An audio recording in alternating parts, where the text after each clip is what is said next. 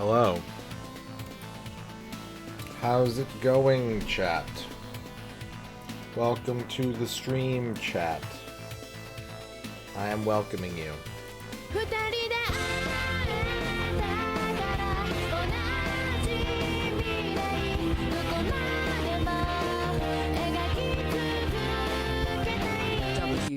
W NASA raised hand.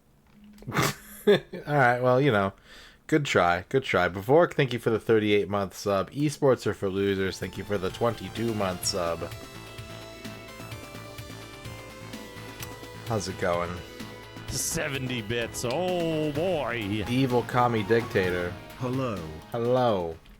Thank you for the 70 hellos.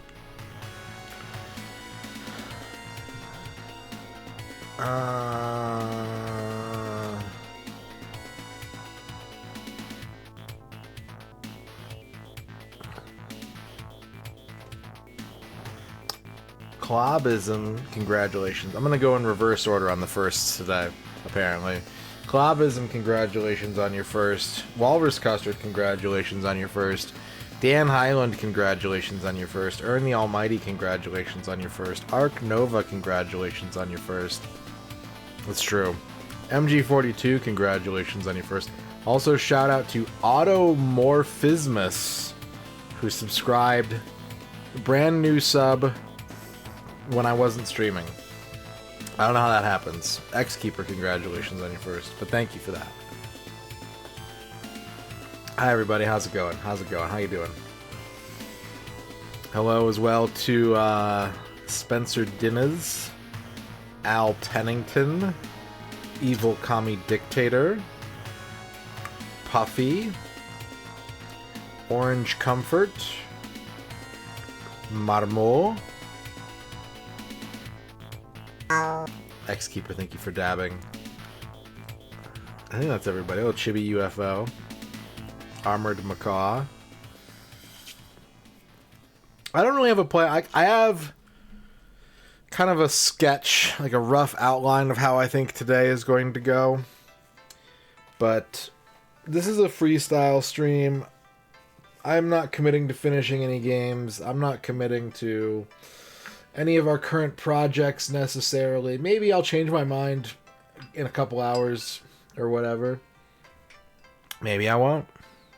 Maybe I'll never change my mind. One more workday until a 4-day weekend. Hot damn. Get a freestyle machine installed in my house. I would become 400 pounds immediately.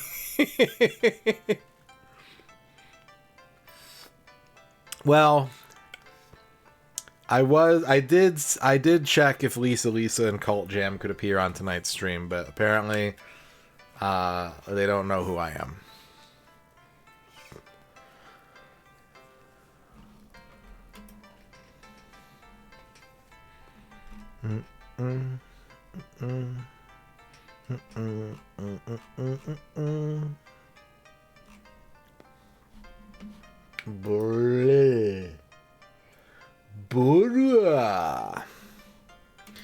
I don't know what Bavork's sub message. Something about NASA.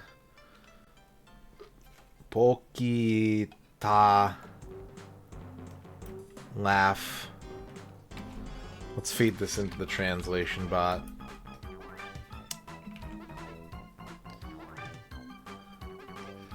Poyashimi. Mugen ni neri o shimatsu.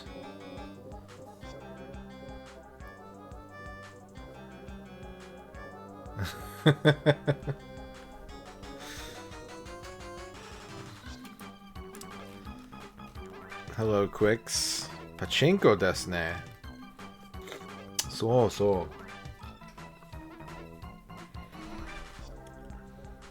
Subway has a foot-long cookie? That's true, Socrates.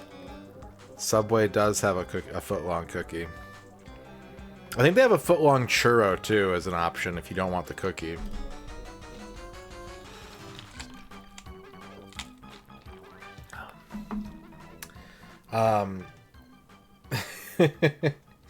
My Japanese tutor's favorite video game character is Shadow the Hedgehog, which always makes me laugh.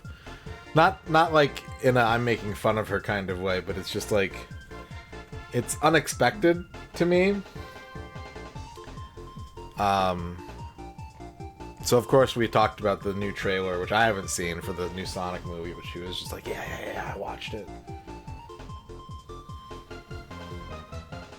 She saw she saw this Shadow the Hedgehog on this poster right here.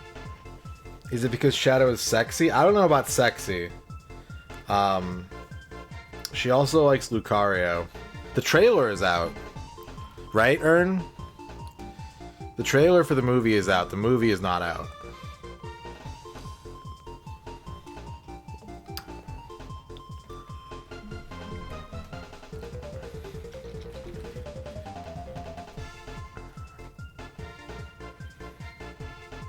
Yeah. Well, I don't think that's going to happen.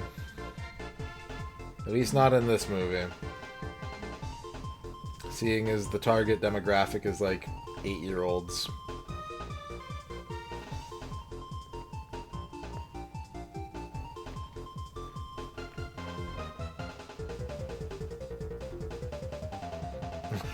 they kind of are the same genre, it's true.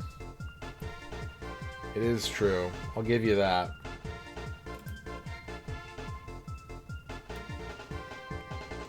Oh, right. Well, that might break something later. We'll see. Yeah. No, the Maria plotline is 100% in the movie, Bavork. It's in the trailer. Yes, we are getting into the weird Sonic. Not the Ken Penders weird Sonic lore, but like the Sonic Team weird Sonic lore, yes. Yep.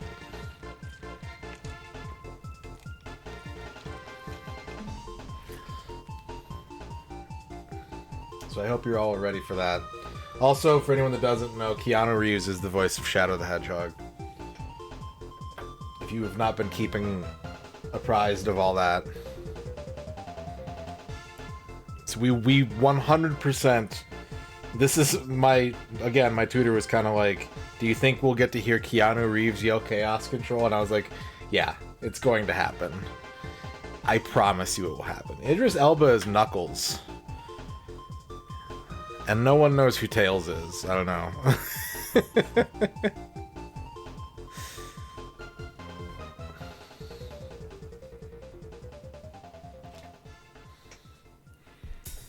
Yeah, when you were looking into that, Ern, I was like, Thomas Hayden Church was Sandman, but I haven't seen Sonic, so I don't know.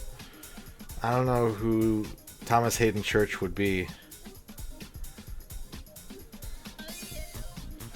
What's up, Duke Donuts?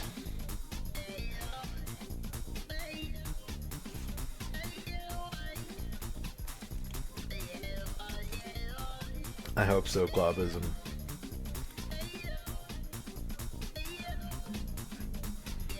I don't know who Charles Mantono is.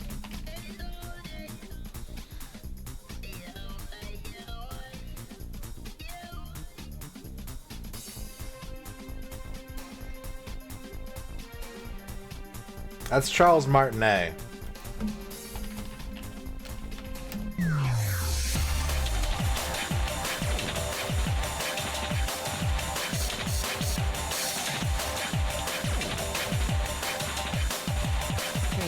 I'm Charles Mando. Thank you, John Matrix, for the 37 months. John Matrix, I owe you a no miss. Would you like that? Or do you want it later? Oh, did they just keep the same voice actor? See, that's weird to me. It's weird that they would cast around Tails. That they would like everyone else, no. Tails stays.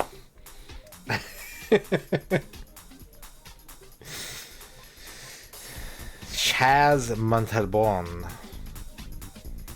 I haven't seen any of the Sonic the Hedgehog movies. I will not see them because they killed my beautiful son from the original Sonic 1 movie trailer. Bring him back.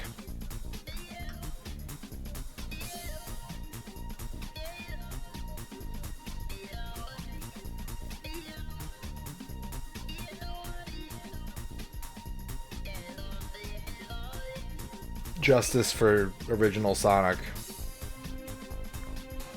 What's up, Personal Play Paradigms?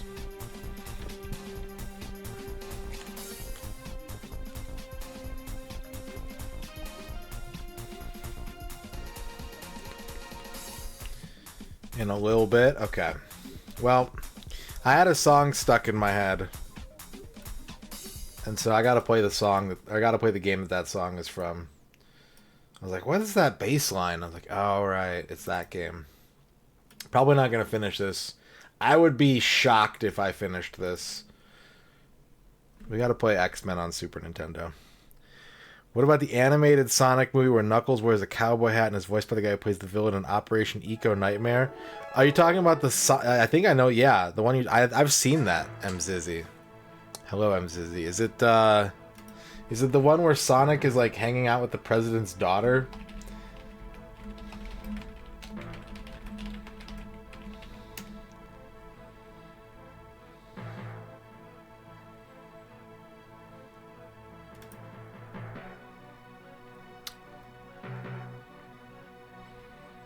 Apparently, Knuckles might wear that same cowboy hat in the movie. If this Google image search is anything... Oh, maybe it's from the TV show.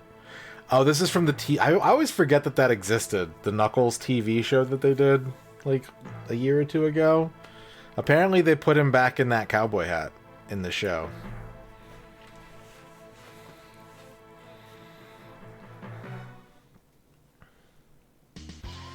Ba-da.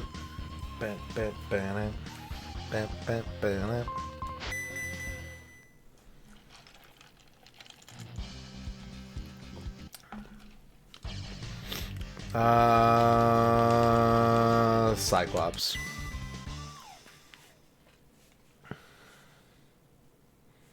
I don't know who Kristen Ritter is. Is that John Ritter's daughter?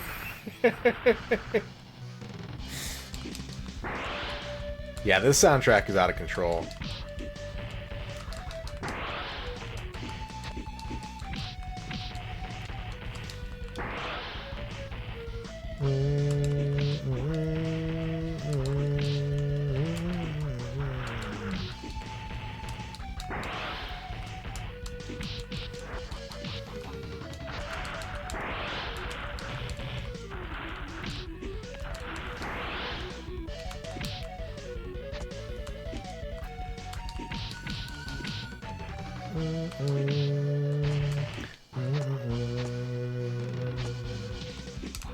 One who writs, the Ritzler.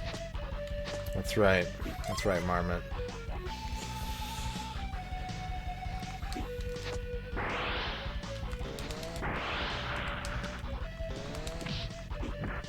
Ah, I was not paying attention.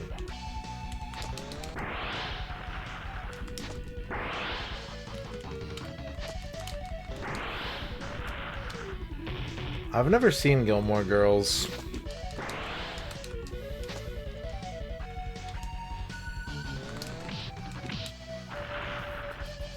I've seen some Veronica Mars.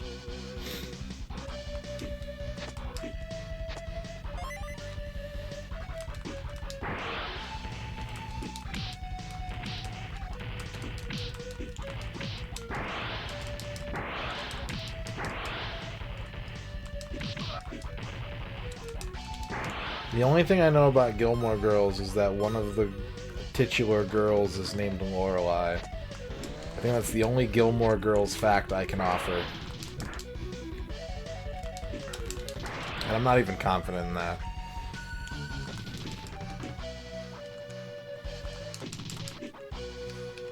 They're both named Lorelai. Well, then I'm extra right. I'm twice right.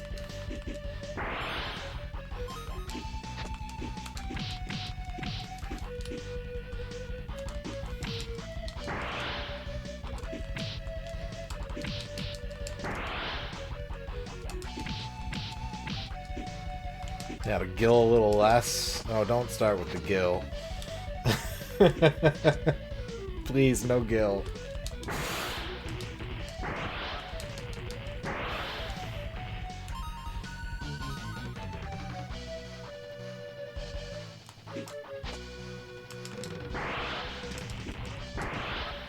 Did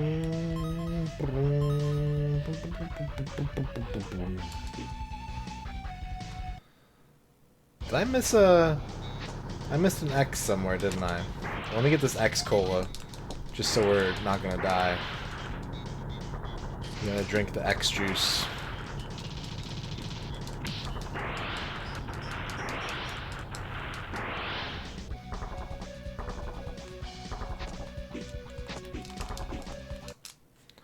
It's a good still frame there. Nailed it. It's just like using Simon's whip at the end of a Castlevania stage.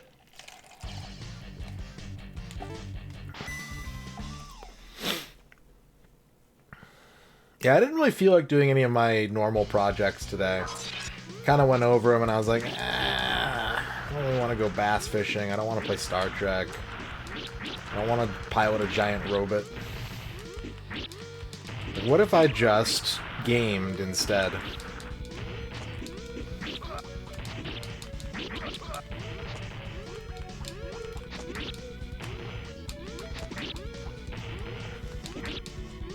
What's my least favorite X-Men for the 80s or 90s? Now, I'm no X-Men expert. See what I did there? I spelled it with an X and a hyphen. I don't know if you could see that in the closed captioning, but I totally did.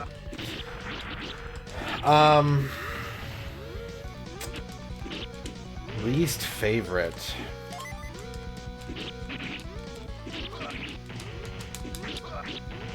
I don't really get Bishop. I don't think I've ever really understood Bishop.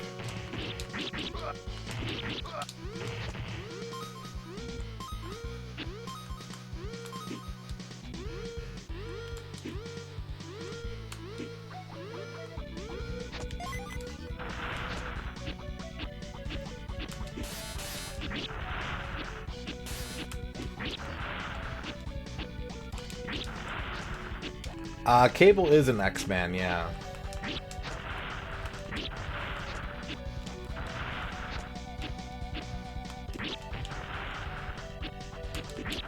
Someone's gonna tell me I'm wrong, but... Cable is an X-Men. Let's say that. Instead of saying Cable is an X-Men, I will say Cable is in X-Men.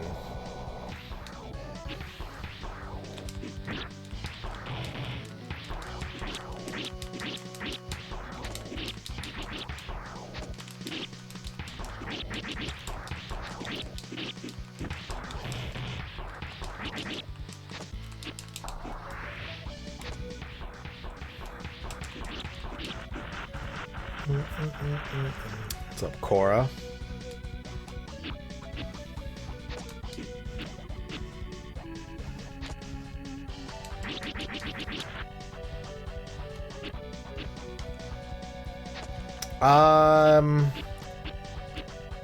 No, you can spoil Cable.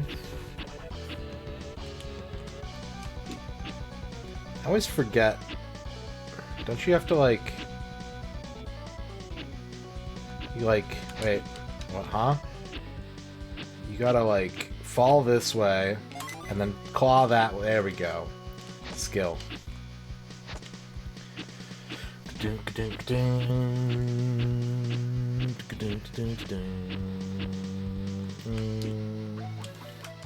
If we're talking purely about the cartoon, like, it's kind of a cop-out answer, but Morph sucks.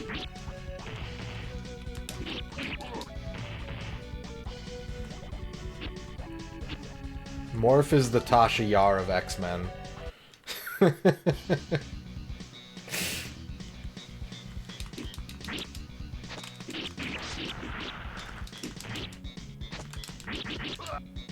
Uh-oh, I'm dead.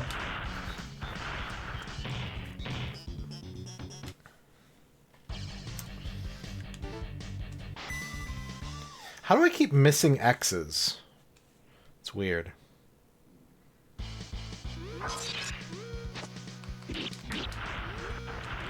I saw an interview with McFarlane the other day where he was talking about, like, the origin of how Venom was created.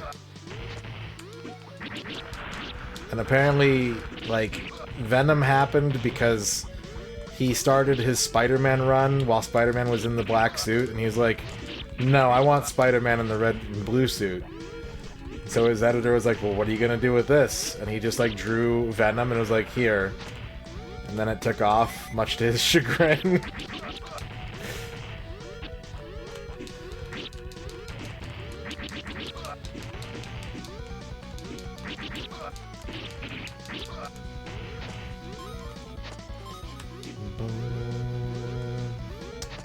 I really don't know a lot about comics, unless it's the Scrooge McDuck comic. There's certain comics that I've, like, read synopses of, but I've done very little comic reading in my life. Like, if you're talking cover-to-cover storyline, I might have read a higher percentage of The Max than any other comic.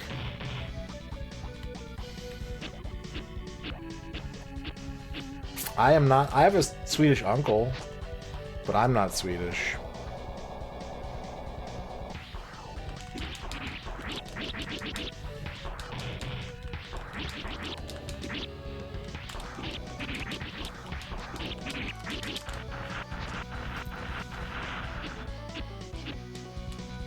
That makes sense. A friend of mine got me a pack of, there's like a Donald Duck trading card game, I think. In Germany or maybe like somewhere around there, but it's called Duck Stars. And they gave me a booster pack of Donald Duck trading cards. Dorky on TV.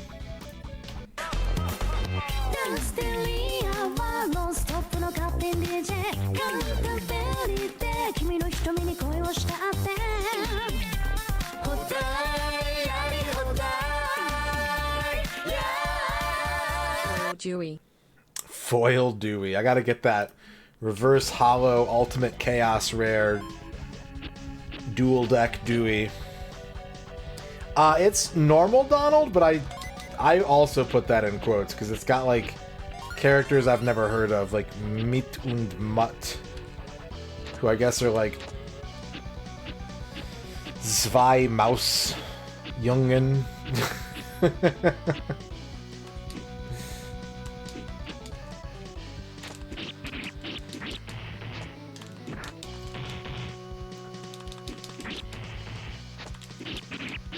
I'm not even sure if it's actually a game or if each character just has like detailed numerical stats.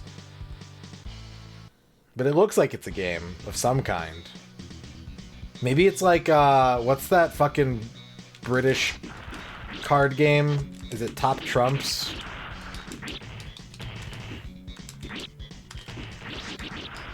Where it's just kind of like, you can get cards for anything.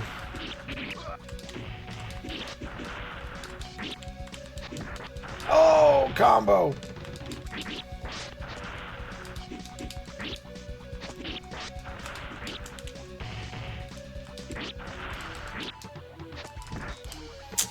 Wolverine got punched in the face.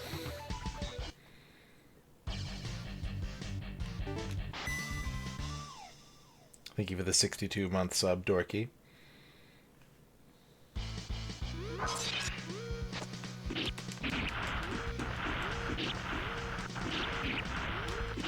Double X soda. How fortunate.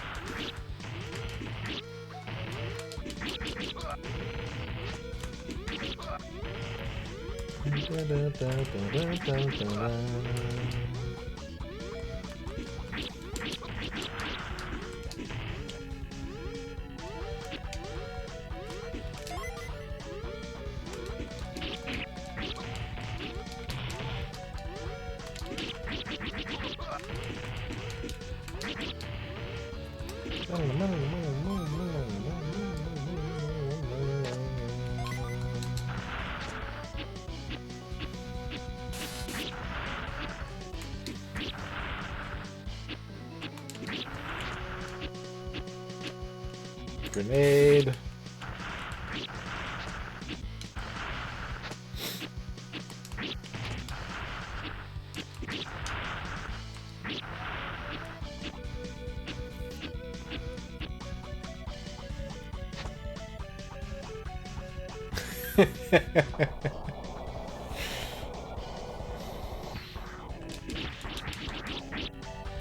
I'm a big fan of Street Fighter 4 M Bison Teeth, where he has 2 teeth, top and bottom. And they are half circles of solid tooth.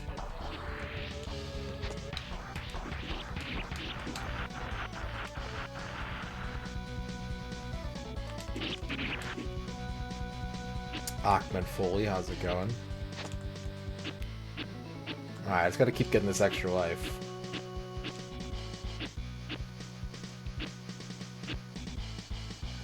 Oh no! Am I in trouble? I might be in trouble. Maybe not. Probably not.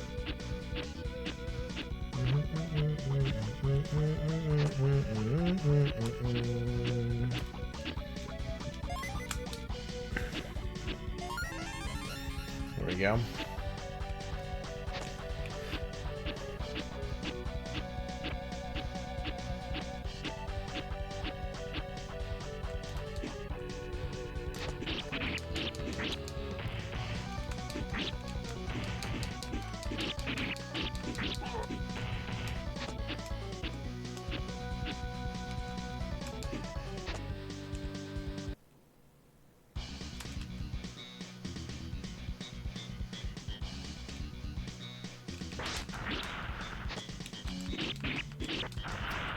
Thought I was out of range.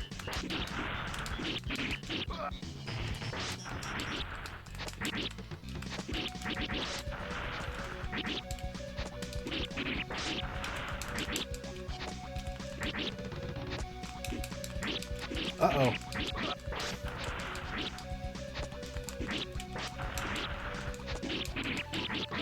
There we go. What's up, Masumi? It's so funny to me how Capcom ended up doing all these X-Men games just because their, like, primary artist was a huge Marvel nerd, and he was just like, you have to get X-Men. I need to draw X-Men.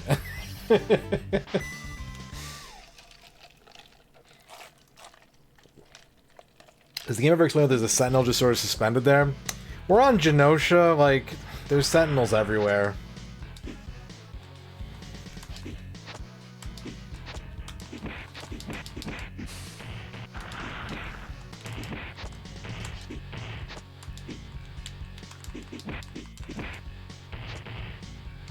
Yeah, this game has that same, like, Mega Man X guitar tone that sounds so good.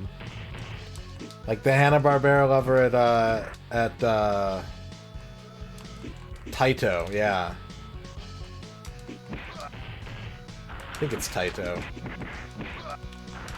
The dude who just has, like, weird, intimate lore of every Hanna-Barbera franchise just because he had to keep making all the games.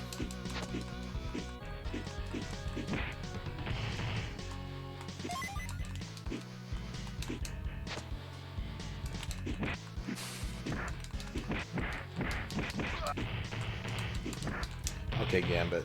You're getting your ass beat, Gambit.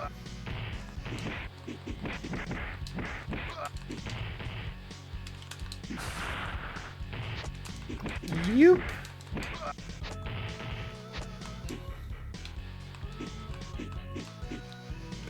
Ow.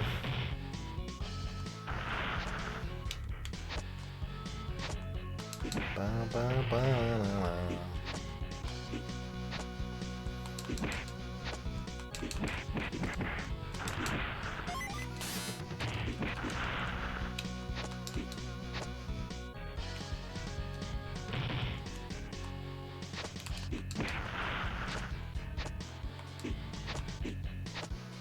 I can kind of see that, yeah.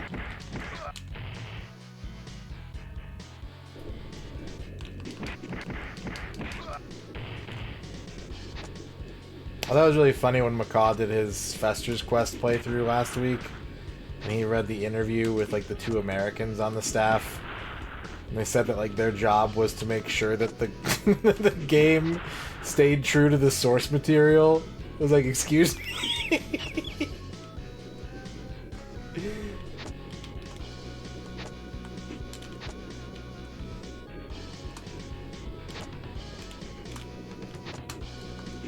There we go.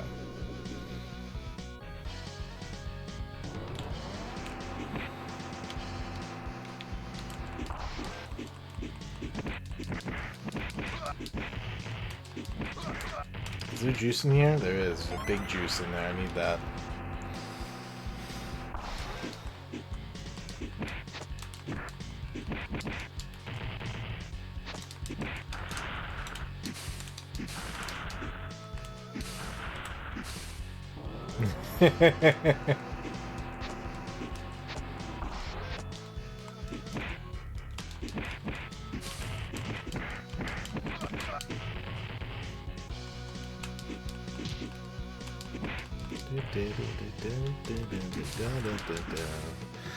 SNES Addams Family is my favorite Addams Family game, which isn't saying a lot, but also I haven't played very many Addams Family games, truth be told.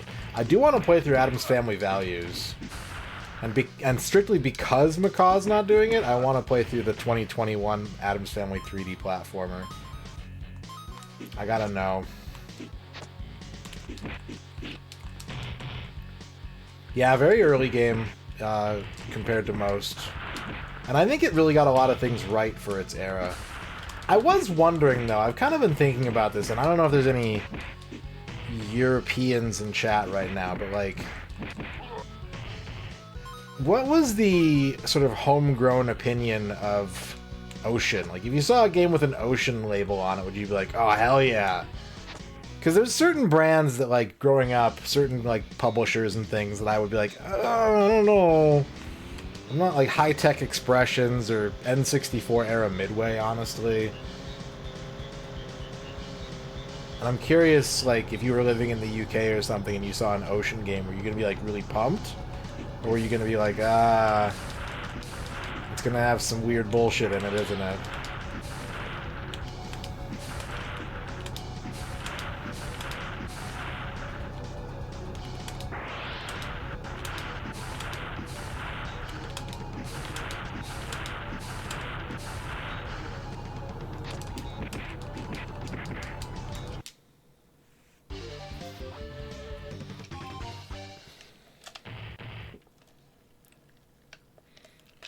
Yeah, and I mean, that's certainly true, but I'm kind of curious what, like...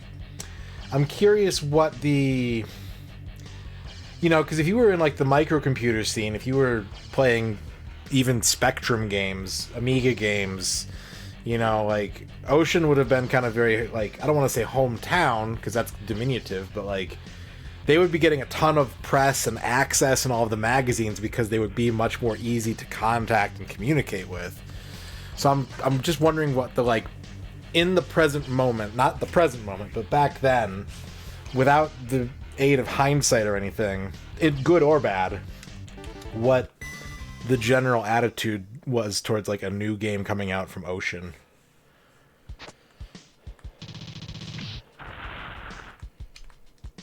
Well, this game is based off the fighting game in the sense that the characters kind of have the move sets that they got from Children of the Atom, so it's not super surprising. This game has its roots in Capcom Fighters.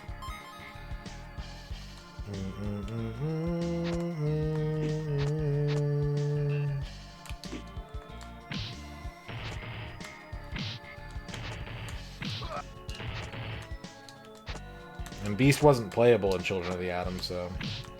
Or any fighting game, really, until, like, maybe one of the Activision ones. He might be in, like, Mutant Academy or something like that. But none of the Capcom games. He was only ever a background character.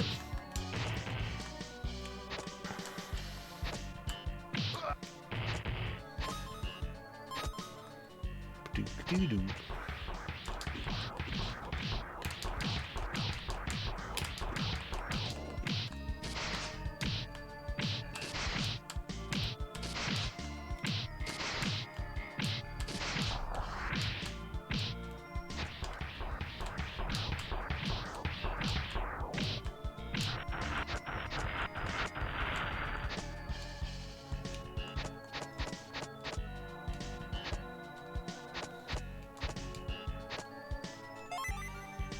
I think my brother had one of the Mutant Academy games, but I was never really interested in playing it because it wasn't like X-Men versus Street Fighter. He was way more into the, like, X-Men movie era stuff than I was. Like, to be honest, I'm not sure if I've ever seen any of the X-Men movies start to finish. If I have, I think it would be First Class. I think First Class is the one that I've seen the most of. Who's my favorite fighting game background character?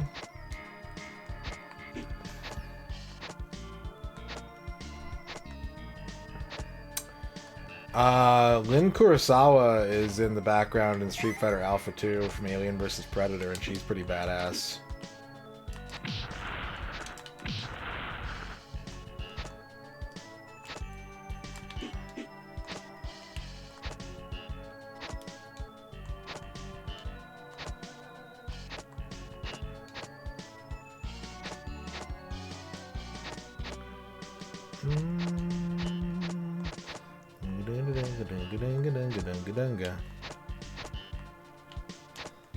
There's another X soda over here, isn't there?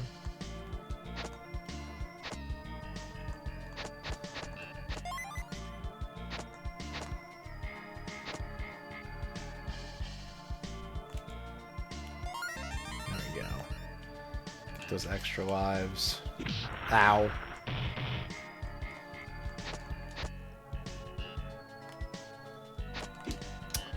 What am I doing?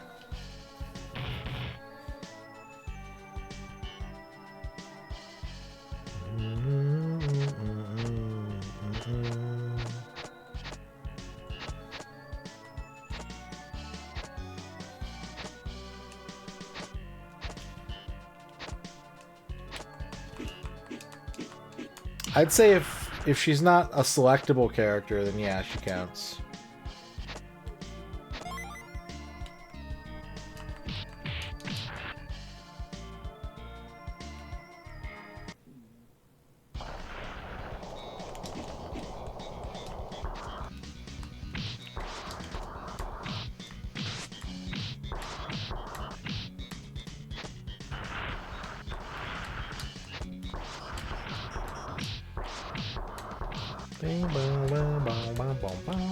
Actually, hang on a second.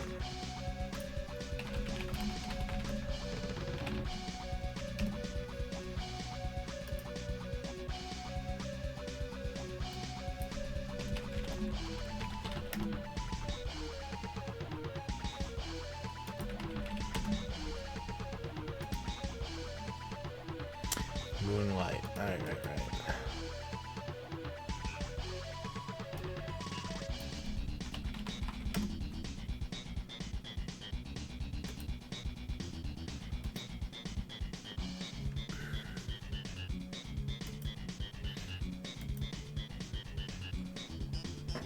I have a new answer, actually. Make sure this link works real quick.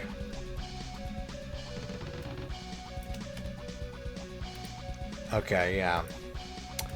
My answer is Gless from the Moonlight Bomber quiz show stage in X-Men vs. Street Fighter, who is presumably hiding behind a podium, but his name is Gless. So that's my answer. What's up, shaboy Jay?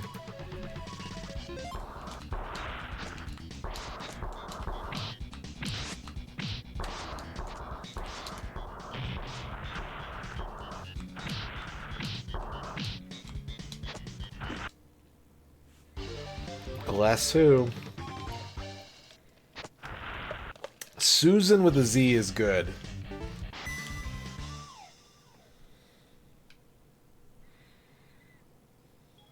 Jid is good too. You finished loop 1 of My Hero Tonight, you're finally free? What do you mean free? What about loop 2?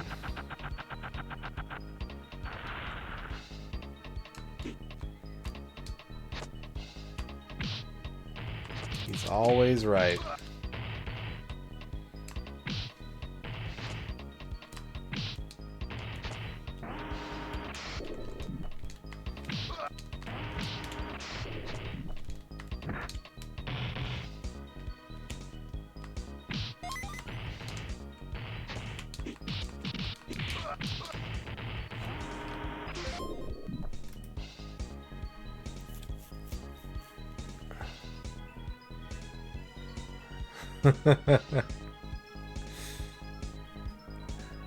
It's nice to know that the guy from the Take On Me music video found work in the games industry.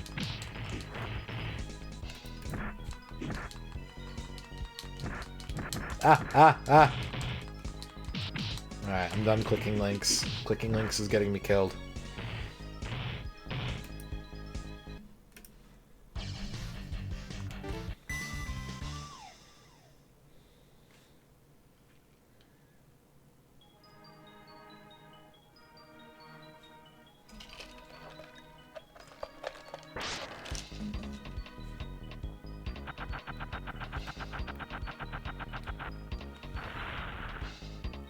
This is my least favorite of the 5 initial stages of this game. Nothing against Psylocke. I'm kind of indifferent about Psylocke, but her stage is annoying. I'm probably going to game over and quit the game here, actually.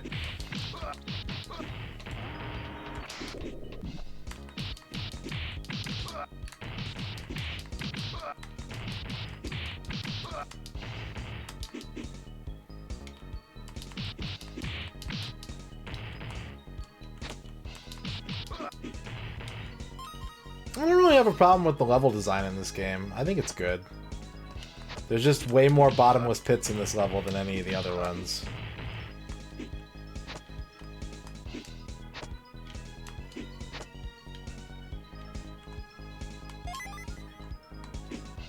This is X-Men Mutant Apocalypse for the Super Nintendo.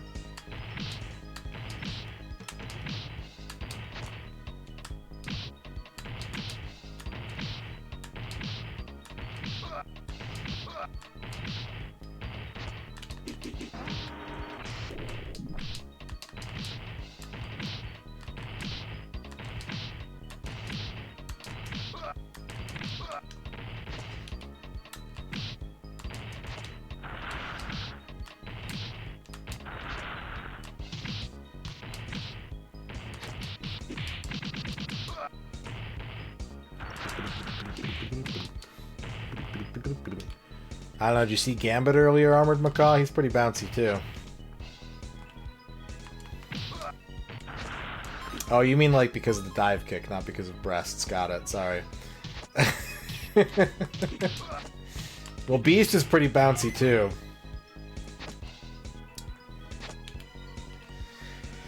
That's a complicated answer for me, Mosme, because Gambit is my favorite X-Men, but objectively, I think that Gambit is probably not very cool, but, like, I like him the most, but I think he's also kind of lame. It's complicated.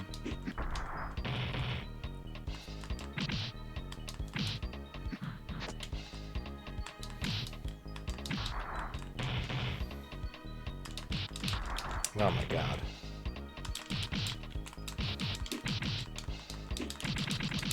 Bad idea, bad idea.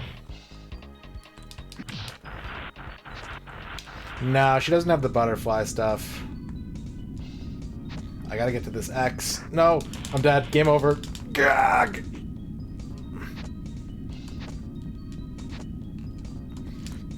Fuck. What's up, Mega Boy Genius?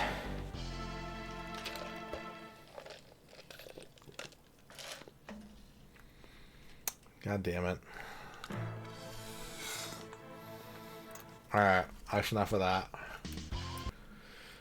But it's cool, because there's lots of X-Men games for the Super Nintendo.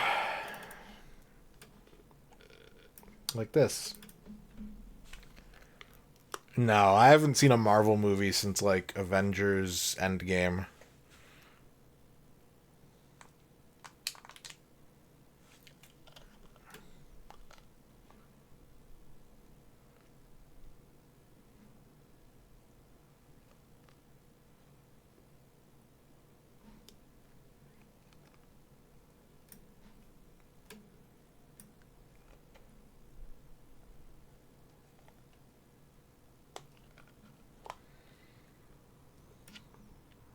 Give me a second.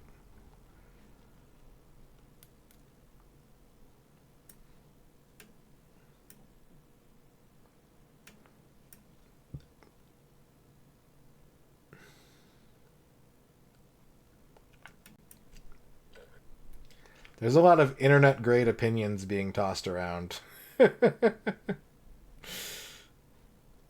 Like, whether or not I agree with them is moot.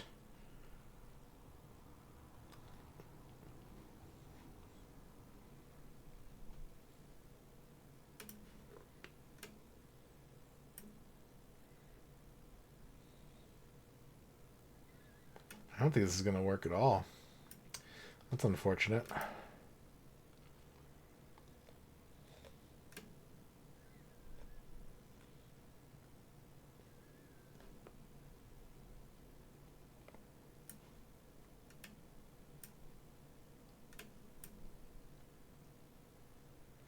Damn. I can't play X-Men versus Street Fighter for Super Nintendo. Well, maybe I can.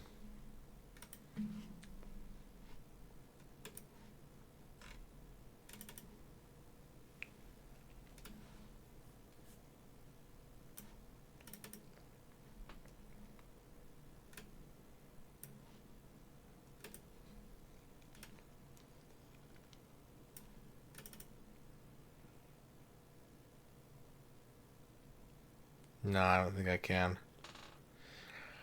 I don't think I can. I need a special tool to pull that off. And I don't have it at the moment. I don't have it on hand. But that's okay.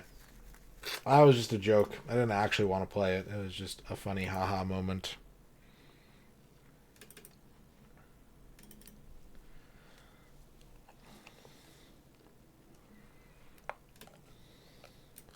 Yeah, I don't want to play that one.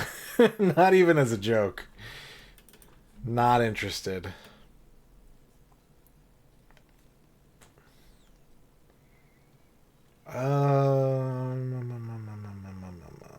Let's play.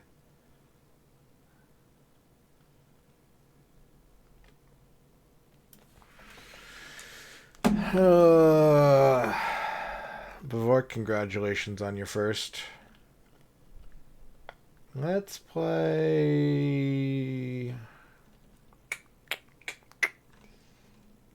some motherfucking Sunset Riders.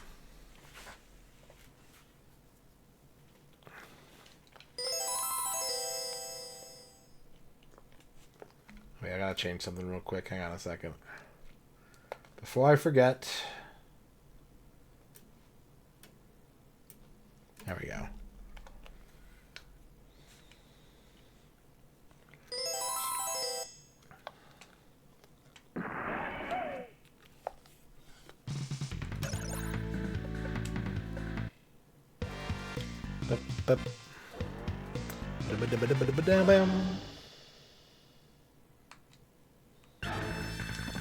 I used to have this game very memorized on account of someone asked me to beat it. Someone paid me to beat it. And this game has a special ending, like all Konami games, for beating it on hard. So I had to learn effectively Loop 2. And even then I couldn't do it honestly. I had to... The only way I was ever able to actually beat Sir Richard Rose was by using the second player start command to be able to continue in place. Instead of doing it on like one... Not even like 1cc, but like, you know, if you're playing one player and you die, it goes to the continue screen, you hit continue, you start the stage over. I tried for like, probably months to get it down, and like, that's the only way I could do it.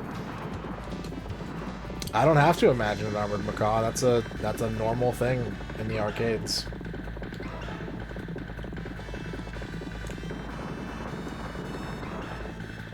I've seen it.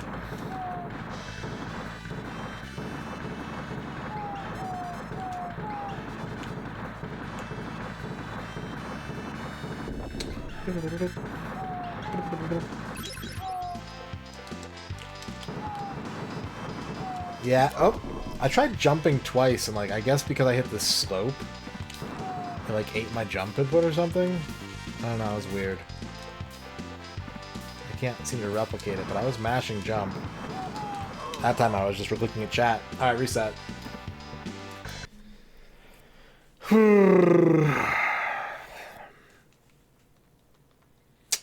Dan Highland wants a horoscope.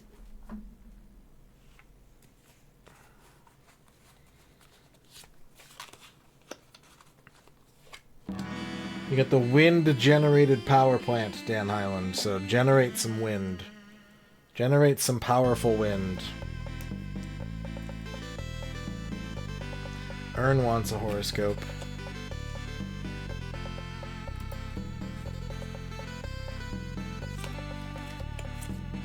Ern, you got the park. You got the park. Tomorrow is a day for going outside. Maybe catching a Pokemon or two. It's nice and windy today. Maybe it'll be less windy tomorrow. Bavork, you got the steel processor. You got the steel processor. It's time to accept a difficult challenge and use it to hone your own strength. Shaboy J wants a horoscope. Shaboy J, you got the Colonial Servants' Quarters. The Colonial Servants' Quarters. Just remember that that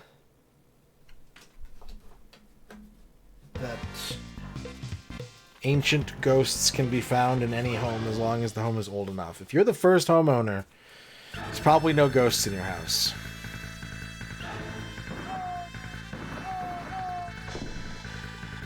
This is a lot of horoscopes. Masami wants a horoscope. Masami, you got the tailor. Get those pants fitted right. Look good, feel good, play good, eat good. It all starts with correctly fitting clothes.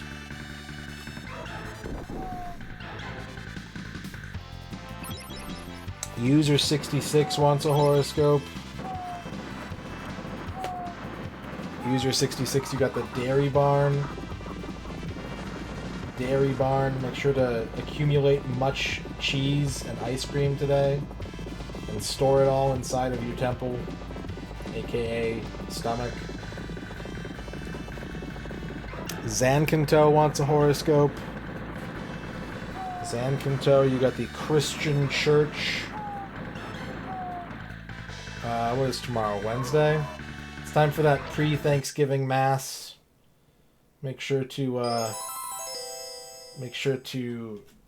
say a prayer for much turkey before diving into a delicious bird, unholy and hedonistic bird ritual. Okay, I'm gonna pause on.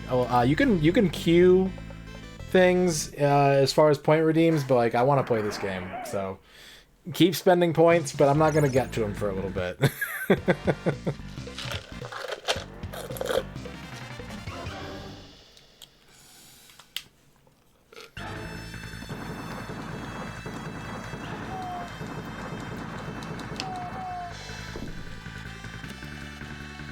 Chat kind of put me in an off mood, and so I need to like clear my brain so I can be open to doing what chat wants me to do.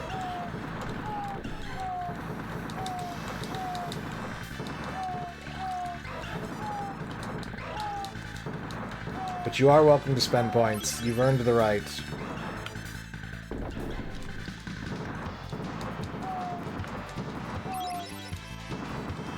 It's not your fault. I mean, I don't know if you're apologizing on behalf of chat. There's just a lot of, like, Simpsons comic book store guy vibes going on, and I'm not really in the mood for that kind of stuff. I'm kind of worn out on, like, taking the piss on stuff for a while. I need good, joyful vibes.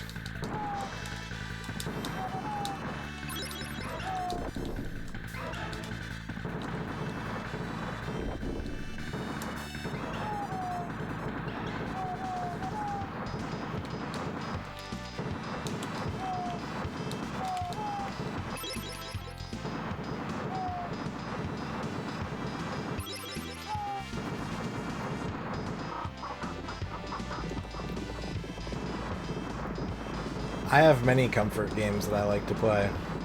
Oh, no, you're good. You're good. That really has nothing to do with it. It's just like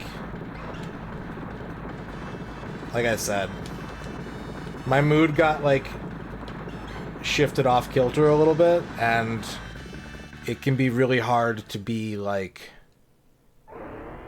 doing something at someone else's request if you're not immediately feeling like doing that sort of stuff.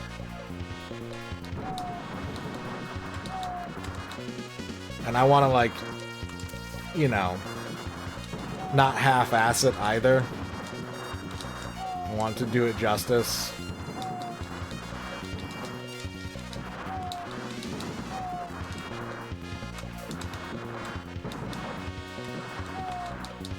But I've come to realize that, like, not to any surprise to me, but, like, a lot of my favorite streamers are the ones that are just, like, there for a good time and, like, open to seeing positives of things. That's definitely the energy that I want to both receive and put out.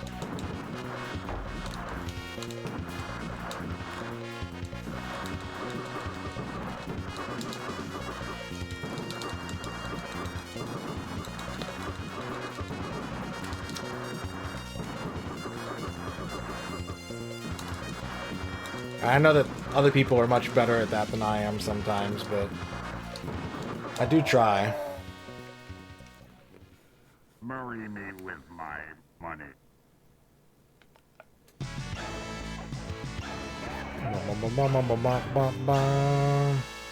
That's good, Chibi.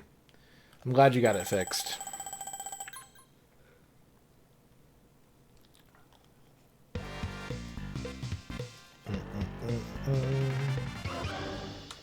Bilbo is definitely a paragon of joy and delight.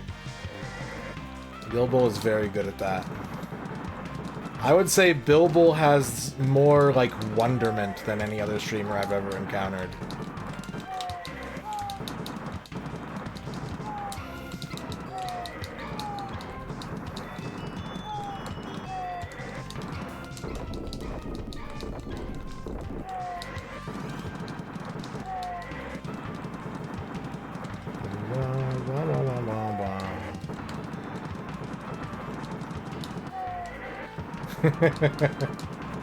Me too. Me too, Jay.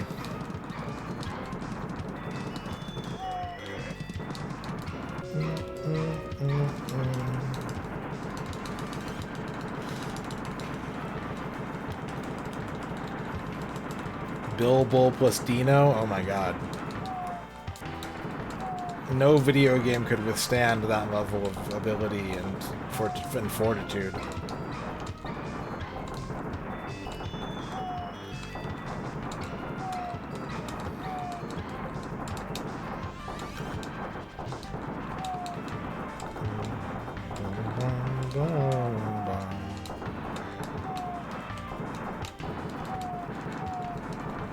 But I get a mall pretzel. I used to get mall pretzels quite a bit when I worked at the mall. I'm not a big pretzel guy, but it's a good break from other mall food if you're there a lot. Mystic Warriors is good. Mystic Warriors is fun. I'd say the theming is a little less, like, this is very clearly a cowboy game. There's no ifs, ands, or buts. This is 100% yeehaw. Mystic Warriors is a bit more ambiguous.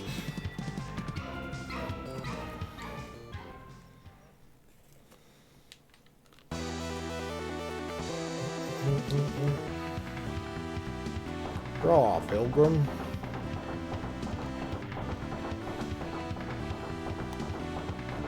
Draw, Pilgrim.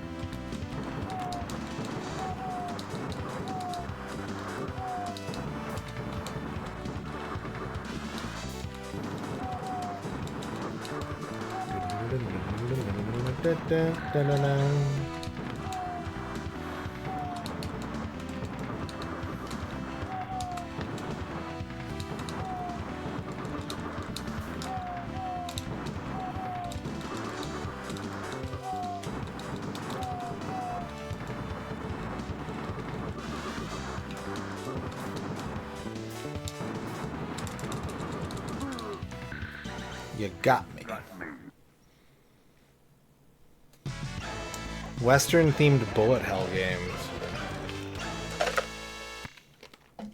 I don't know. I don't play bullet hell games, so I don't know. Someone else would have to answer that question.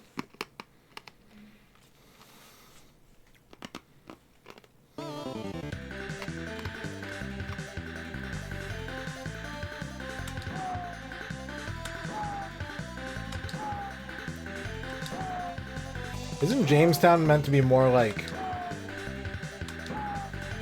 I mean, this might be a thin line of distinction, but isn't it supposed to be more like pilgrims rather than pioneers?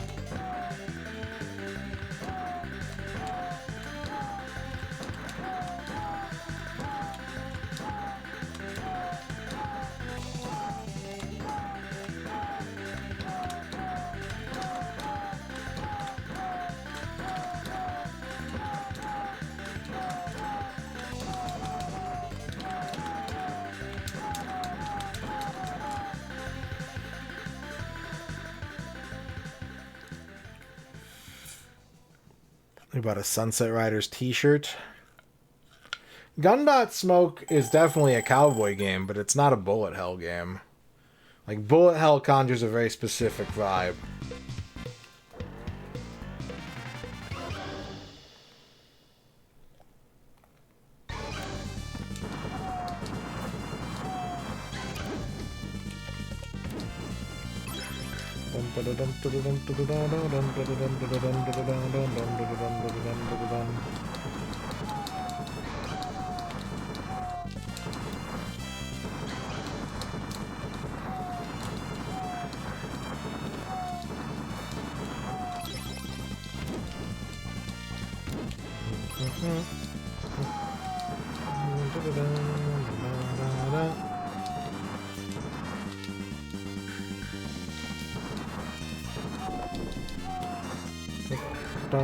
Don't.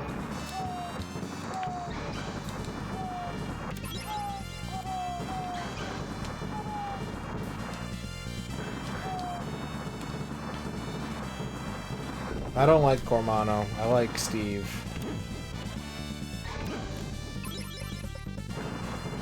I feel like everyone plays Cormano. I'm bored of Cormano.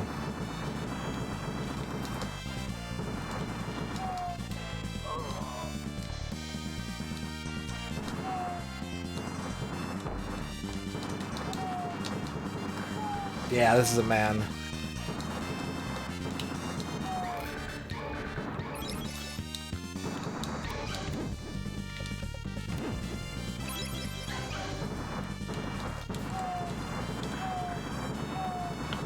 There are no female playable characters in Sunset Riders.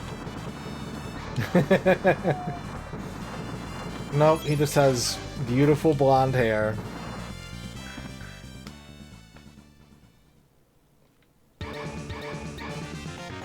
Is this Bob? You're right, I think it is Bob. Steve is the blue cowboy, right?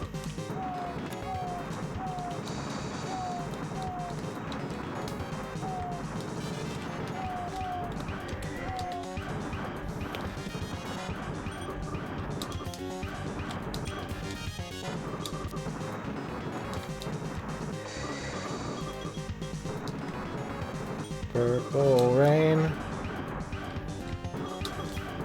Actually, it's more pink.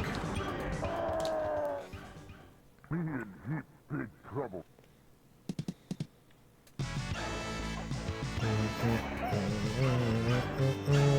Yeah.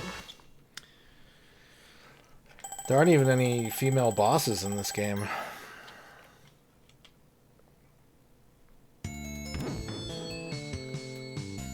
You all right, man? All right, man. Don't worry about it. Yeah, Wild Guns is good. I like Wild Guns.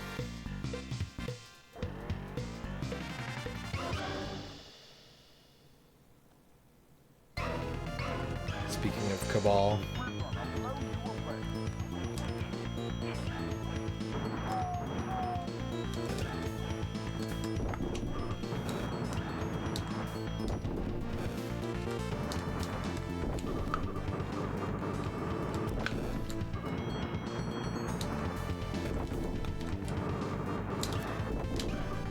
Oh, I stepped on the little fire down there, damn it.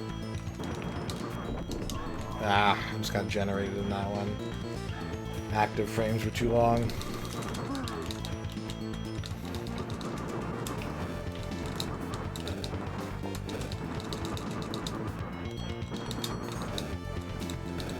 Ah, damn it.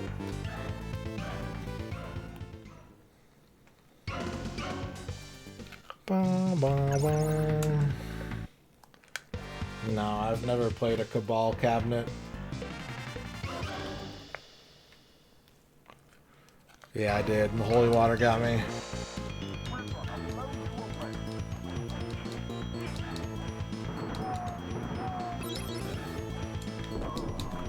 God damn it. God damn it.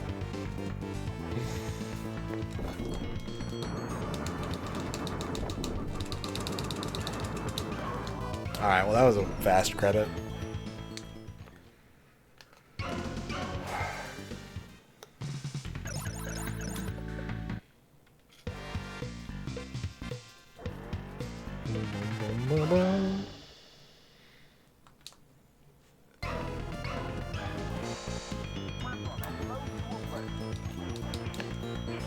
Yeah, yeah.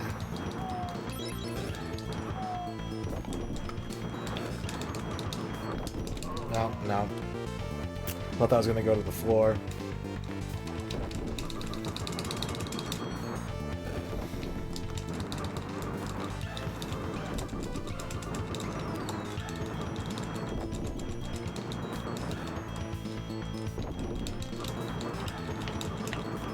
Damn it. I knew I should have killed him. I tried to keep him alive to keep the other one from just throwing a million fireballs, but... Oh my god. Alright. Last credit, and I'm gonna go to the bathroom because I have to pee. No. Plastic straw. I mean, a Twizzler would be good. I wouldn't mind having a Twizzler in my mouth right now.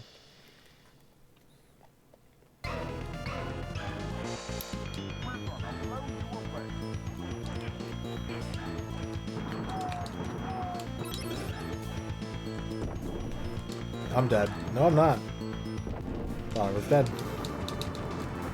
Ugh.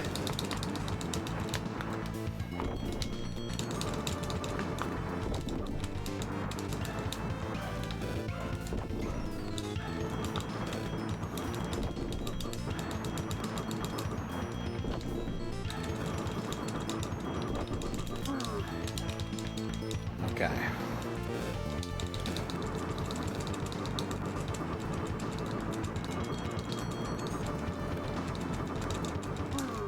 That was a bang.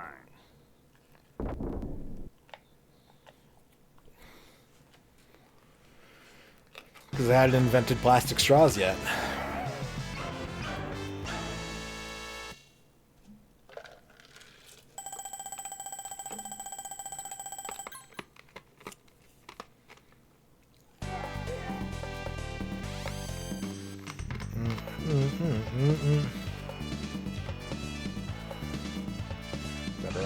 Down.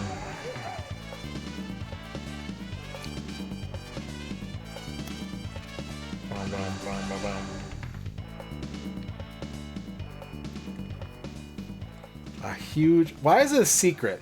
A huge reward is being offered for Richard Rose. If there's a huge reward, why is it a secret? Shouldn't everyone know that?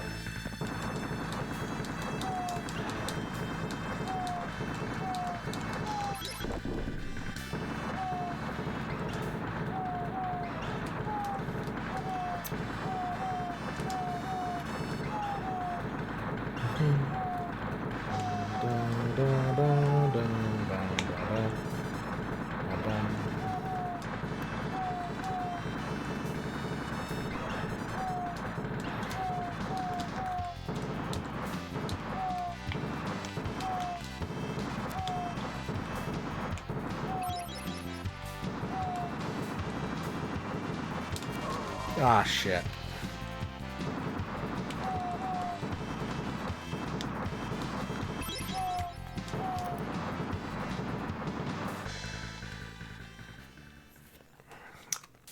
think El Greco might kill me. Just because this is an easy boss if you're not rusty, and I'm definitely rusty. Yep. Yep. Alright. I need to take a break, because I desperately need to go to the bathroom. When I get back, we can do some more channel point redeems. I need a stage count from Chibi UFO if we're gonna do side pocket. But yeah, give me like 5 minutes, and I will return, and we can play some more games.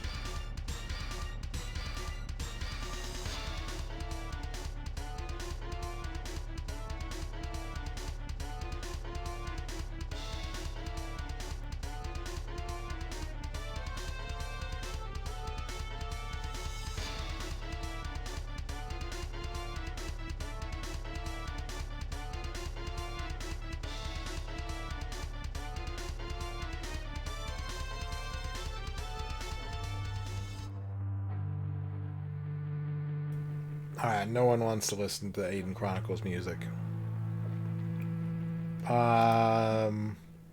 Okay. Side pocket, no miss for Chibi UFO on the Game Boy.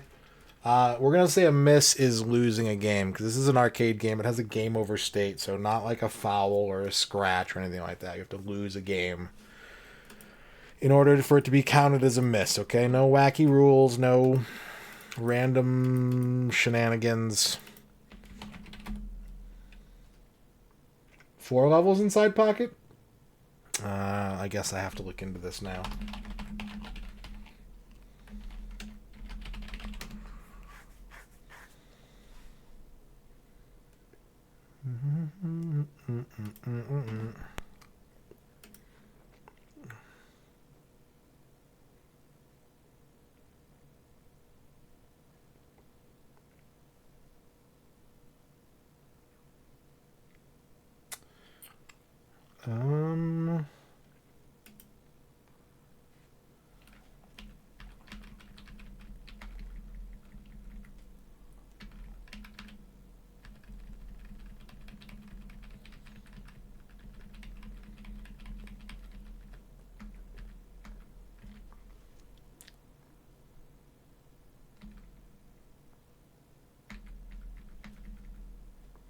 This is confusing. Hang on a second.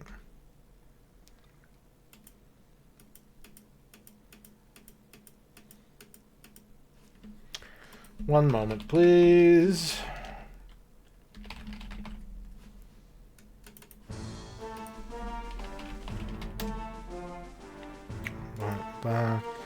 Is it the World of Long Plays video, Chibi?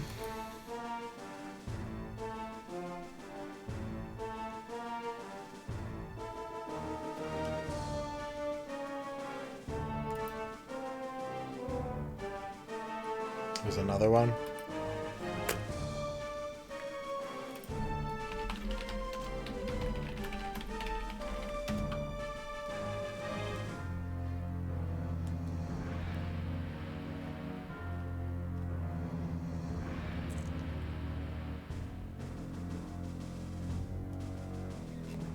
Do you have the video, or do you know which channel it's from?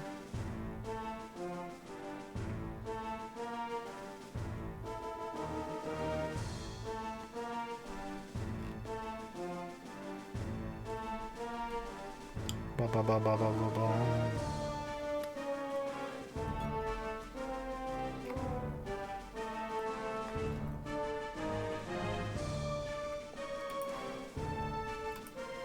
Thank you. Yeah, this is... Oh, okay. Gotcha. This was the video I was looking at. I thought it was World of Long Plays because it had the longplays.org thing on the bottom. My bad. Okay.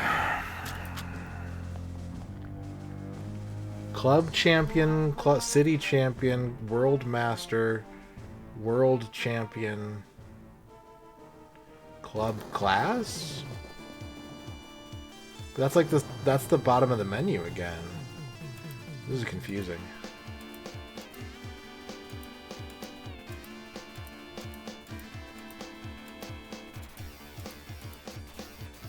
Because this looks like 4 stages to me. But I'm skimming, so I might be missing something.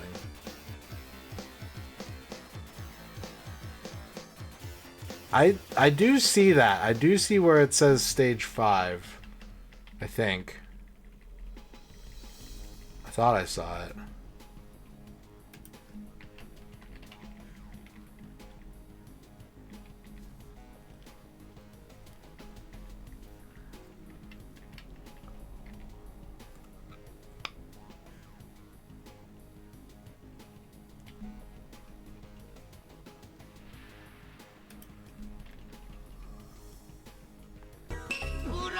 Liz Star.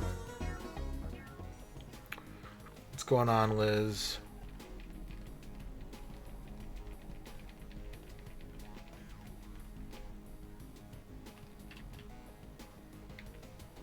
Message to all bitches. Please survive. That's a good message. It's a good message. How many Final Fantasies are you going to play? Are you going through them all? Or you have like a stopping point in mind? What's up, Wangfo? We're currently trying to solve a mystery of how many stages are in Side Pocket for the Game Boy. I'm just going to put 5. I do see that it does say stage 5 in this video. So I don't know. This could be suspect. But I'm just going to put 5. We'll see what happens.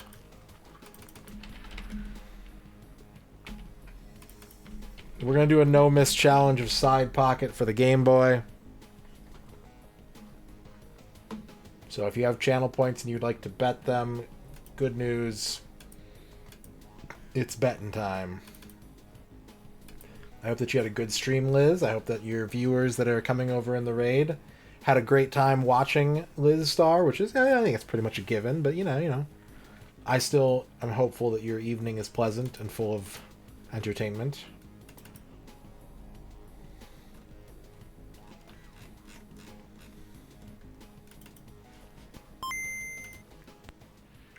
Two minutes to bet. When will I lose a match in Side Pocket? Pocket Gal Deluxe.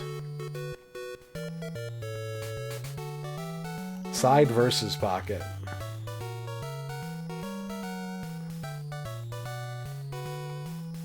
How many of them on retro achievements? Probably all the way up to 12. Well, not 11. Oh, Lord Omnivorous. But I would guess multiple versions, because you've got the DS ones, the Game Boy Advance ones, you've got Mystic Quest. You know, 4 Heroes of Light is probably on there. There's a lot. There's going to be a lot of Final Fantasy games with retro achievements, I would imagine.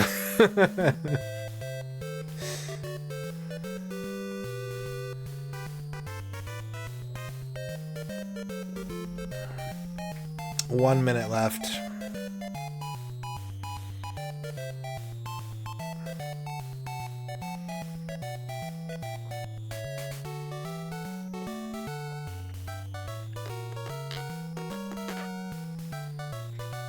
Which is the final Final Fantasy? None of them. They're still going.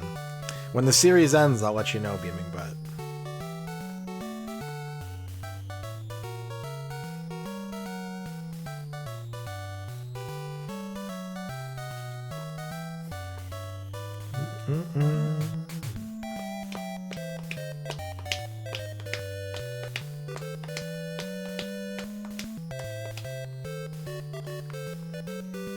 That's true.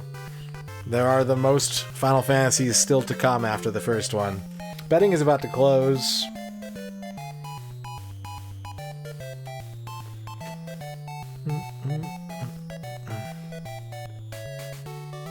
Ba-bum-ba-ba-dum-da-dum-dum.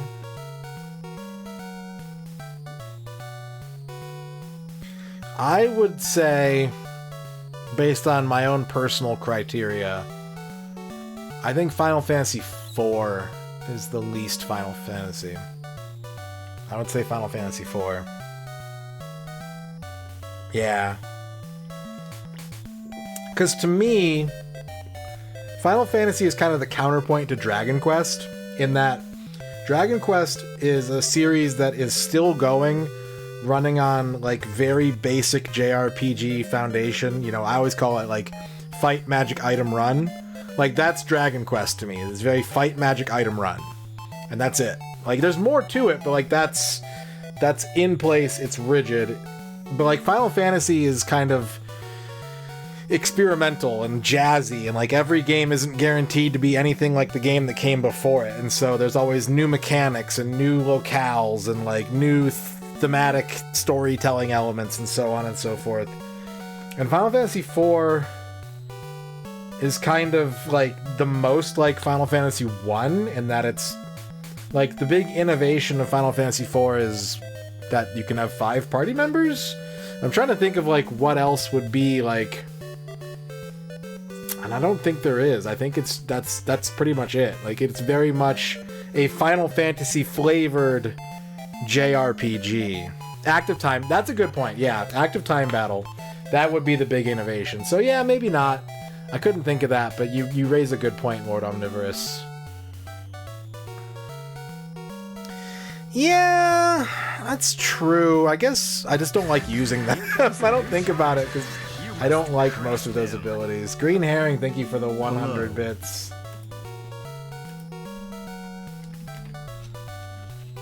Hello. Alright, let's play this. Let's play this billiard.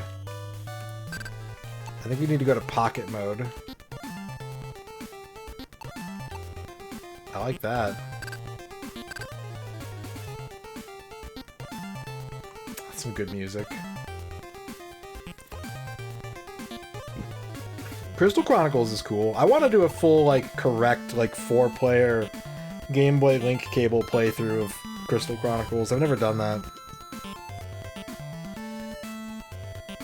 Well, the story beat thing was from Final Fantasy II. The party being composed of story beats is Final Fantasy II. The abilities is kind of like an evolution of the class system of Final Fantasy III, except that you can't change classes, right? Well, I guess it's more like the class system in Final Fantasy V. But yeah, I don't think it's very important because a lot of the class abilities are shit. If I had to live my life, I said when I was 12 playing Final Fantasy II, I gotta be that bardic prince. 31 years later, I have to say, I would have rather been Yang. Yeah. Edward is kind of that teenage love sort of character. John Matrix, thank you for the 50 bits. I don't want to play Crystal Chronicles unless I can do it with the, like I said, the setup. I've had the game for like 20 years now, but I'm not really playing it until I can play like Crystal Chronicles.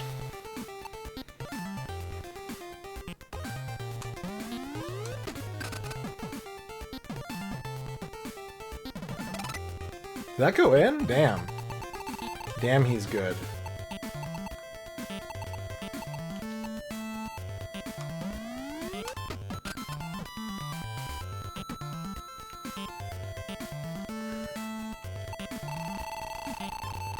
You have to score points.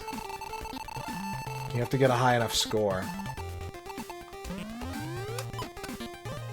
The ball physics in this feel really weird. Things feel really heavy.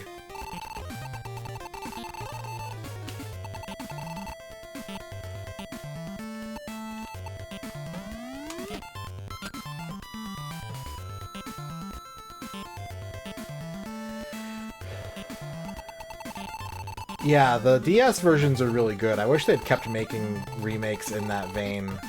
They add a lot of cool modern quality of life stuff. I like them both a lot.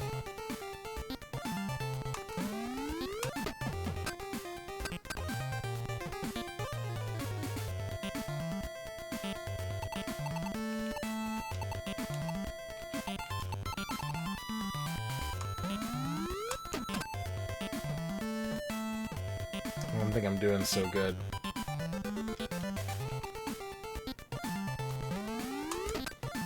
Nope.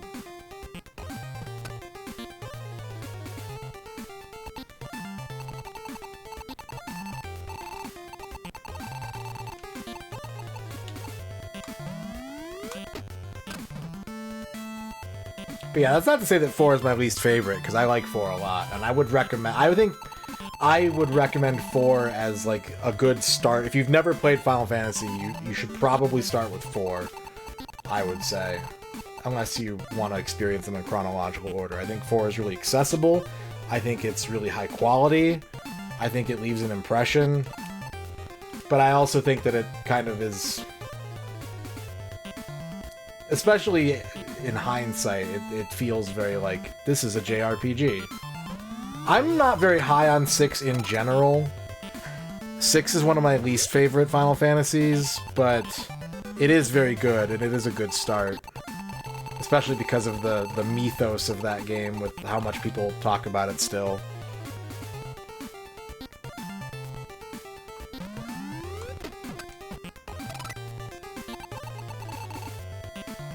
No, 6 is a good game, but like, 6 is Fight Club to me. 6 is a very, very good game, but too many people are like, 6 is the fucking king of shit mountain, and I just like, it's too much build-up. I can't meet that level of enthusiasm for it.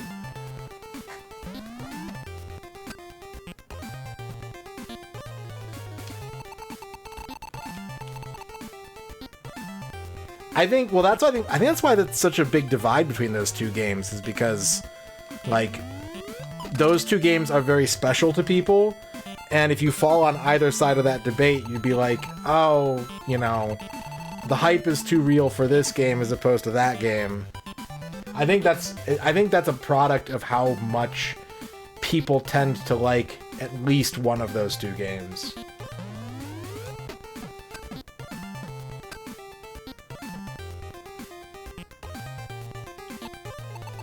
I think that they also complement each other really well. Well, they complement each other really well in what each of them gets, I don't want to say wrong, but like kind of glosses over. And they also complement each other in that they're really similar in terms of like musical composition and general kind of storyline feel. And there are a lot, it really does feel like they kind of hurried to get 7 started. I don't think it's a rushed game, but I think that they really hurried to get it started, and they still had Final Fantasy VI kind of on the brain, and used that as the sort of ingredients of what would become Final Fantasy VII. Cyril Palazzo, thank you for the raid. Yeah, 5's great. I love 5.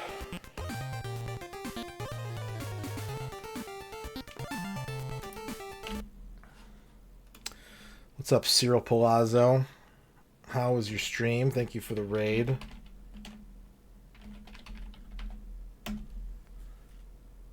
What were you up to tonight? Oh, hey. Is that not him?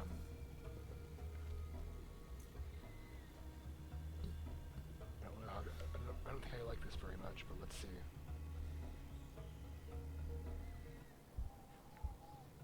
What? I fucking fell through the map. Oh my god.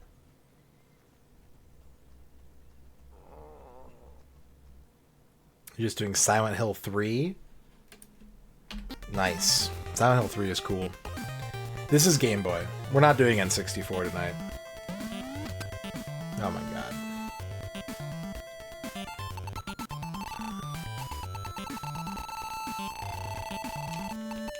There you go, babe.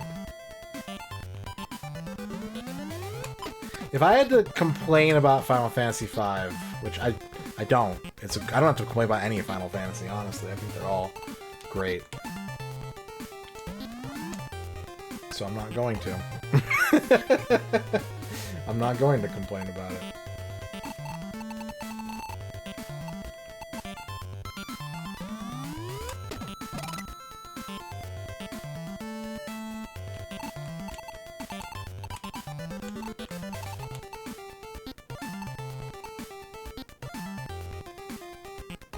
And K with the raid. We're getting... Whoa, that almost went in. That would have been sick. We're getting mega raids right now. What's up, Ann? How's it going? What were you up to tonight?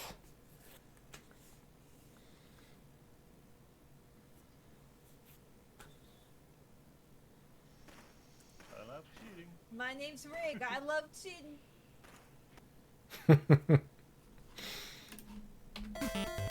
Hope you had a good stream, Anne. The only Final Fantasy movie I've seen is Spirits Within, which I saw in theaters. And, I don't really remember much about it. Okay, John.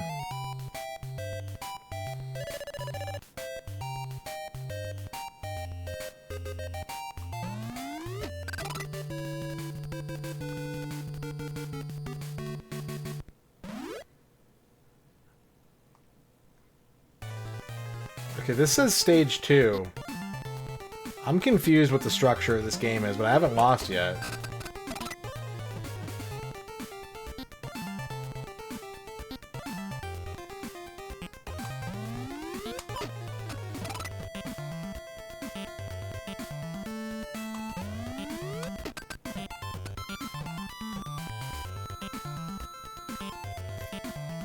Playing War of the Dead for PC 88. Hell yeah. I need to play more PC 88 and PC 98 stuff.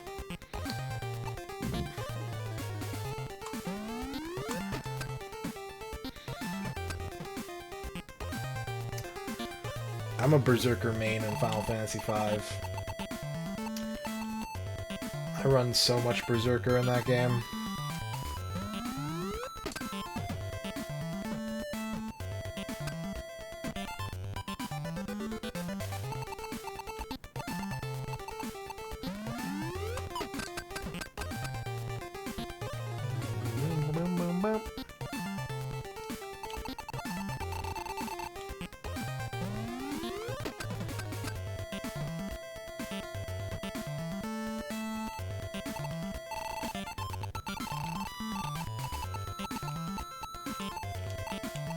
I'm running out of shots. I'm about to game over, I think. Oh, I get it. This has 4 stages, not 5.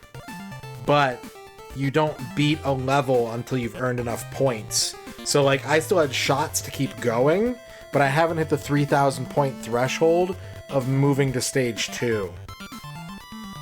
So it says stage 2 because this is like the second table of level 1.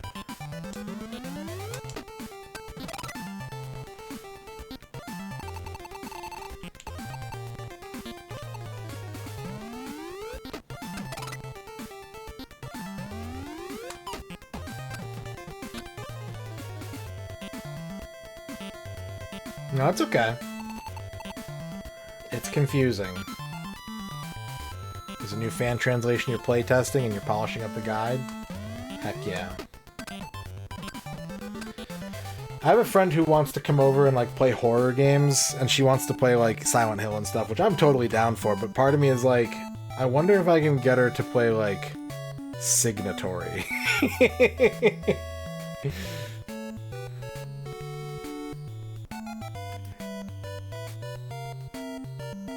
That is a very good death screen.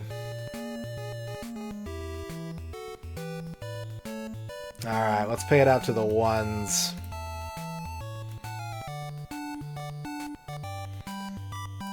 We did not clear the first world of Pool. Who would you like to shout out, Chibi UFO? Congratulations to the car lover. Walrus Custard, Zankanto, and Zero Name ZX. Harvester, yeah. Harvester is a pretty insane game. I want to shout out Ann K. Really mean that it will translate to the other one. Hey. Ow. She just smacked me in the boob. What are you doing? Don't do that on stream. Stop it! Oh shucks, don't. Come on. Is Kale Chips still here? Kale Chips, are you still in the chat? Do you still want a tarot card reading? If so, let me know. Is John Matrix in the chat? Do we have John Matrix in the chat right now?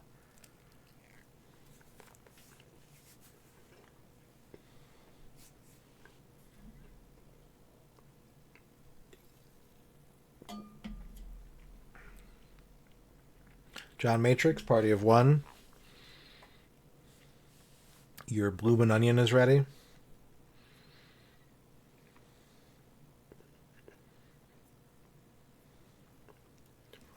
But if you're coming in from the raids, we don't really have a plan tonight. We're just kind of freewheeling it. There might be a gamer spreadsheet later of my own volition, or we might just play games. Here comes And K. You must crush them. I'm going to look into my crystal ball and see your future, MisterRadon, and I see your face in a chicken suit. That's a good future. I like it. I accept. Thank you for the 100 bits, and thank you for the chicken suit. All right. Well, we don't have any of our current redeemers, our point redeemers, in chat right now, so let's play some Super Bomberman. I feel like some comfy This soundtrack is very comfy, and I like that. Let's play some Super Bomberman.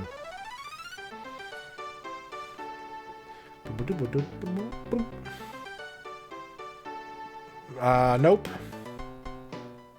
We got that one. We took care of that one.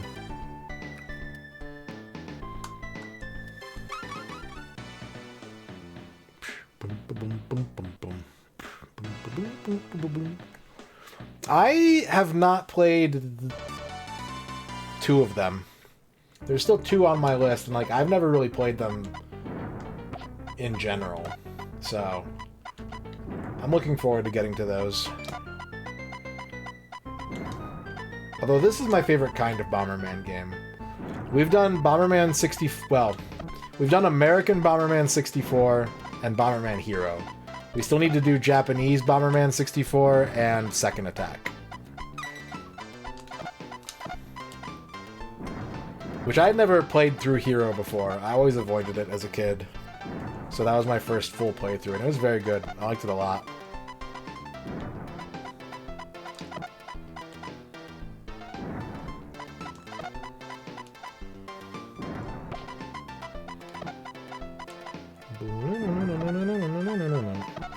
It's really good.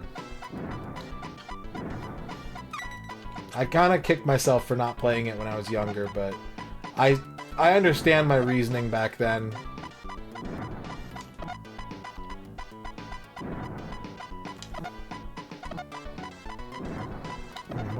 I didn't want to play a single-player Bomberman game. Bomberman to me was always like the king of multiplayer games, and I was like, a single-player only Bomberman? Like, why?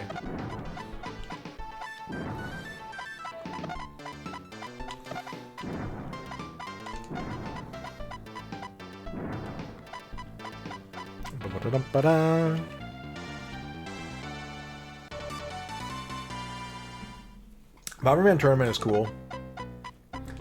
I do like those portable Bombermans that are like Zelda games. Those are really sick. I never got very far in them, but they're cool.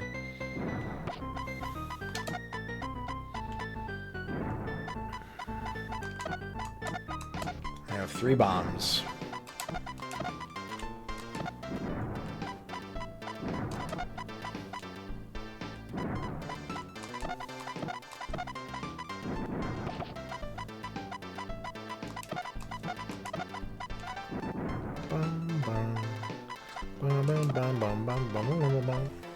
Bomberia is a good power-up.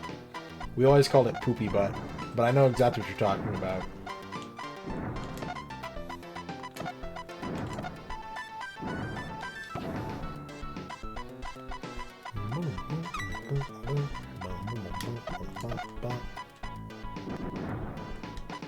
That's the PC one, right? I never had that one.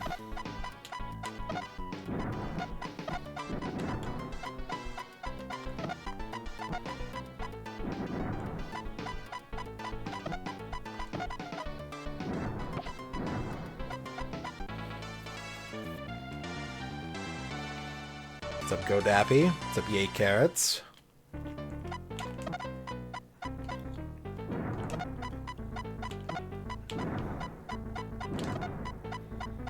I'm not making use of the good strat. I was waiting till I got detonators, but I remembered that I don't need detonators. So, next level we're going to start using pro Super Bomberman strats.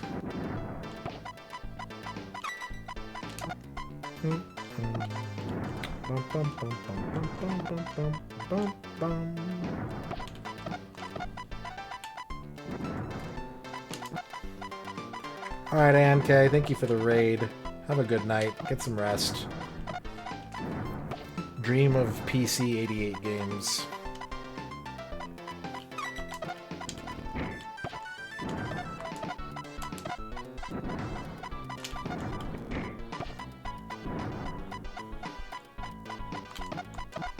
Whoops.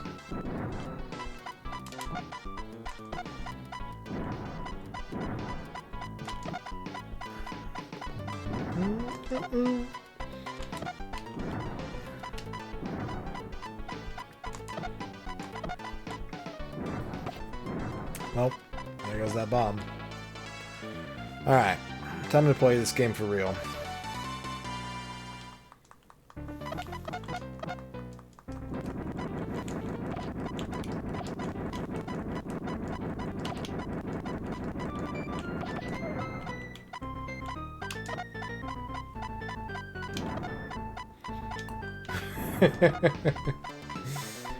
So, in this Bomberman game, you start each level with a pretty significant amount of iframes. As long as you're flashing, you're invincible.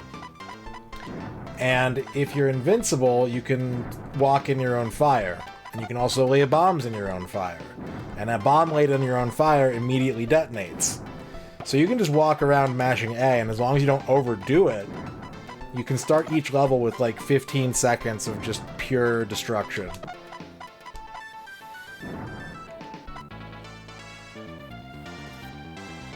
What's up, Bone Masher?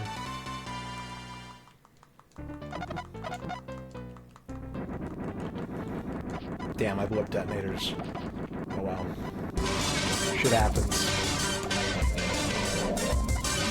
DNO, hey chat, I just wanted to say that all video games are good in their own way. There's always something to enjoy and appreciate. Radon, totally agree. Even if a game isn't my cup of tea, I can still see why other people enjoy it. Duke Donuts, excuse me, but you guys are both wrong. Games aren't good because they're good. Games are good because they're green. Yep. You know, like the color of grass. DNO, I'm not sure I follow. Radon, yeah, I don't think that makes sense, Duke Donuts. Duke Donuts, but it does. Think about it, grass is always green and it's always good, right? So that must mean games are good because they're green. It's just logic, guys. DNO, okay. I don't think that's quite how it works, but thanks for your input, Duke Donuts. Radon, yeah, let's just agree to disagree on this one. Thank you, John Matrix, for the 100 green games.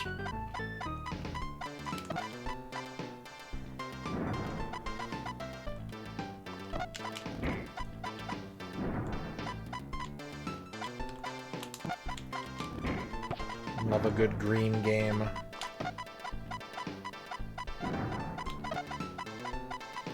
Favorite green video game character?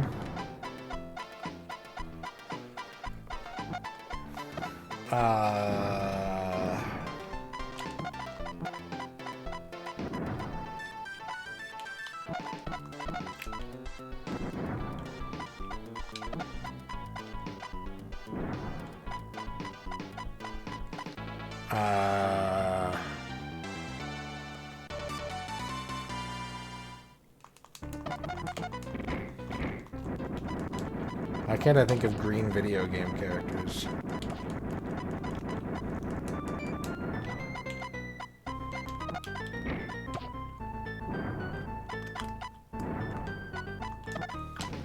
Why can't I think of green video game characters that I like?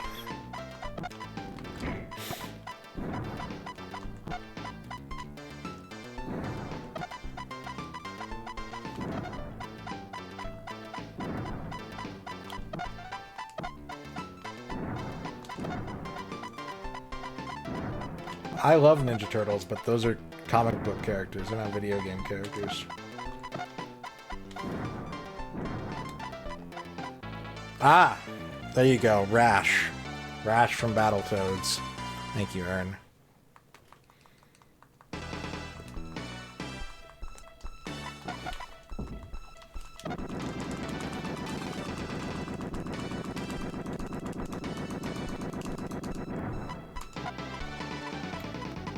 What's up, Mike?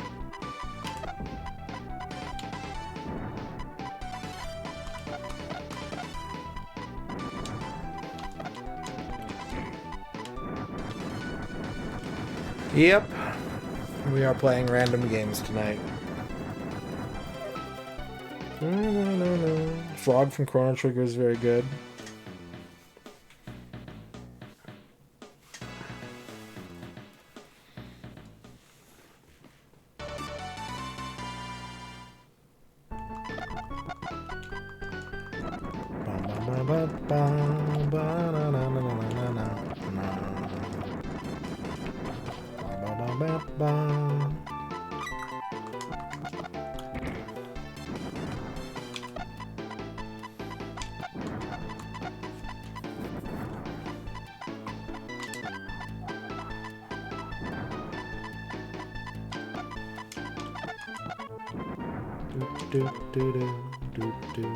Toadman's pretty good.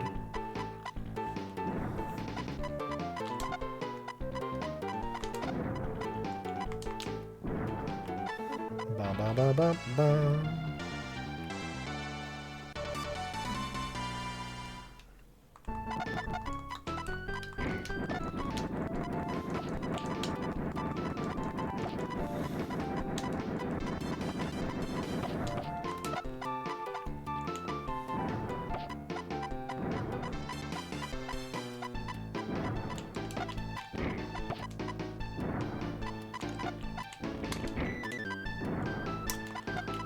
Slippy is green.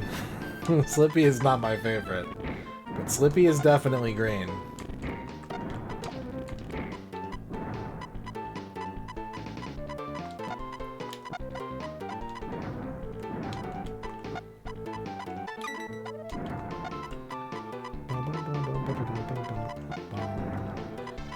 I am explicitly excluding characters who wear green.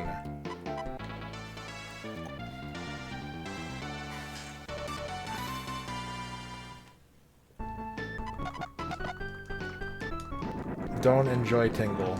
No.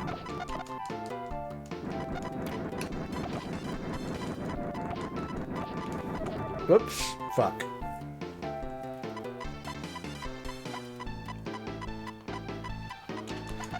Now I done got myself killed. Hey, but I got detonators out of it. That's a pretty good trade.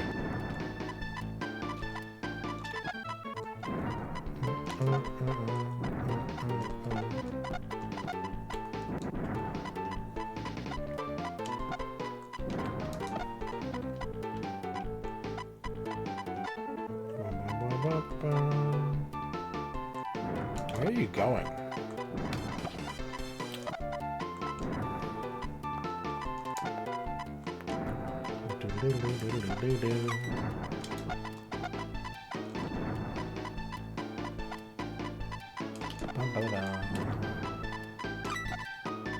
Cactuar is good. I do like Cactuar. Cosmo. I mean, I played Cosmo as a kid, but I wouldn't say Cosmo is a beloved character of mine. That game could have starred like any character, and I probably would have been okay with it.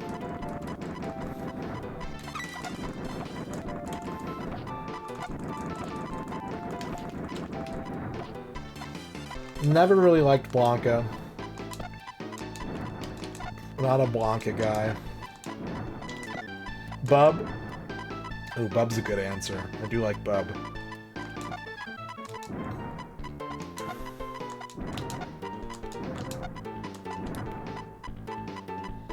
It'd be close between those two. It would be close.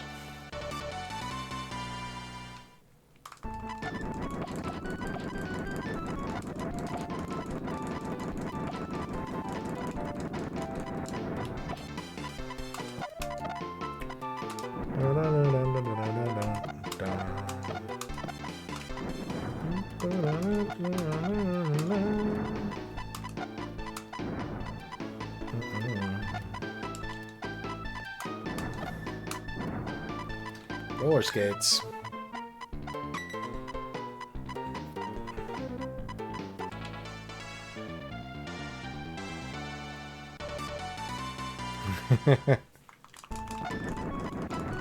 Oh boy, that's not a good starting position.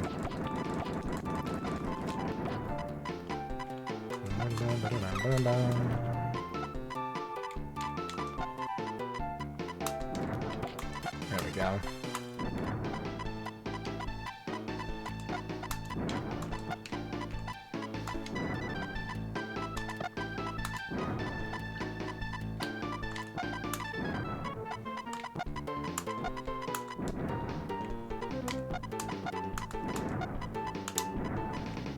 Whoa, almost missed that.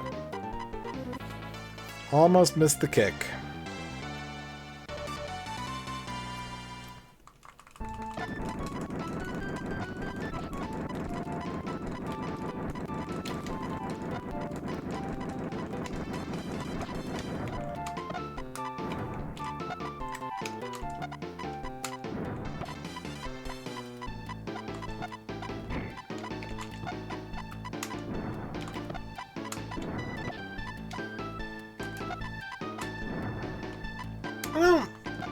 I don't have any strong feelings towards Bowser.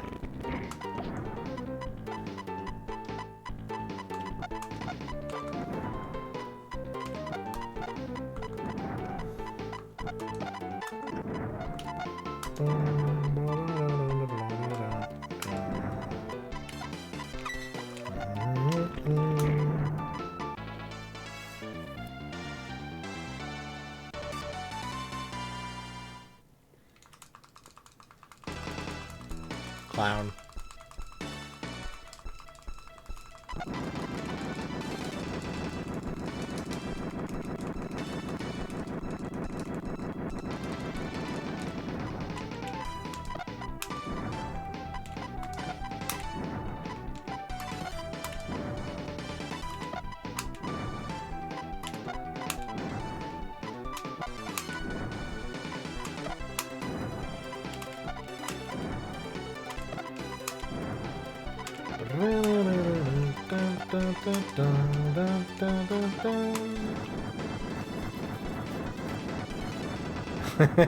That's true.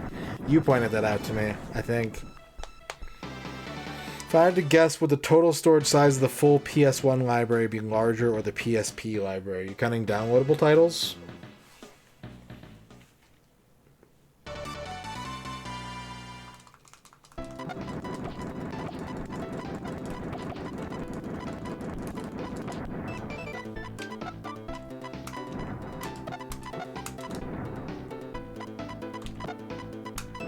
If it's based on discs, I'd say PS1.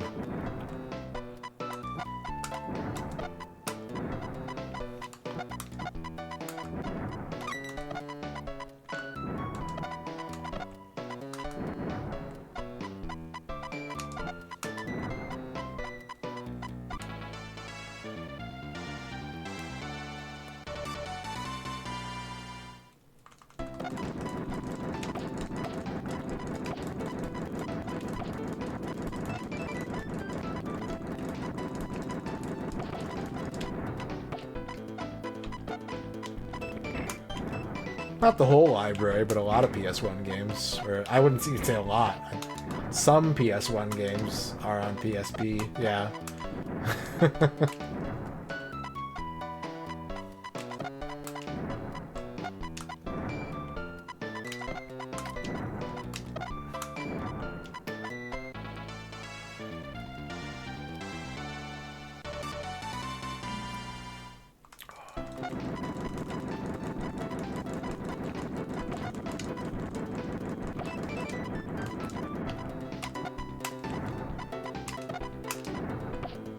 Ooh. The spicy double.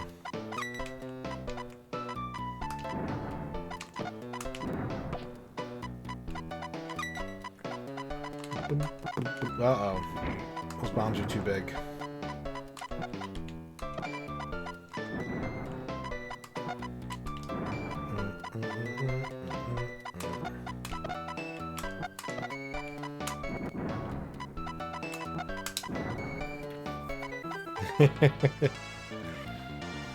Did you just take the jalapenos off, Aaron?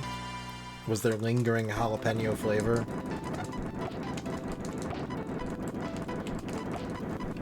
Because that's always the worst. That's why, like, pizza, I can't just deal with, like, a pizza that has toppings I don't like on it, because the flavors incorporate too much.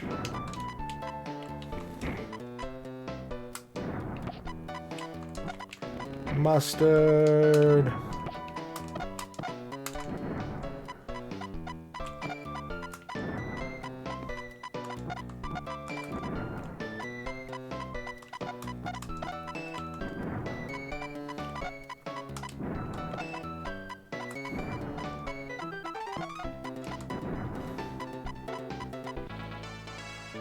Boom, boom, boom. Oh no. Fuck. I hate when they put the exit right next to the starting point. At least I didn't make anything spawn, but I didn't get to utilize my invincibility.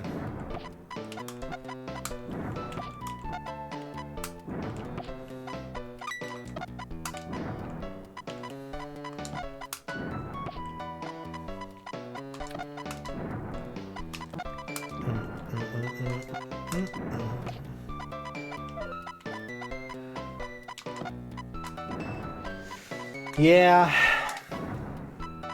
I'm with you. Although I do get McDoubles when I go to McDonald's. But I think that's just mainly because, like, I don't feel like the cost difference justifies a single piece of cheese being added.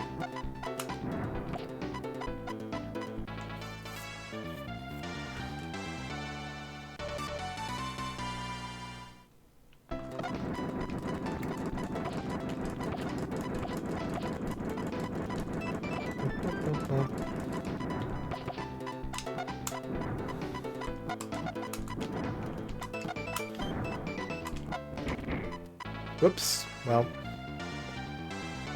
I blocked myself in.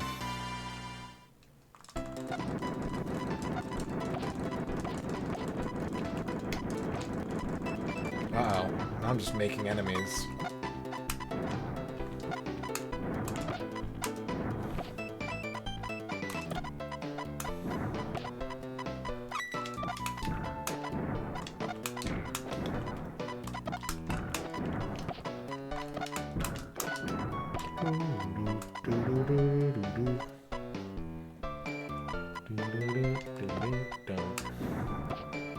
Two mythics and 4 boss run. Oh, that sucks. You had an RBQ today? I was tempted to check out their deep fried turkey sandwich, but it doesn't look good enough. I'm skeptical.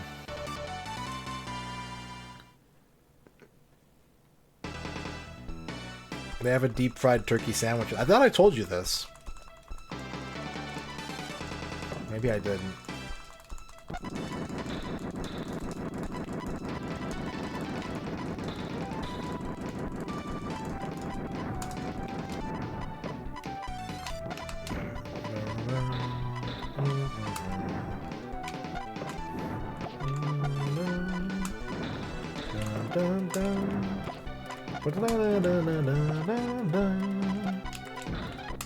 Woo! Almost killed myself there. Careful, Bomberman.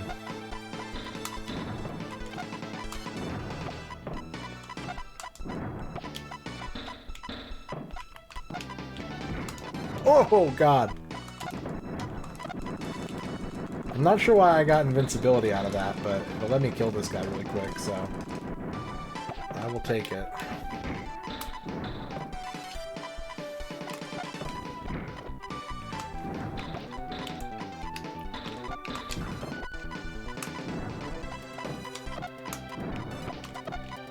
Oh, God.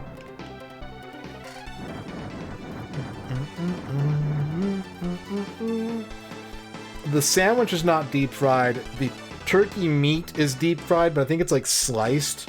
So it's like a few like pucks of turkey meat with like a fried crispy edge around them. Judging by the way the sandwich looks on the website. Deep Frenched fries. You gotta put it in the Frencher.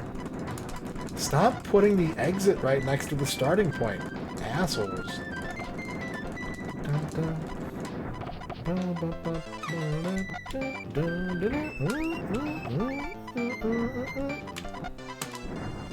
What?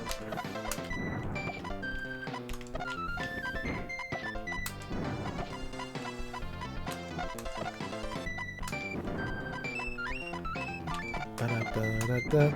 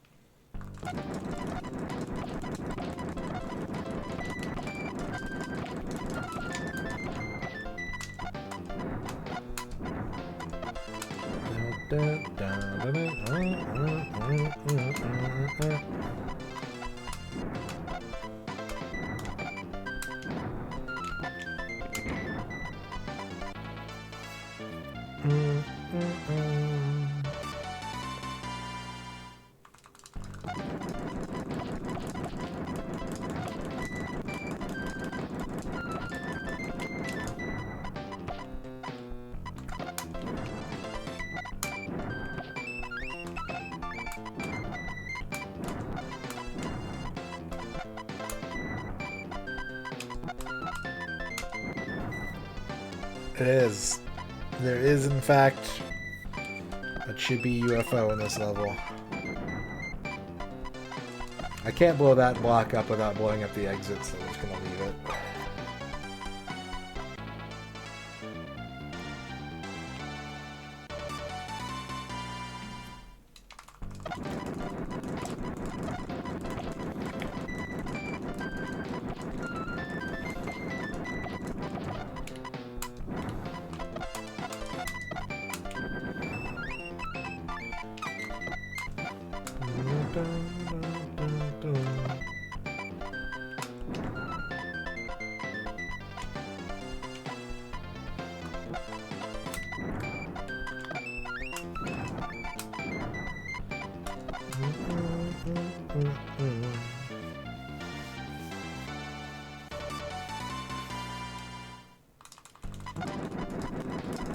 I like the phrase traditional turducken.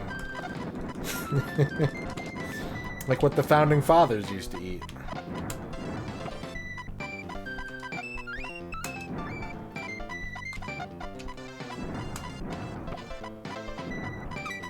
Okay. This sucks. The bomb enemies are just camping the spawn, so they just keep making more enemies. I can't do anything about it.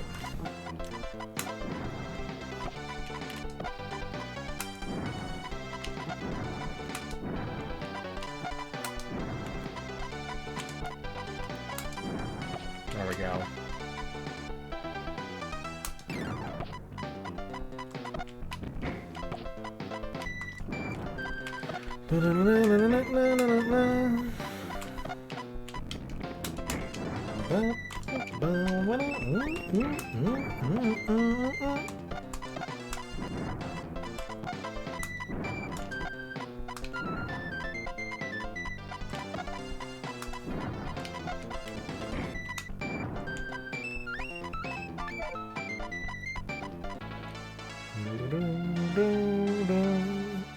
I can hear that, Tovar. I hear that sting. That Arkanoid sting. Oh no! Oh god. What have I done?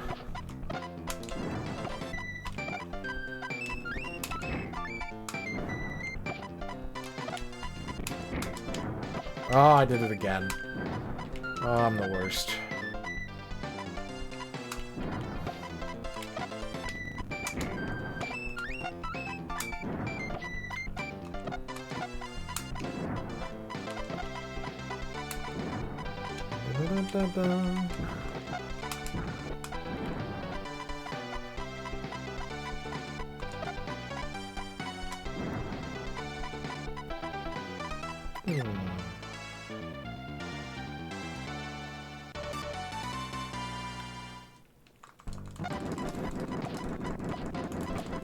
I've done it again.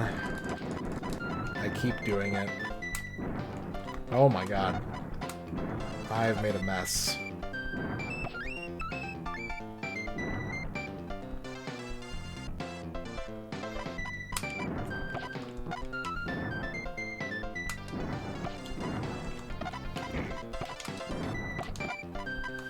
Uh-oh, I did it again. Oh! Fuck. That was dumb.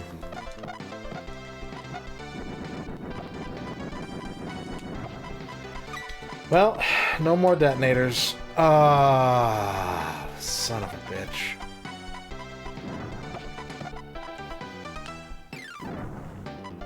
Ew. Ew, don't say that.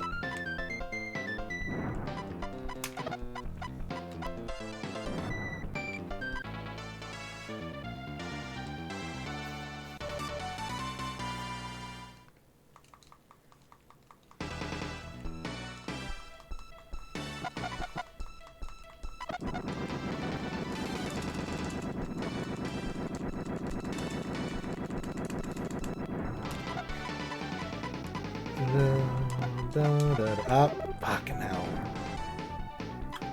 This wouldn't have happened if I had detonators.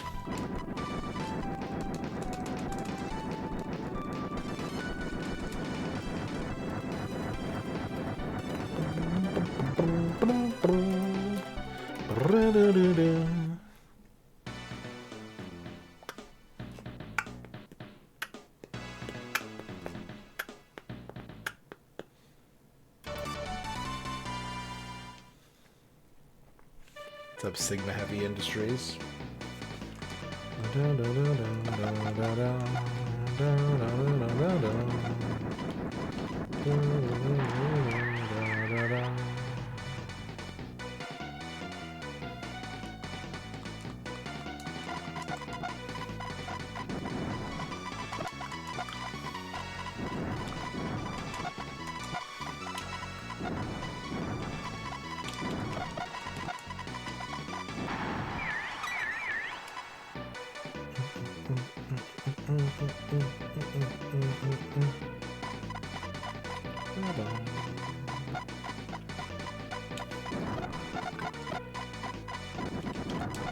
Oh.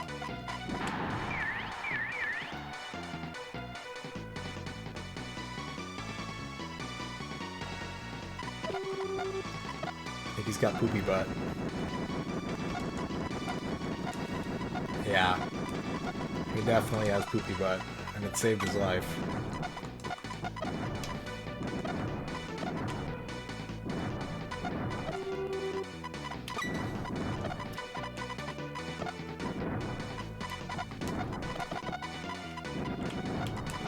Yikes.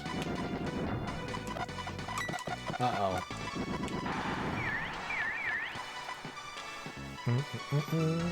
Yeah, this is like the most classic like 4-player party game that I remember playing. I played 4-player games before this, but this is the one that was like the most thrilling and like entertaining.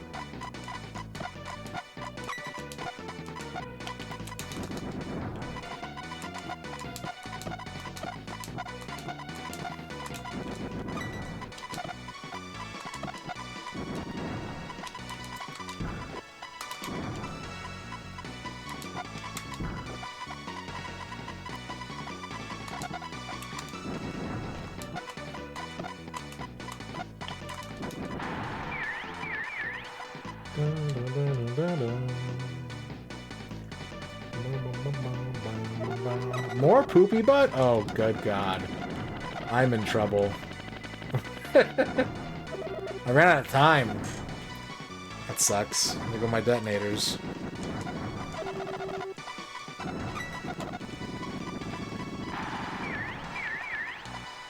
Sir Lar with the huge raid.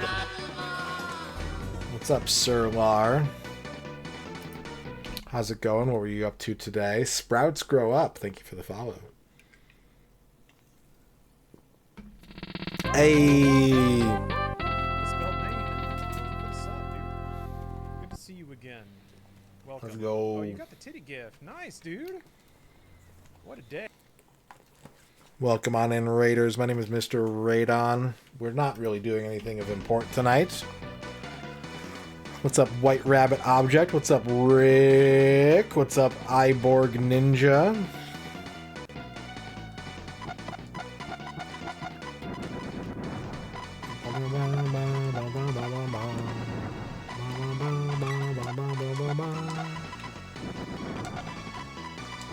I do have very big eyebrows. It's true.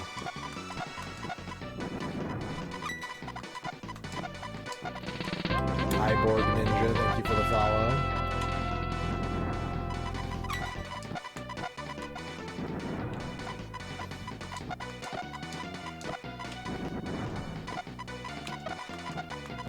Ah! Shit.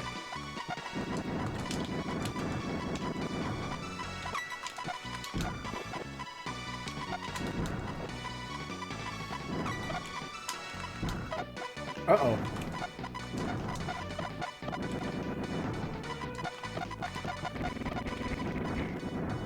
How many hit points does he have? Hope you had a good time watching Sir Lar play some Dragon Quest.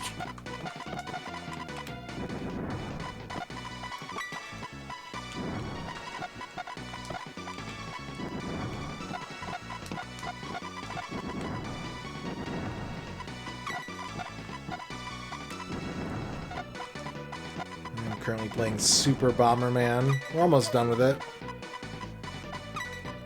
Almost done with the game. Boom, boom, boom, boom, boom, boom.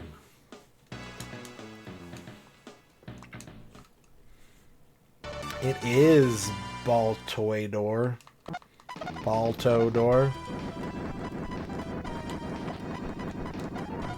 Ah, yeah, blew up the exit again. My luck has been really bad with exit placement this playthrough.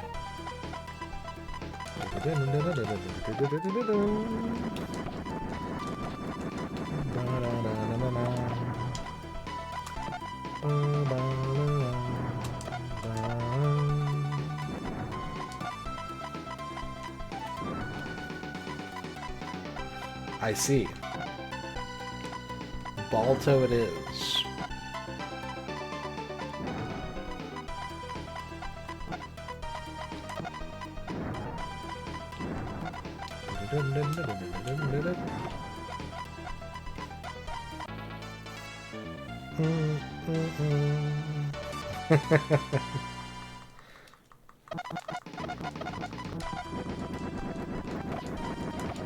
Bomb kick.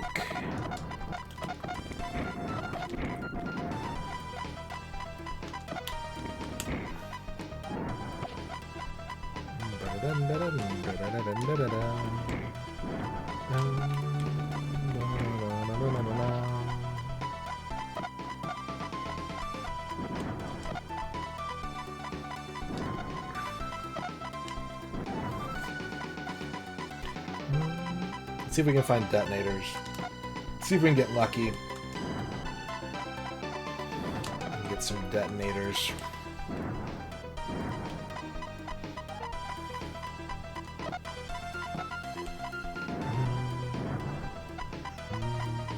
Nope. Bang, bang, bang.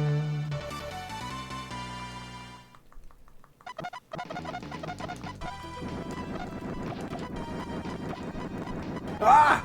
There they are. Fortunate day.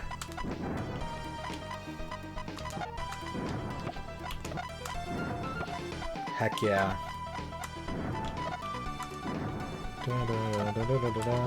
Do I have punch? No, I just have kick. We need a punch, but we'll get one at the last boss.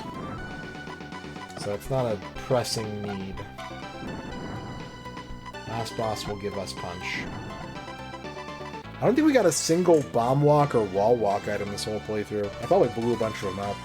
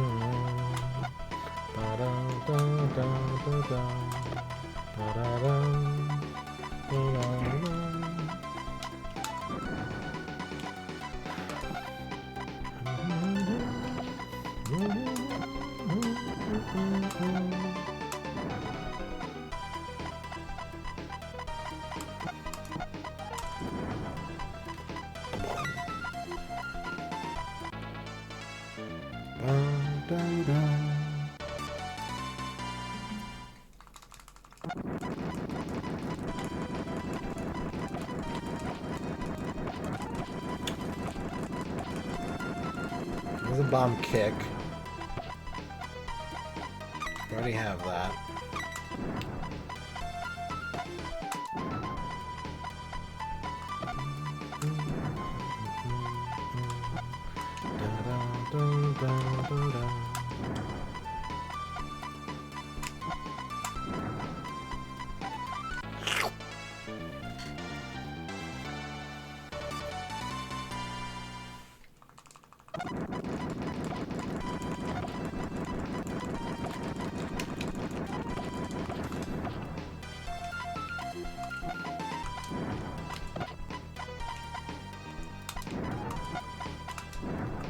Okay.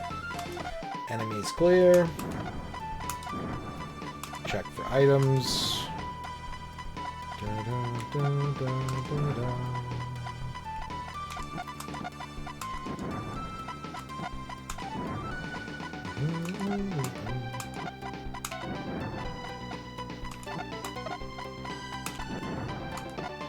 More detonators. That's cool.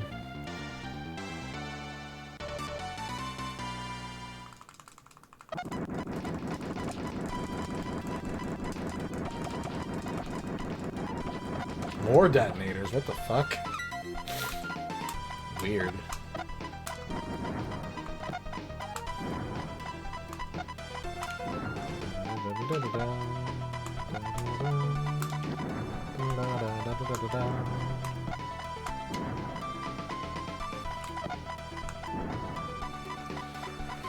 Alright, final boss.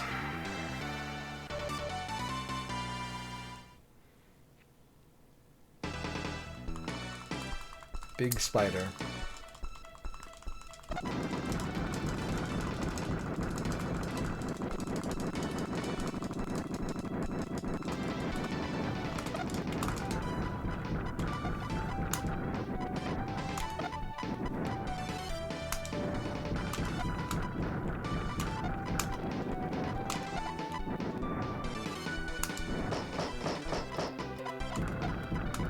With loud footsteps. Okay. Phase 2, it's up top boss. Now we need a punch glove. We can't beat this boss without a punch glove.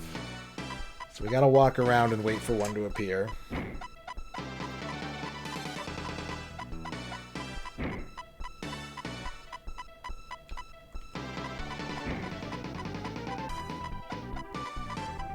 There's one.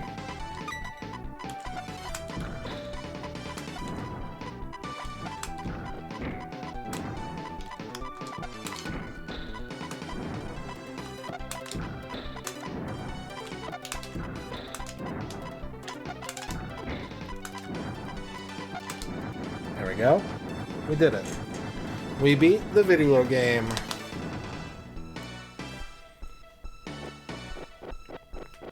Ba ba ba ba.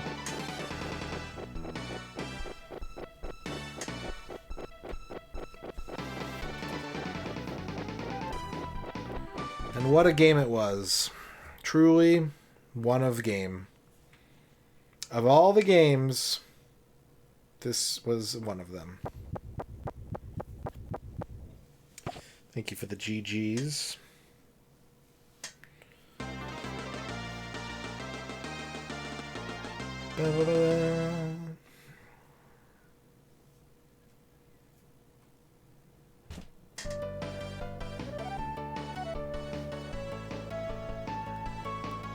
How green was it? There isn't a lot of green in this game.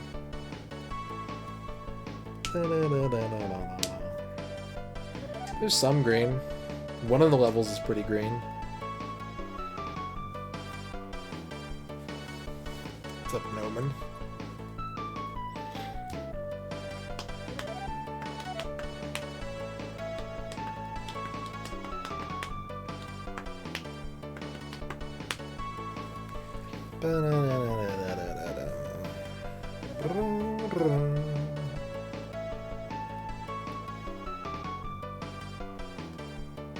Tease music and bang heads.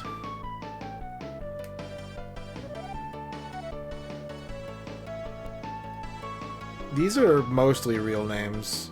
Ah, of course. Mitsuhiro Kadawaki was in charge of the Yume Oibito. Of course.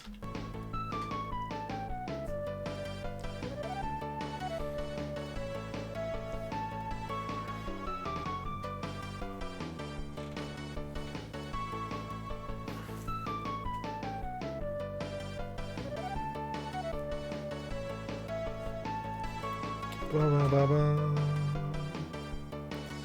Bra. Da, da, da, da, da, da, da. The end.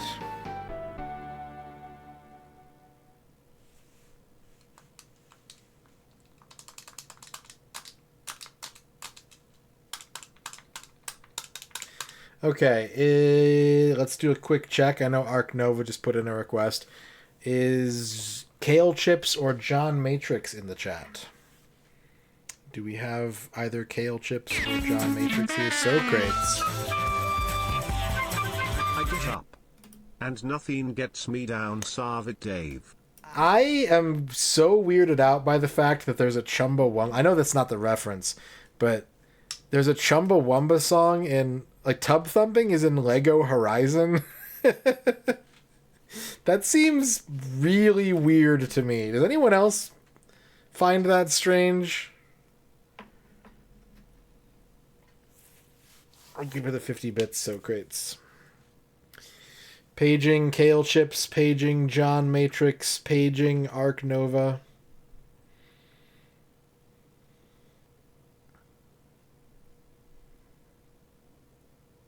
It just doesn't seem like it fits Horizon Zero Dawn. Like, that's the part that gets me.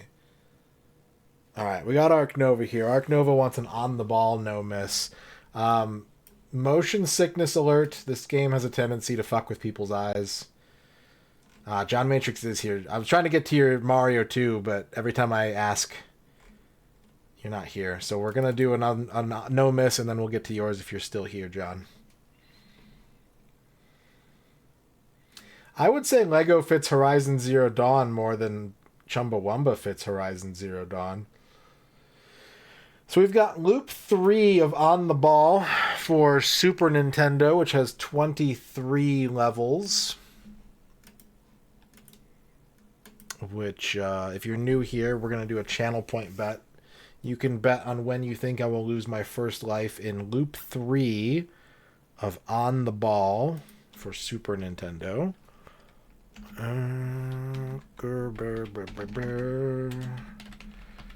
Gadu ba ba boo. I think I did that right. Yeah. You'll have 2 minutes to bet once the game is loaded.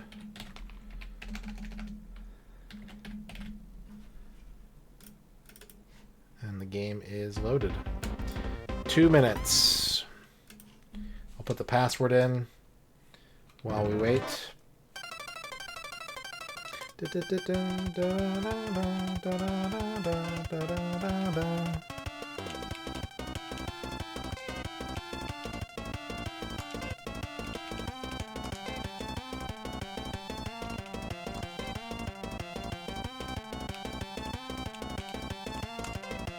Go to third plane. Minute and a half to bet. When will I lose one life in on ball?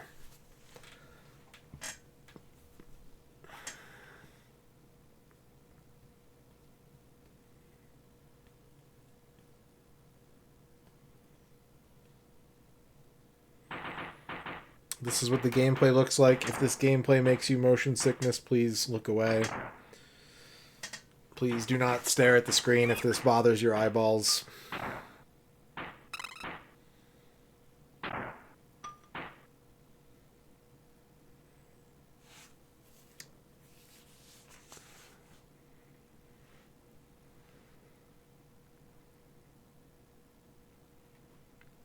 $40 left to bet.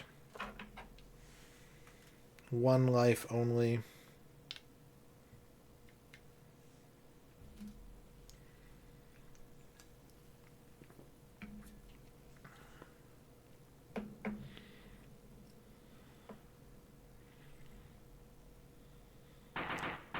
Last call for bets. Final call to get on the bet.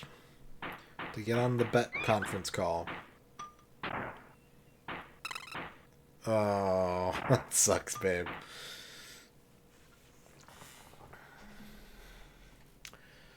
Alright, 30% say stage 4 through 6, 24% say stage 7 through 9, 23% say no miss.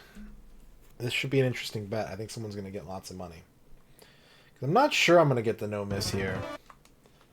But if I do believe I'm going to make a deep run.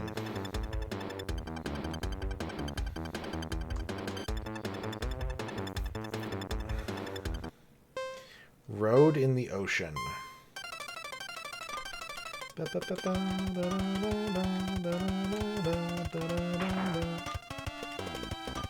It is, after all, a get the marble to the hole, the goal kind of game, and that is one of my favorite and preferred genres, even if it's not a super common type of game.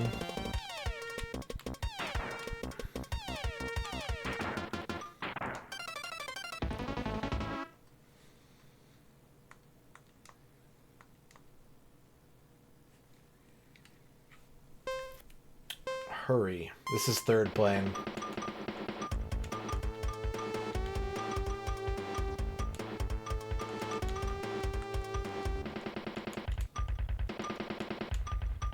The fact that it's called Hurry makes me think it's going to be a very long stage, right?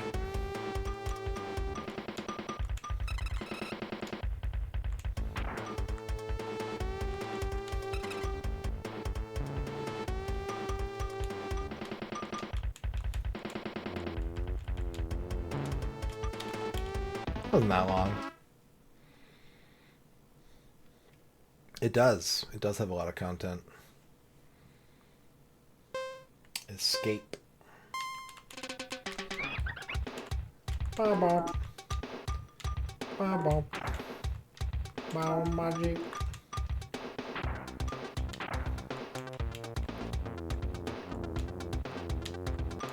I would like these extra 6 seconds, please. If that would be... Can we get that? Can I have that? I used more than 6 seconds to get them. Sunk cost fallacy, in effect. There we go. Where are we going? This way? Oh.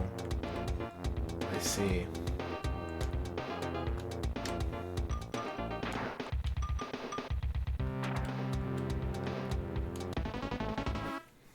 I like this game a lot, G-Lex. I'm a big fan of this game.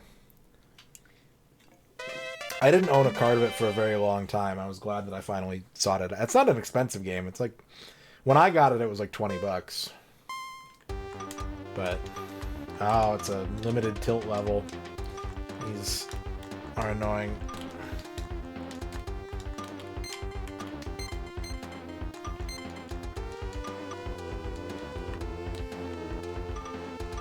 There we go.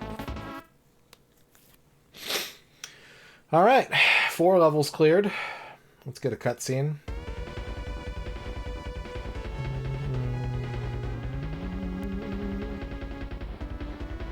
Congratulations. It may drive you crazy. Don't give in to defeat.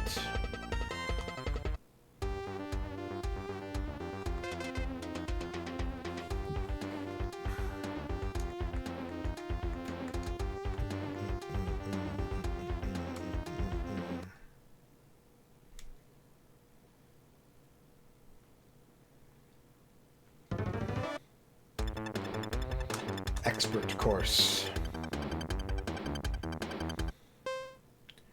Junction. I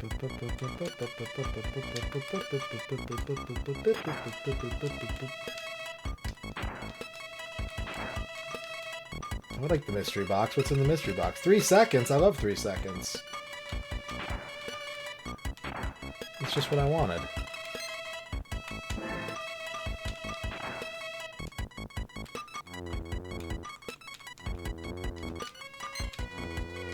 This game is also playable with the mouse, but I think that's kind of a weird way to play it. Not Not sold on mouse control for this game. What's up, Kinect? Get giddy.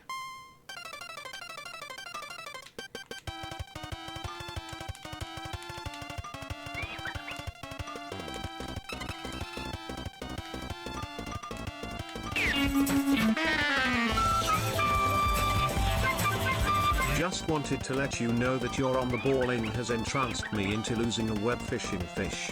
Thanks.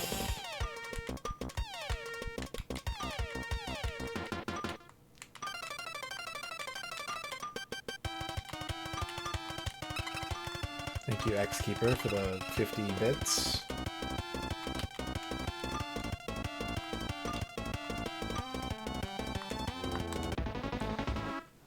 Web fishing. Hope you're enjoying your web fishing.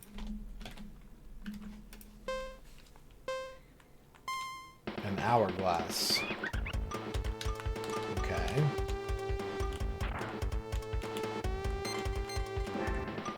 Ah, fuck.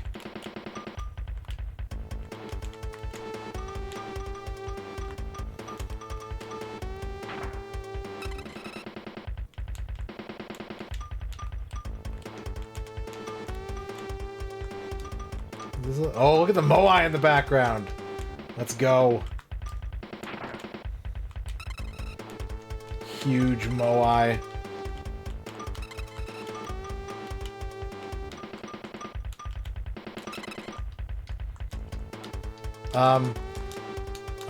Okay. What's in the box? I guess we'll... 3 seconds? Alright. I don't have a ton of time. This is looking concerning. What's up, Dragon Facts?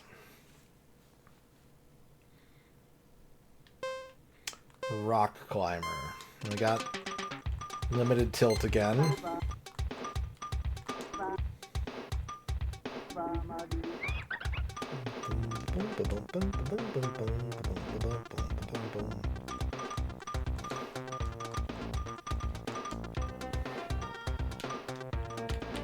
Uh-oh. I don't like that.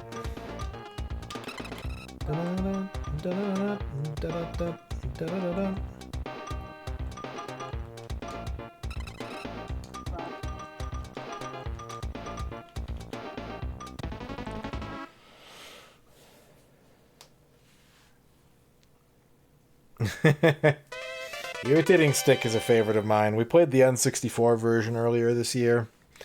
It was very entertaining. France GP. Final stage of the circuit. Is this reverse gravity? It is, okay. Because everyone knows that France has reverse gravity.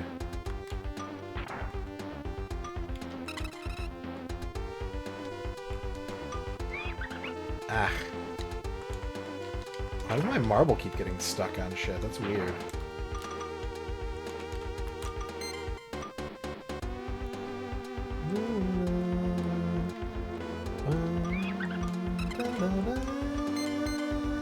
Oh.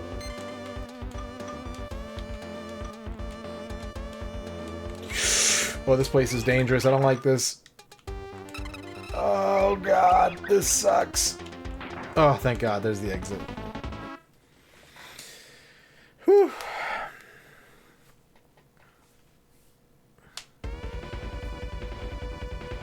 Wetrix is awesome. I don't know how it would play as a mobile game, but it could work.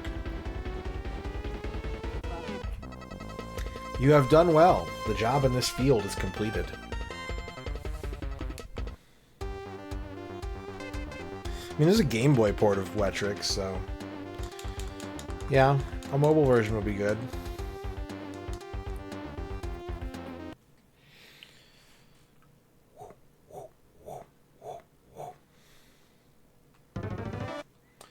Alright, we finished 9 stages. Now we're headed to the special course. Choose a course. Press the start. I will press the start. Nervous.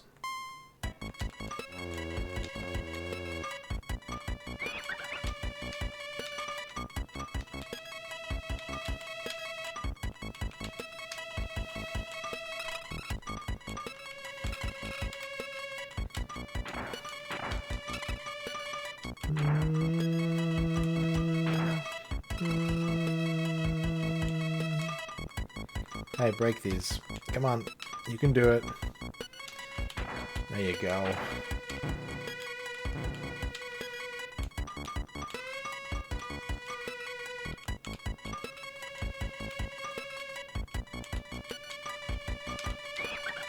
Ah.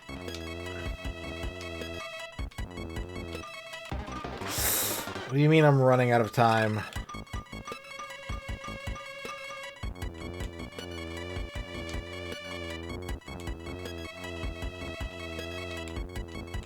Oh my god. This is not good. I'm in trouble. I'm in a lot of trouble. We might need the lucky finish. Yeah. Oh, 0.1 seconds! That's still not good, because the timer is a rollover. Oh, thank god, we do get the lucky chance. Alright, +1, +7. Alright, 11. That could have been a lot better. That could have been a lot better. The gate.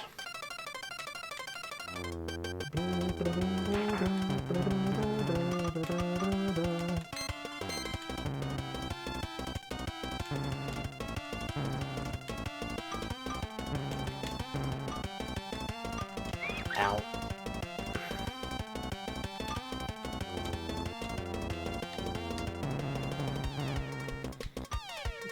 Like, that timer is going to catch up to me. I'm not going to be able to accumulate enough time to stay alive. Especially because that was the first level of the course. Like, that was rough. It was very rough. Go over a hill. Okay. Limited tilt again.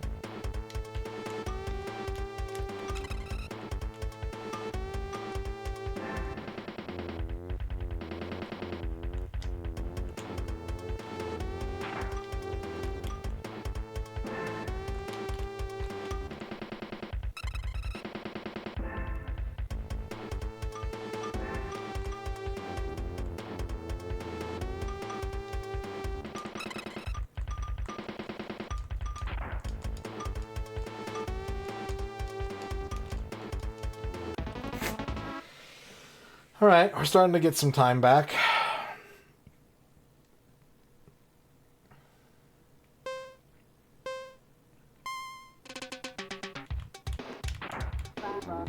Oh, that's not a through. That is pushing me back.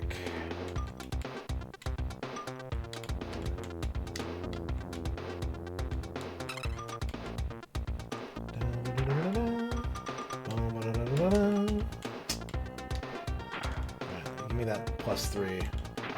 Give me that +3. Oh, no, give me that one too.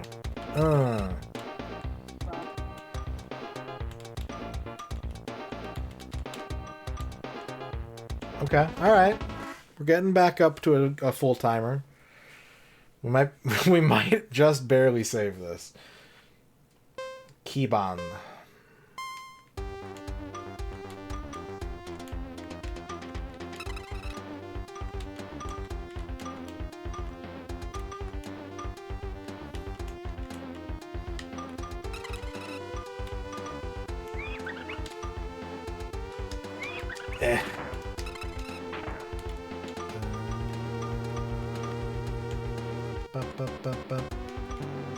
Whoa, whoa, whoa, whoa, whoa, shit. It's a big time loss.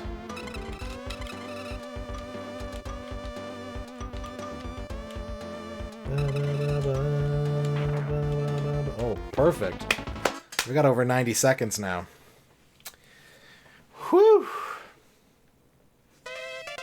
What a comeback. Holy shit.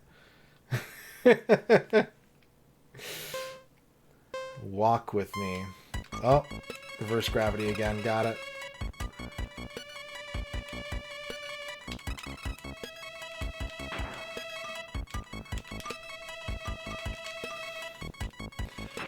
I would like +5. I know I waste a lot of time to get that, but +5 would be good.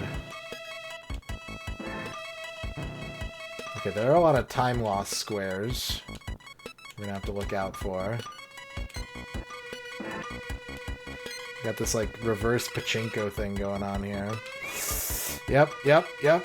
Careful. Oh, there's the goal. Just a little bit farther.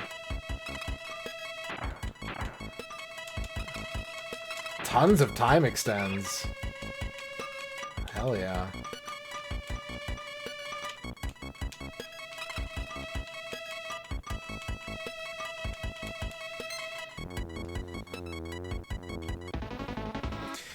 Holy shit. Alright. We made it through. We finished the first level with 1/10 of a second. And that was enough to get us through the rest of the course.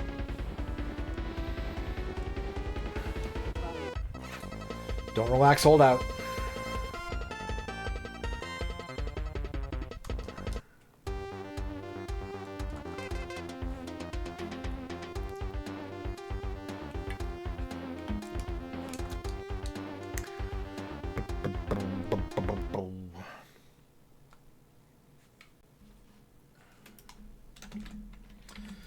Okay.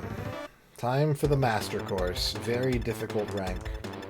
8 stages left. Long, long, long. Man.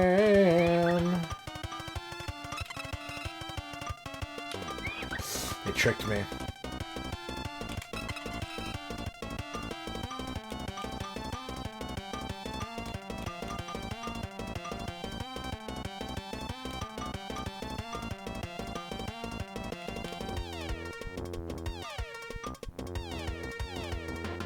I wonder where those minus times would have put me. Like, is that a mega shortcut? Because it didn't look like it. Oh boy. Sometimes you try to get the time extend and it fucks you in a bad way. Please, just let me have this. Oh my god. Yeah, I just probably game over on account of trying to get these time extends. I can't get them. Oh, you gotta do it like that. Well, I gotta do something now. I got no time left.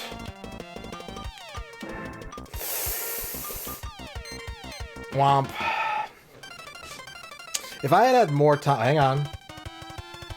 If I had had more time, I would have pushed through them, but... Unfortunate. Well, there you go. That was, what was that? Stage 16? I think that was stage 16. And if it was stage 16, that means the house wins. Nobody wins points. Everyone loses points. Let me count it real quick. 4 plus 5 plus 6 plus 1.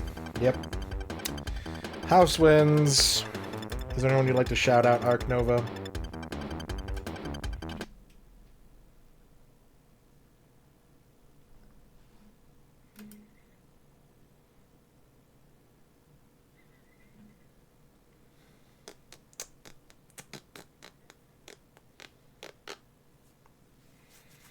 Corridor 0.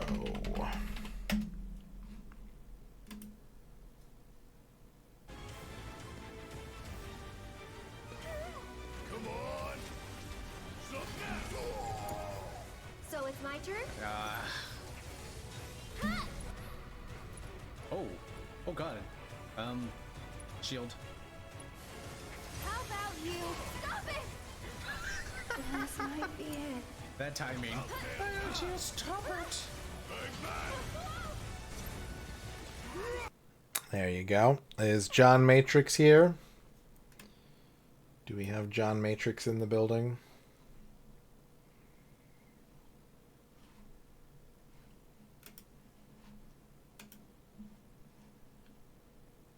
There's John Matrix. Alright, we got a Mario 2 Toad only no miss attempt to get to. That has been sitting in the queue, waiting for this moment.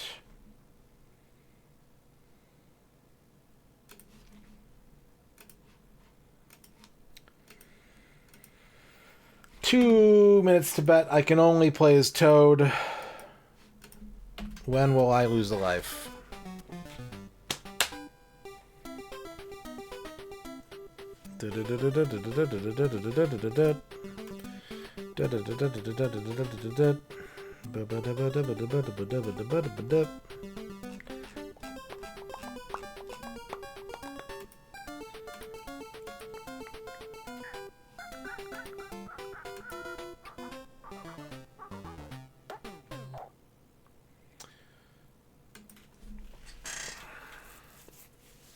Did everyone enjoy the birthday time travel stream?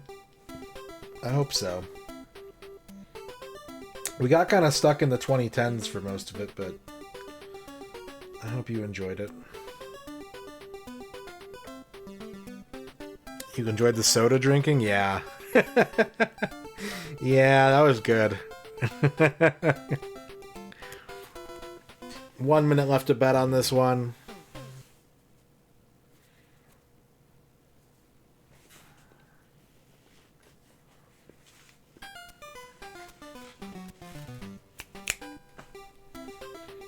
Good, I'm glad. I'm glad you liked it.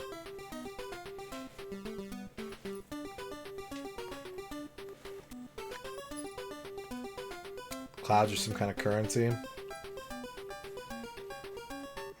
Boop, boop, boop, boop, boop, boop, boop, boop, boop, boop.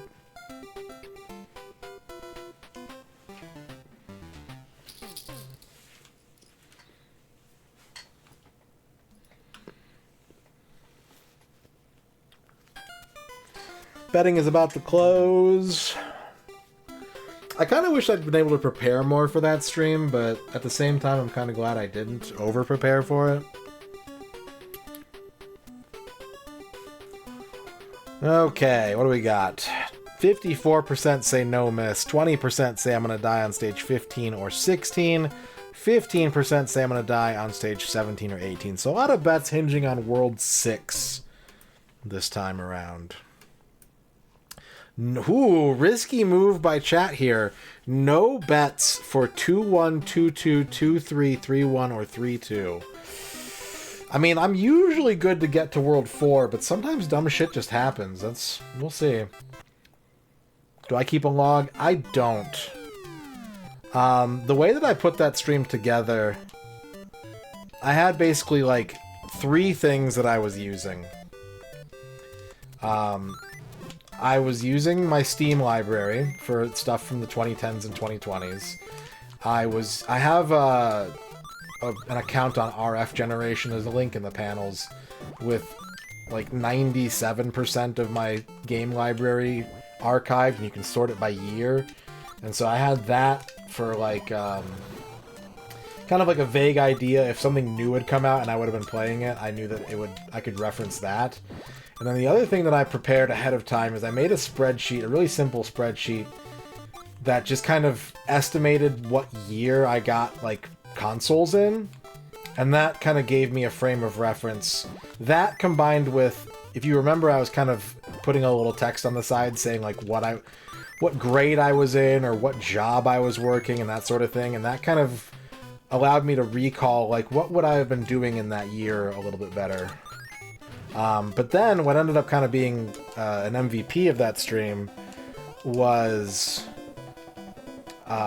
going through my YouTube channel and my clips for the 2010s, because I don't remember a lot of what I've streamed year to year. I don't keep track of it, like you said. So having, like, seeing when clips were made, or when I posted a video to YouTube, helped me remember what I might have been playing in that given year. So that actually ended up being like a hidden, unexpected 4th resource. 40 can, thank you for the 100 turnips. Super Mario 2 Legend of the Delicious Turnip.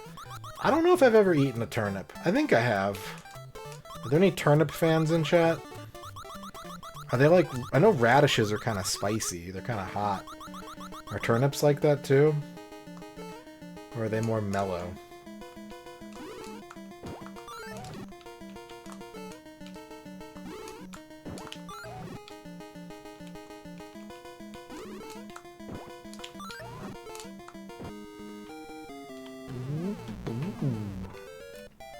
Goop a goop a goop.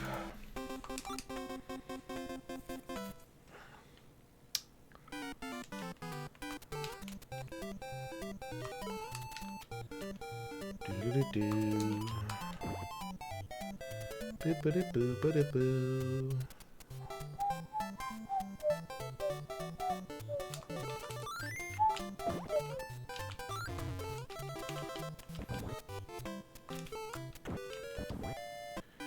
Don't be saddish, have a radish.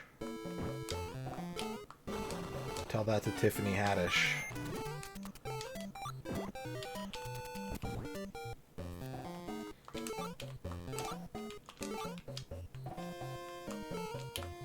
In the hole.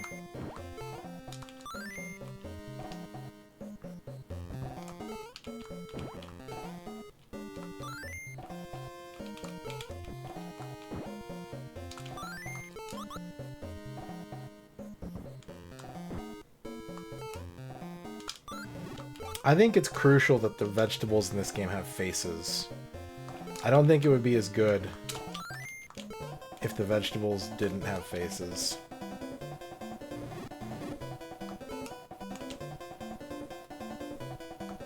Go Toad! No! If that ninja hadn't been running around, I think I would have had enough time. Oh well.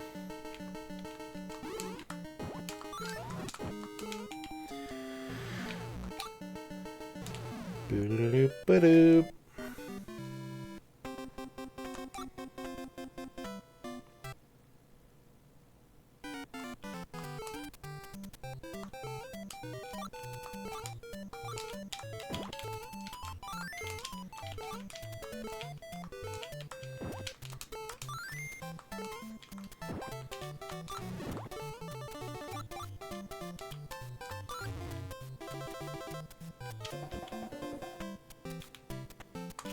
Oh no! Ugh. That was close. Almost botched that. Why am I going so ham? Oh boy, that was risky. You know what? Fuck that drink.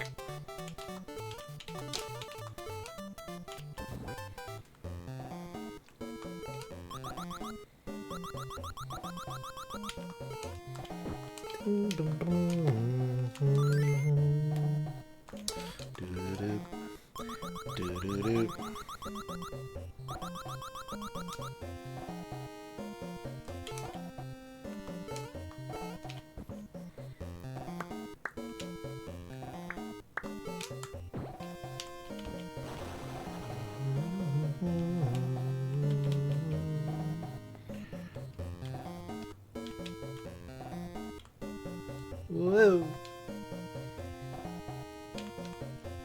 Stop being so reasonable. Vegetables are seasonable.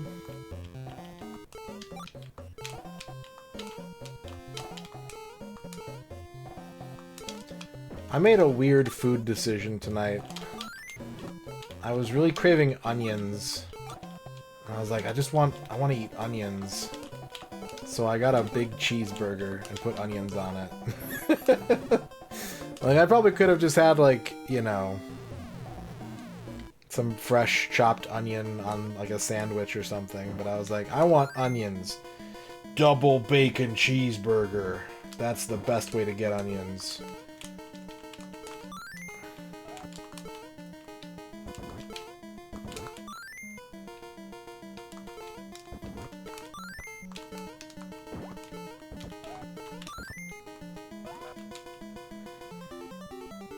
You learned a guy you met once ate an entire raw onion? Eek. I couldn't do that. I took a bite out of a raw potato, which apparently you're not supposed to do. Apparently that's toxic.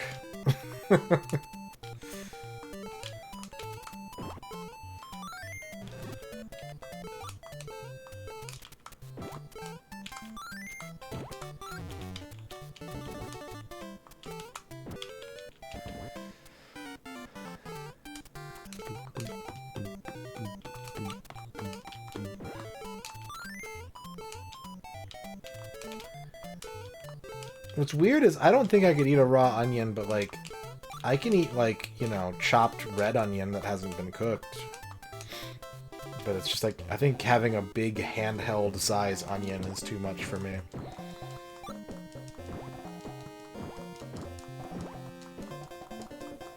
Would I eat an entire clove of garlic? Not, like, without getting paid handsomely.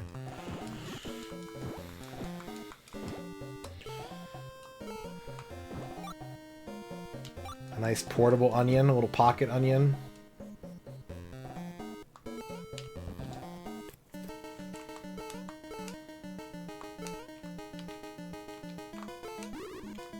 Yeah, but it's only garlic. Like, Ern made a really delicious, like, pie with candied or caramelized garlic or something like that. And it was basically whole cloves, but they had been really kind of altered by the cooking process. And they were really good. But, like, I wouldn't just eat, like, I wouldn't just grab, like, a fresh garlic clove and pop it in my mouth. I don't know if I've ever had beets. I'm kind of afraid of beets. Beets scare me.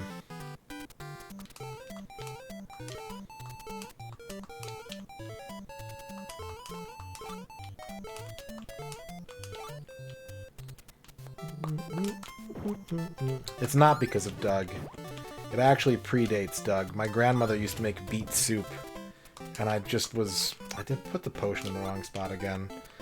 I was concerned that food could be the color that beet soup is. And I didn't trust it.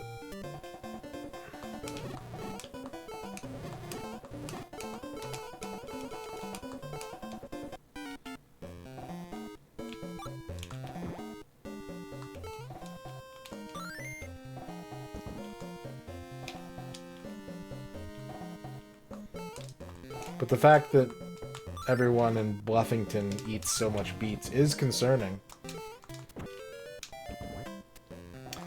Eye of Fantasy, how's it going?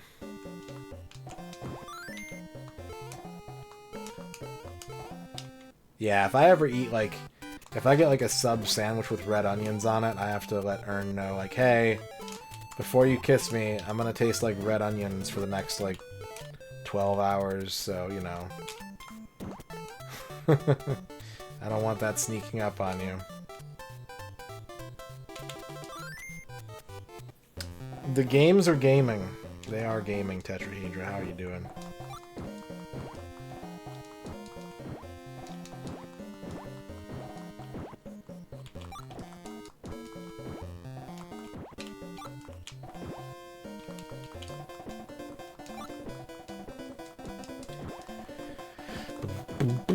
I don't think I've seen that, no.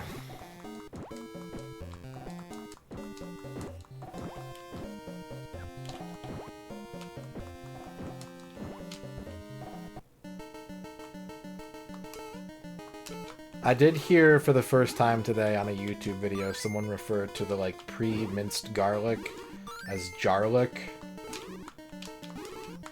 I thought that was clever in a, you know, Target kind of way.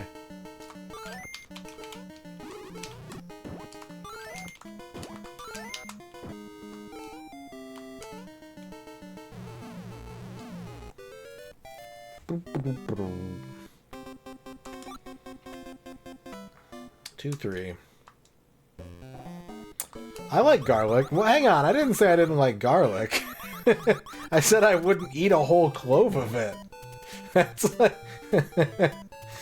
Do you like pumpkin? Would you eat an entire pumpkin?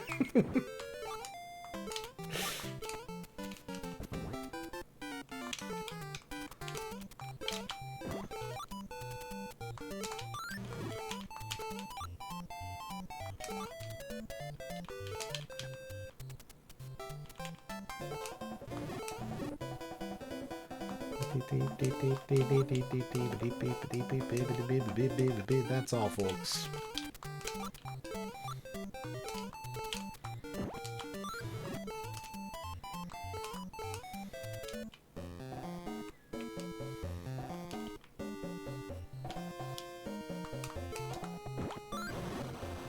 I don't know, Electro.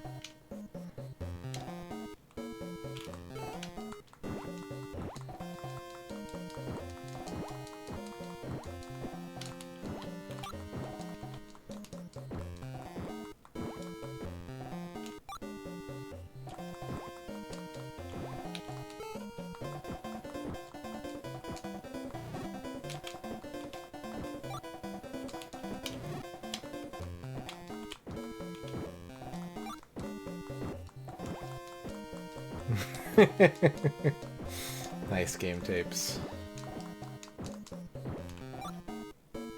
Grandma's medicine? Can't argue with that.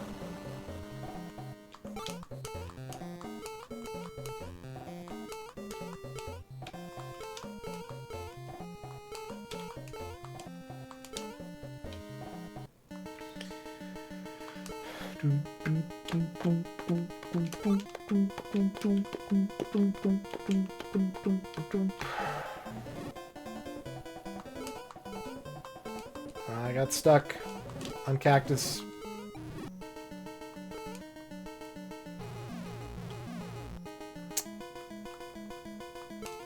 Yeah, it's Mr. Driller on the way down, it's Ice Climber on the way up.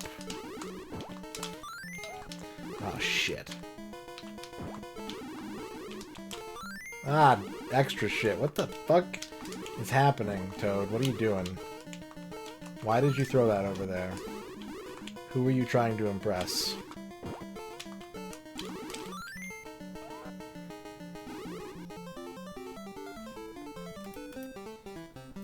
Pumpkin spice miso ramen. I'll pass. I'm gonna pass on that one.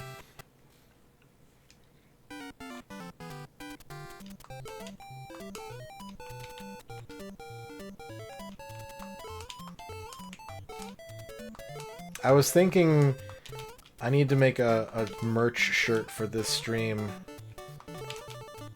that says I love men in Japanese, because men is Japanese for noodles, and I do love noodles.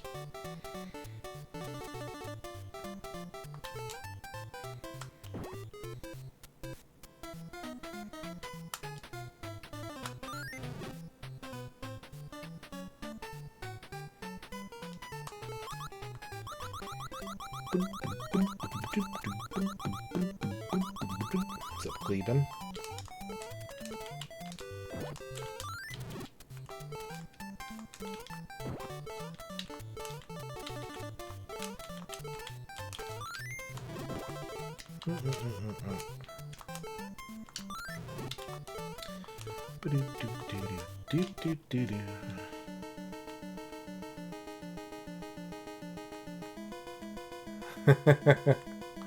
Thank you, Eye of Fantasy.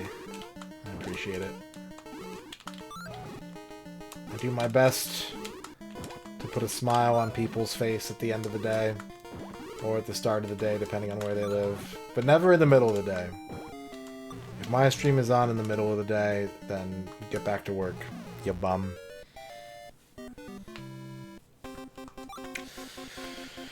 Whew. Alright, 3-2.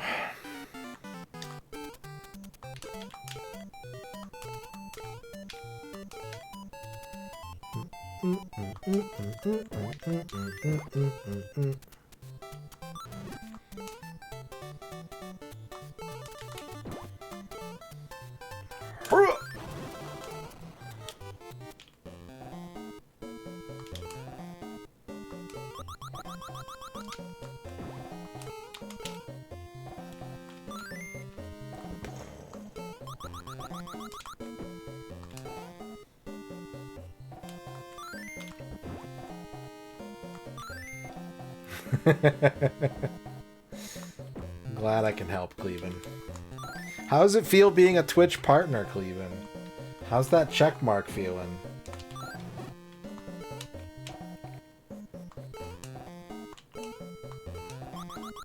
How's the Resident Evil going?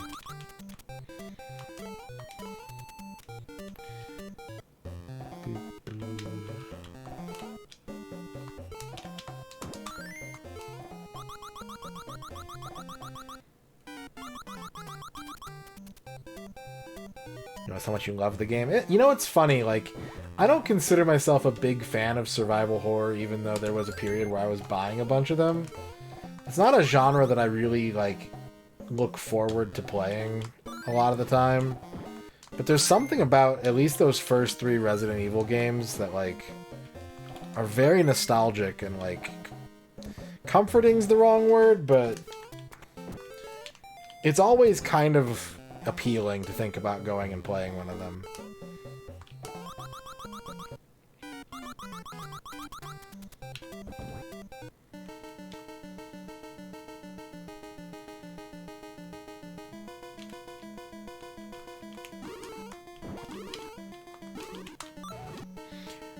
Ooh.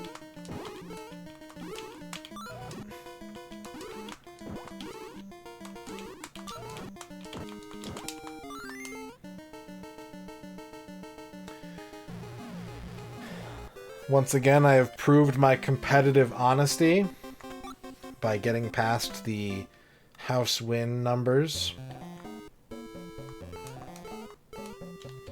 I've told this story before, but like I remember the first time I ever saw Resident Evil.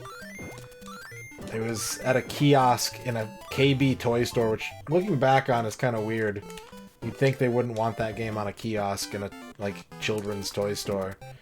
But they had it set up on their PlayStation demo kiosk, and I played it. And the funny thing is that this was after I'd already played Alone in the Dark. But I was just like, this game is so clunky and it feels like shit. Like, it's never gonna catch on. I remember being like 12 and just being like, there's no way this game gets popular. Oops.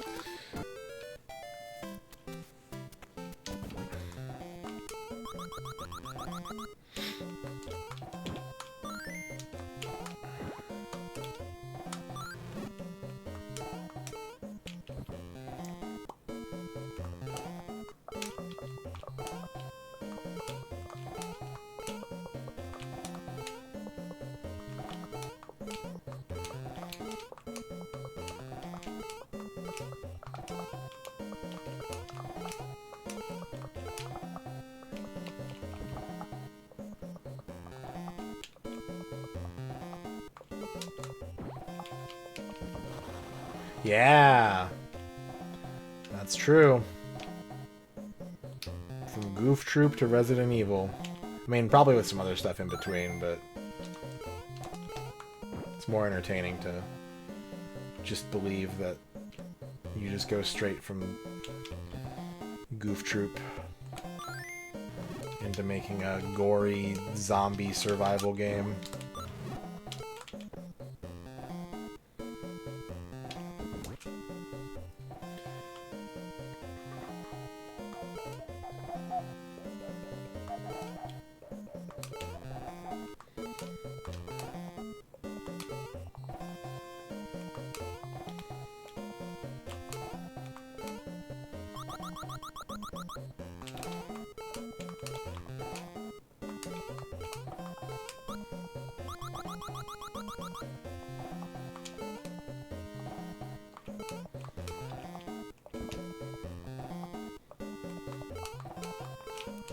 I never finished Sweet Home. I gotta do that one of these days.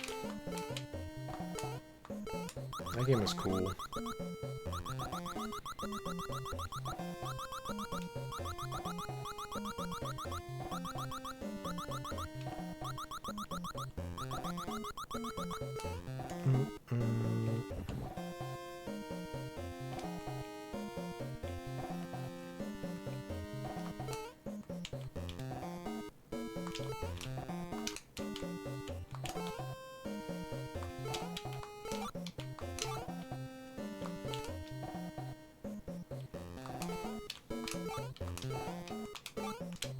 What am I doing? Ooh. I made a choice. It was wrong. Yeah, that would probably be Parasite Eve. Well, if we're talking survival horror, Parasite Eve 2.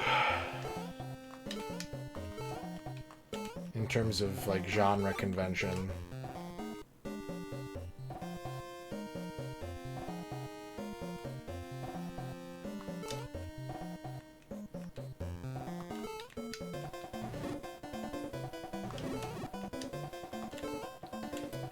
Yum.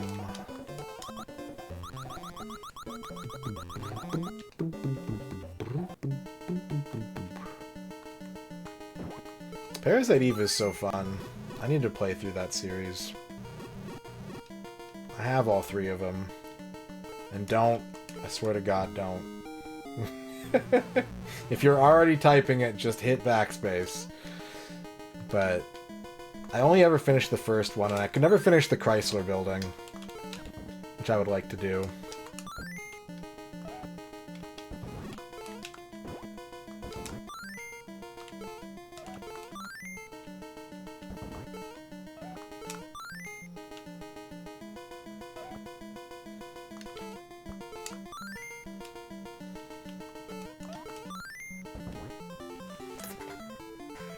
Boop, boop, boop, boop, boop. Yeah. I got that one a long time ago and I just never played it because I wanted to go through Parasite Eve 2 first. Which I also have, like, barely ever touched, even though I've owned it since high school?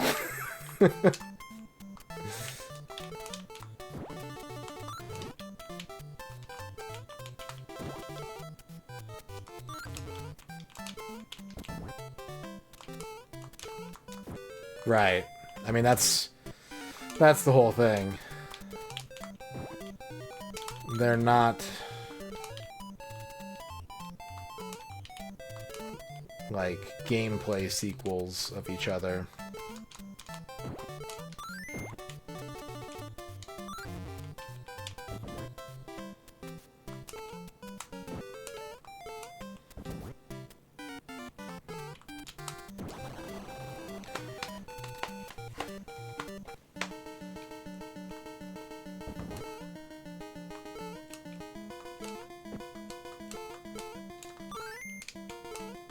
Alright, you live there now, Shy Guy.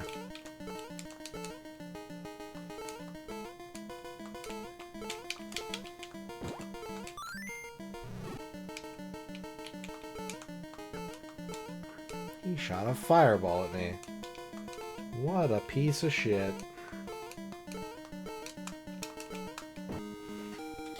Boom, boom. We're halfway through the game. We have reached the halfway point.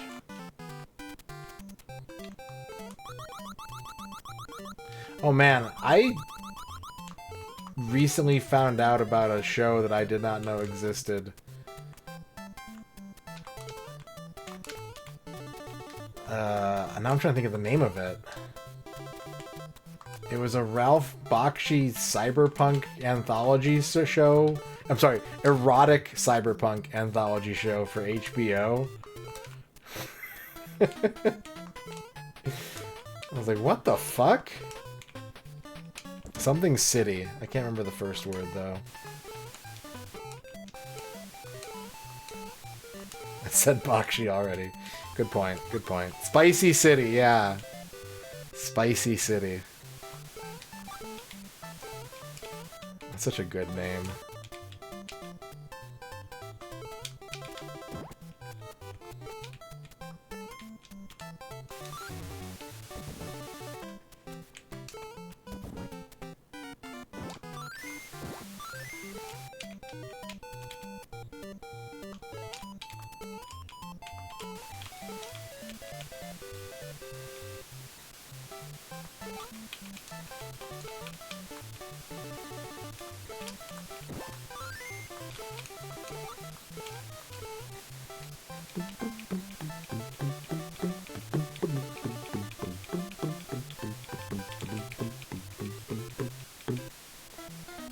Yep, I saw that too. I was like, that's so weird.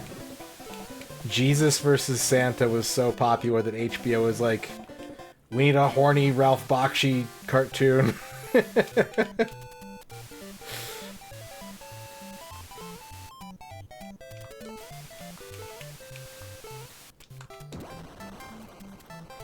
Seventh Guest.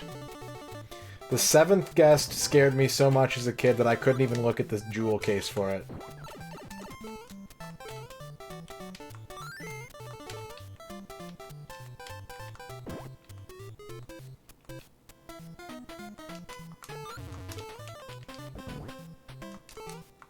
shit. I'm in trouble. Oh, why did it turn around? Stage 11 is the killer this time. And one person bet on stage 11, and they are taking the jackpot.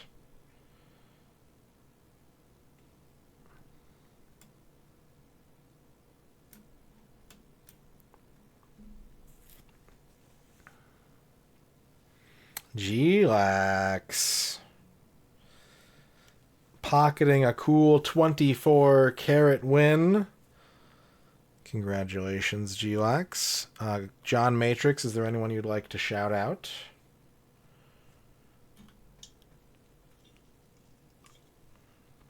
Like, I've thought about streaming 7th Guest just to, like, get that out of my system.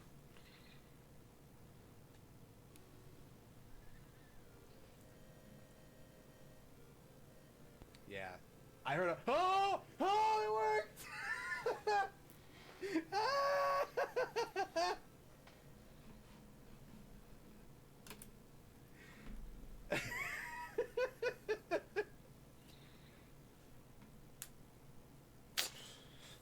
That's true. That's true. All right. Is Kale Chips in the chat?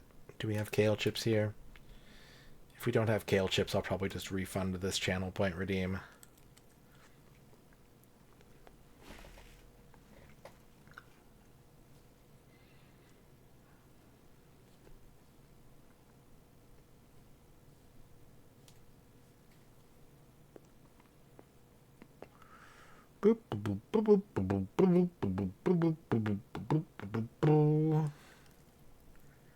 Okay, let's just refund that back.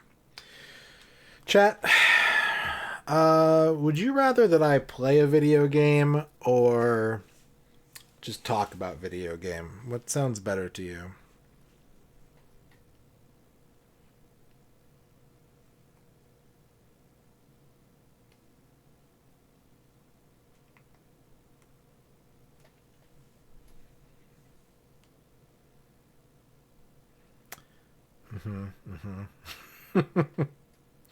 Tell you about 7th Guest. We got it for Christmas one year, and we also got the guidebook with it, which had the entire original screenplay as part of the strategy guide.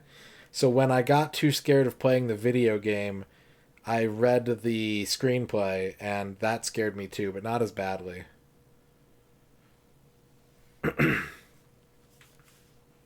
But I at least got to experience the full story without getting terrified of old man Stauff.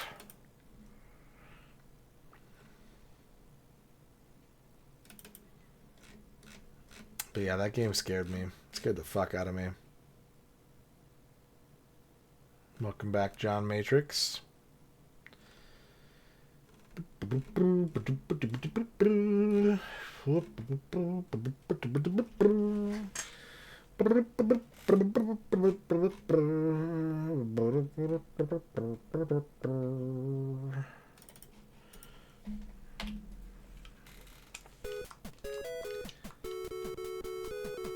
Uh, 4-2 killed me. Stage 11.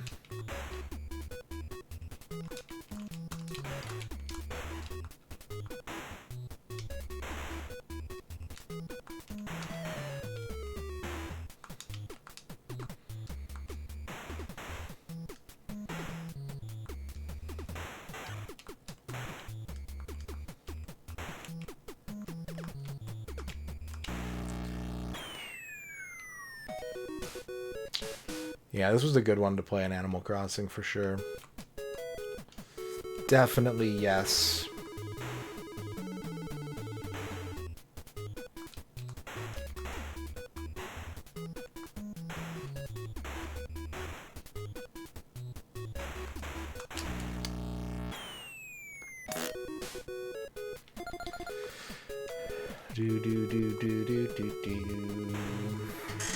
I thought about having a interactive video game discussion tournament on stream tonight.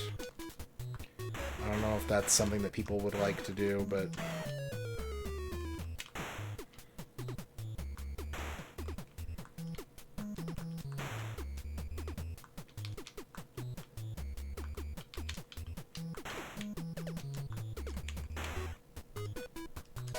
I'm not sure if it's a good idea or not.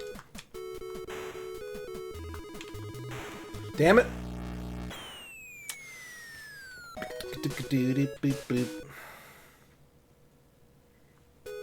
Playing like shit. So I'm being greedy. It's because I got the balloon greed.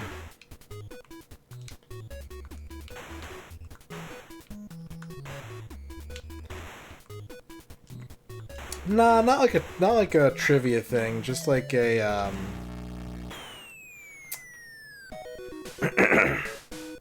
So what I was thinking about doing was considering, I mentioned on stream like a week or so ago, I think I said like, should I, as kind of a half joke, like should I start another Complete Works next year on top of N64 and 32X, and chat was like, yeah, because I think chat likes that kind of content around here. But it begs the question, what would it be a Complete Works of? And so I could crowdsource the answer to that question. Or at the very least, poll chat and get a feel for what chat would want.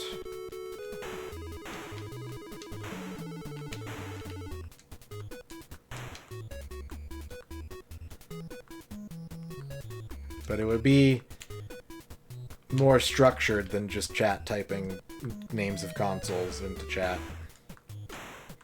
And would involve considerations and potentially spirited debate. Ah! Yeah, Virtual Boy was what was supposed to happen in the first place.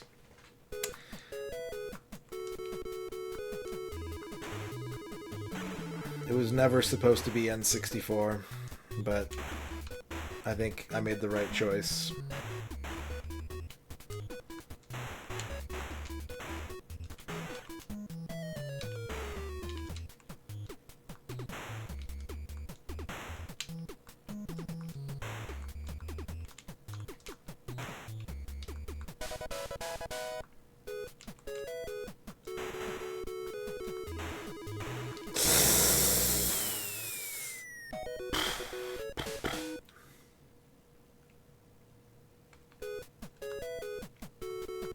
I just want to be rank number 1 balloon. I want to be the top rank balloon.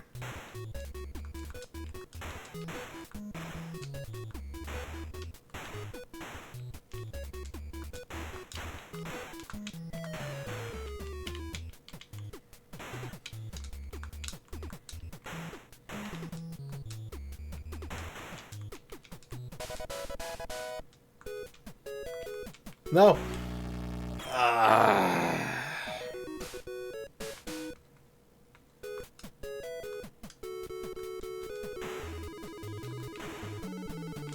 I was reading chat. Yeah, but would it be the most interesting? Like, would it be interesting to watch that? It's not about reaching the finish line, it's about creating a memorable journey.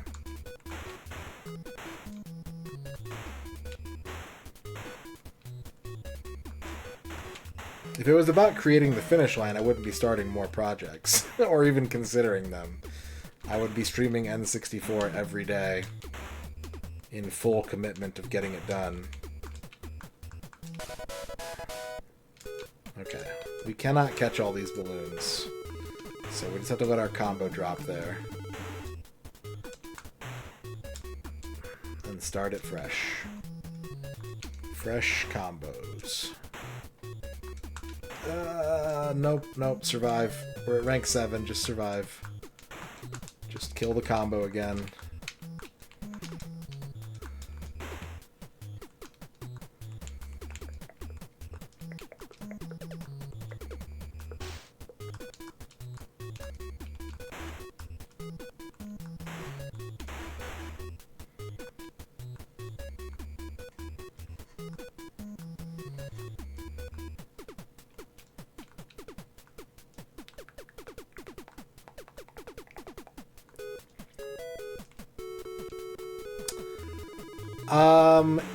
There's a different project that I have in mind for that sort of thing, Bavork.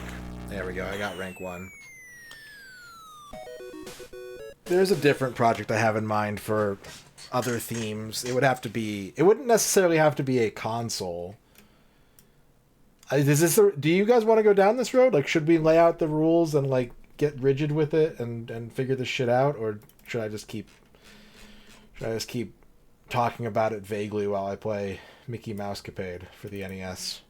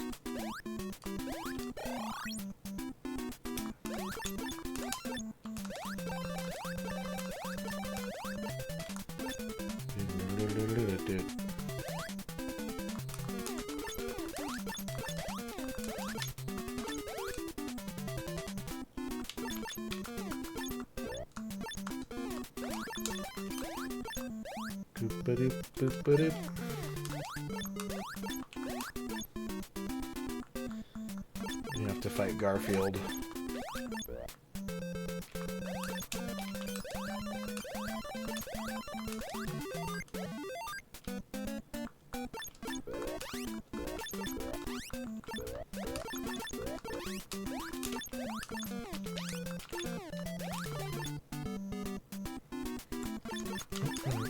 Oh, I didn't get the key. Fuck.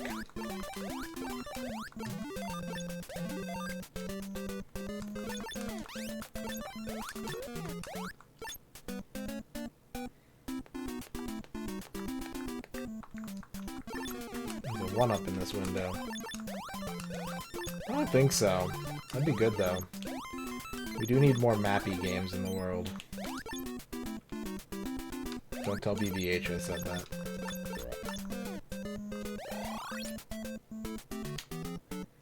Doop boop boop boop.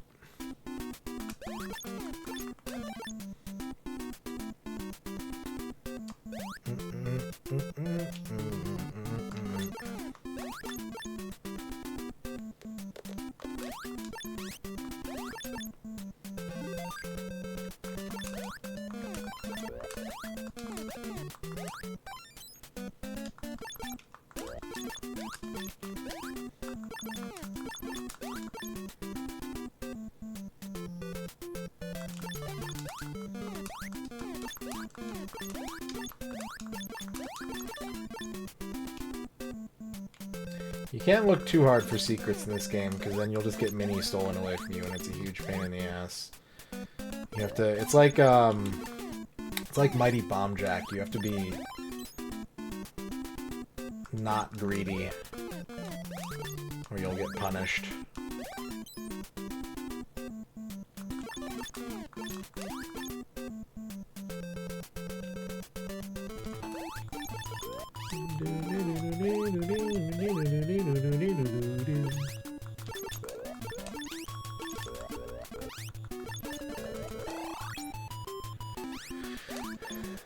Mini, get your ass up here.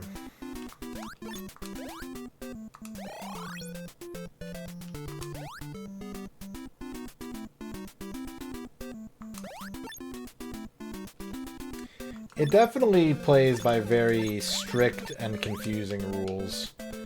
I remember being able to get through most of this game as a kid, but I could never figure out the woods.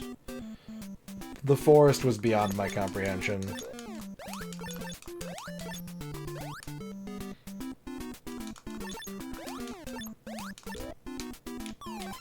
There is a slightly spooky component to this game, I think. There's something that feels threatening about it.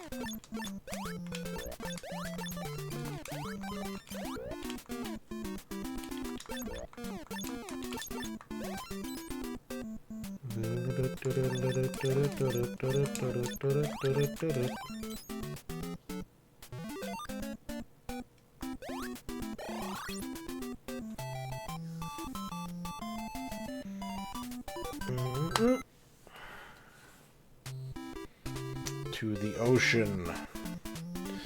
Banish Mickey Mouse to the ocean.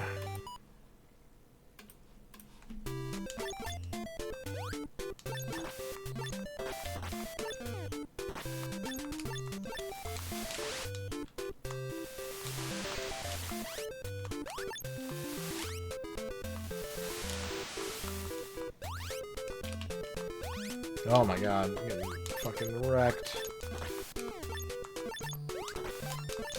There's a secret.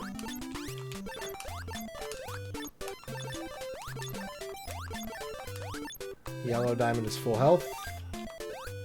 Full health is good.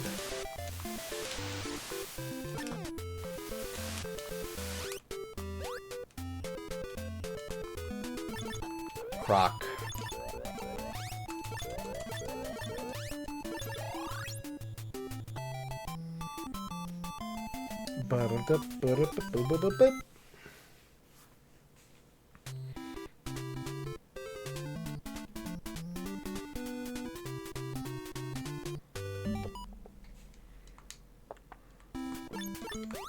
This shit. This fucking level.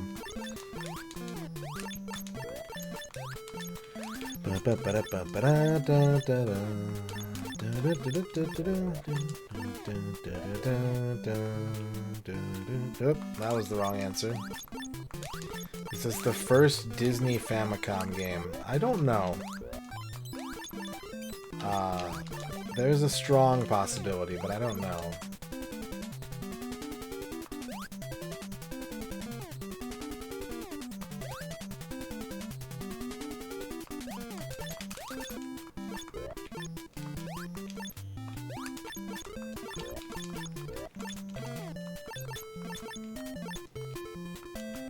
Summertime start.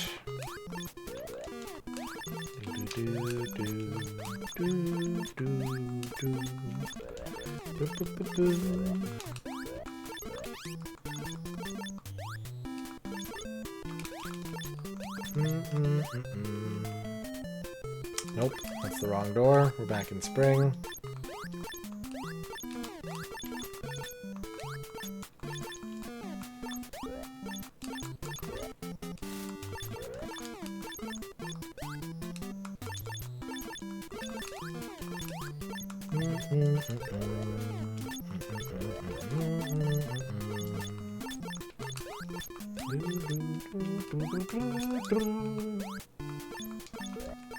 Wait, did I miss something? Did I fuck up? Whoops. I suppose I fucked up.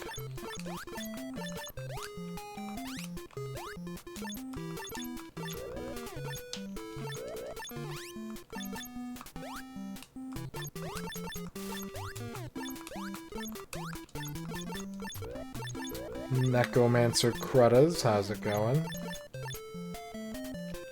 Wonderful Wednesday.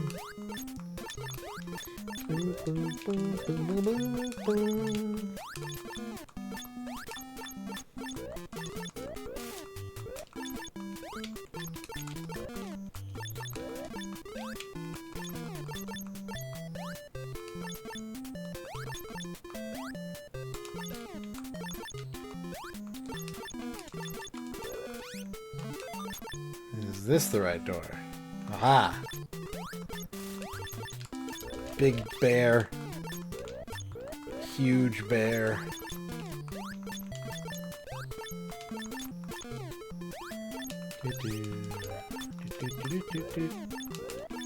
Now I seem to remember. Oh, double bear. That's too much damage.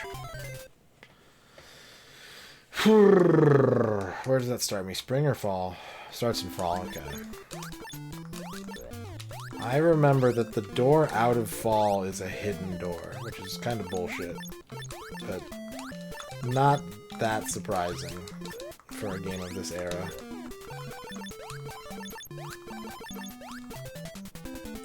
Necromancer Cruddas. Congratulations on your first.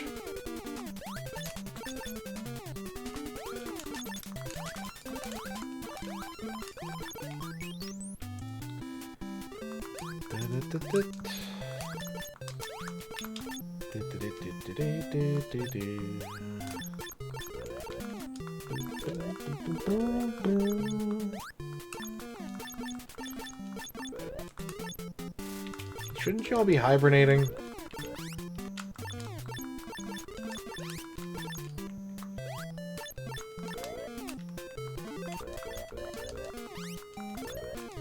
Man, I spent so much time trying to beat Ghostbusters 1 and 2 for the NES, and let me tell you, I never did.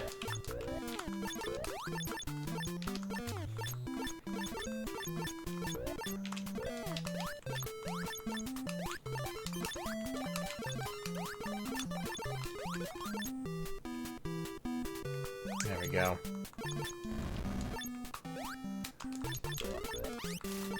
There's secrets in some of these flowers that are opened. There's one.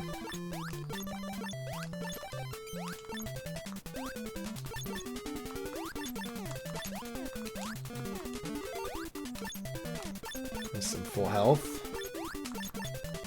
Always useful. Let me just squander that real quick.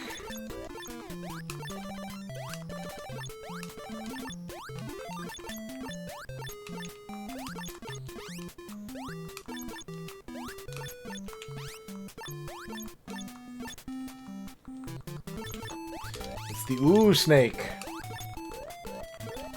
Ooh.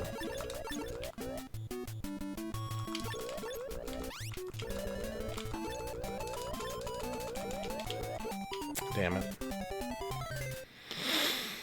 I don't know if I have to hit him in the head. Maybe you do. Thank you for dabbing, Cruddas.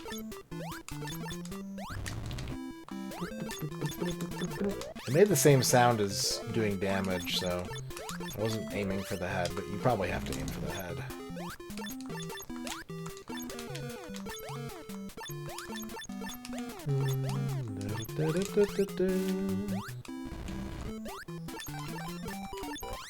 Minnie fell in a hole. Minnie! Why?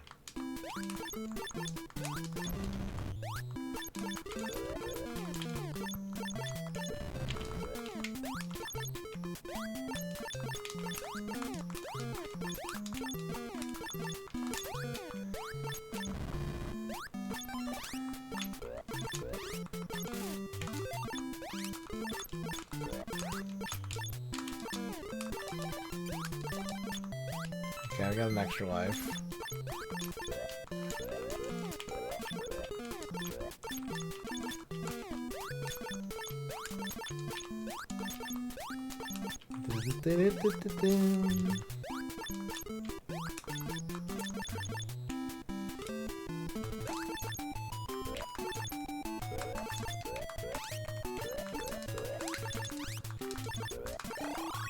Yeah, I should have been aiming for the head.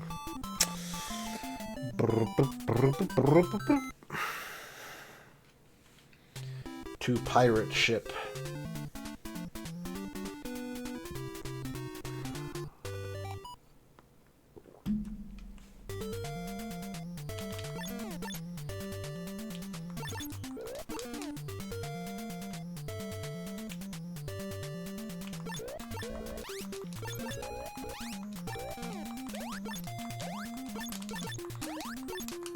Yeah, I would agree with that. It's a pretty quaint video game.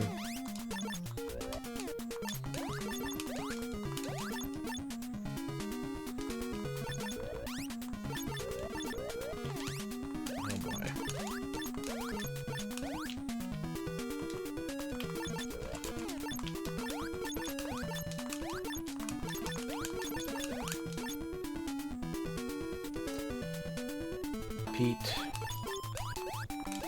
I have no health and I must Pete.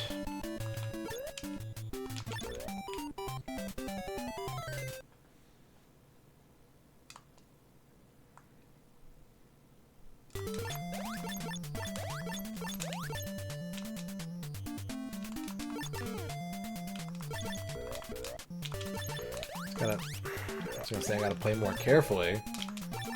And then this pirate decided he didn't want to die.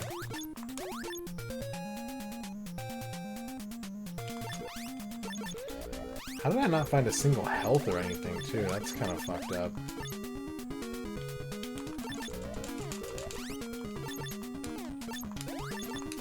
Like...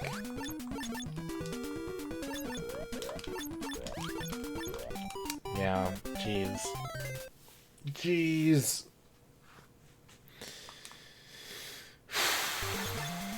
I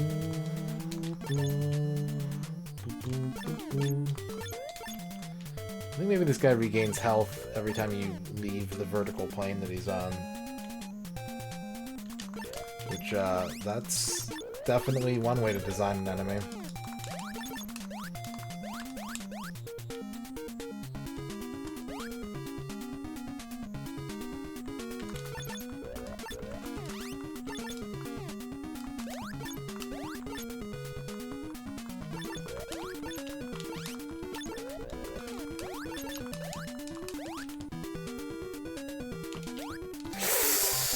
Damn it.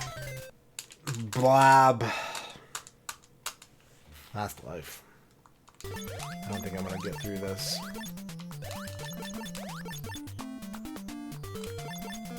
Am I just supposed to ignore the pirates? Oh my god, the jumping control. Oh my god.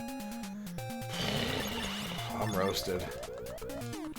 I'm not just cooked. I've been in the oven. Bah.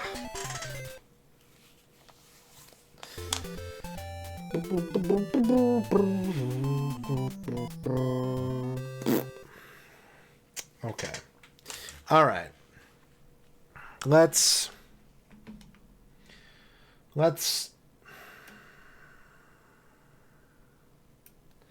discuss. Let's talk, chat. Let's discuss. What is a complete works? If we were going to do another one, I think it's important that you would understand why I do it and what it would entail. So let's figure that out, shall we?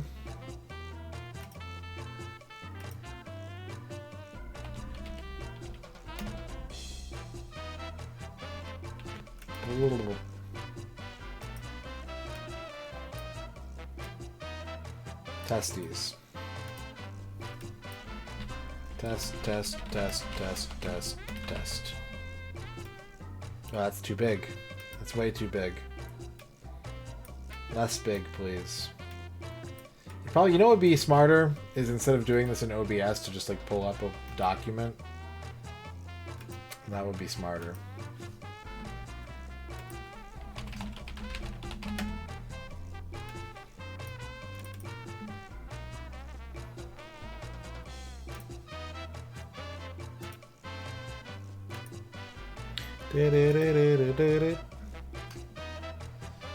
A document that is by default a table? A spreadsheet. Spreadsheet is for later. Spreadsheet is for later. We may have need of a spreadsheet, but for now, we don't need one. What is happening? This looks weird. Okay.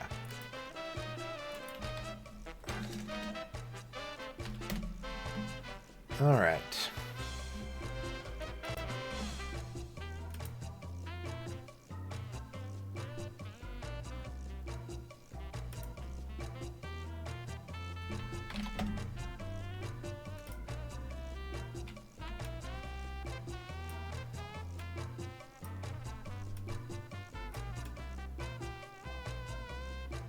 Okay. What What? Getting a bajillion alerts right now. Okay, so, what is a complete works by definition? Is this big enough for you to read? Should I make the text size larger, like maybe a 14-point font? And why do I do them? Why do I do complete works? These are the two primary questions that we should answer. So, a complete works by definition, by my definition, is every game for a given platform, regardless of language, country of origin, genre, obviously, or additional required accessories. Is that a good definition? I think that's a good definition. Am I missing anything?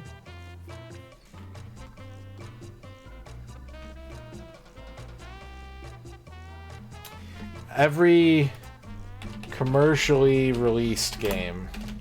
That's a good catch, Arc Nova.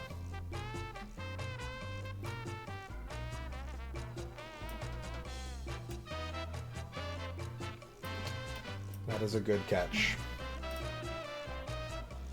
And I do homebrew sometimes, but only if they have a mass market commercial release.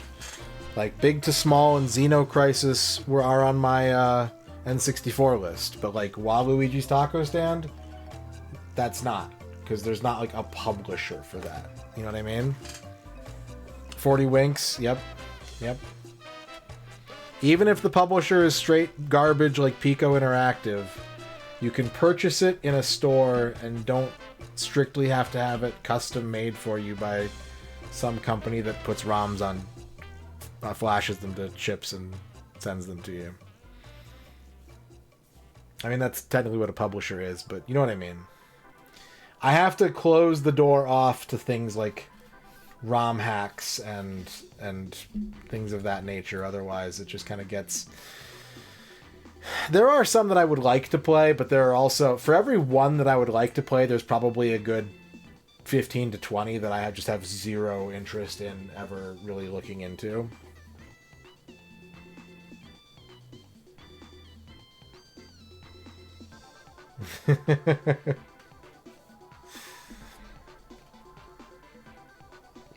Alright, so why do I do them?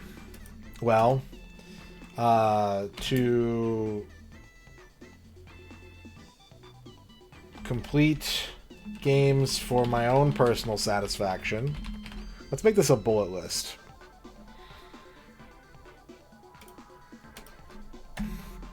To showcase the entirety of what a platform has to offer, beyond the well-known higher tier releases. Here's something that you might not know, which is why we have to probably go back and redefine what a complete works is by definition. It has a twofold purpose for me personally, and that is to incentivize collecting specific types of games and to play through games that I have collected. It's a good reason for me to actually make use of the money that I've spent and the investments that I've made over the years to actually say, like, yes, why yes, I do play these games, because I don't play them as often as I should or as I would like to. So a project such as this gives me a good reason to play through the games, which we have to go back up here and define that games will be played on original hardware to avoid strange emulation behaviors or even like upscaled modified graphics, graphical qualities, let's say. So There's something I want to add to this. Certain platforms would be exempt to this rule based on my desire to play the games but not collect them. To view and play as intended, yeah.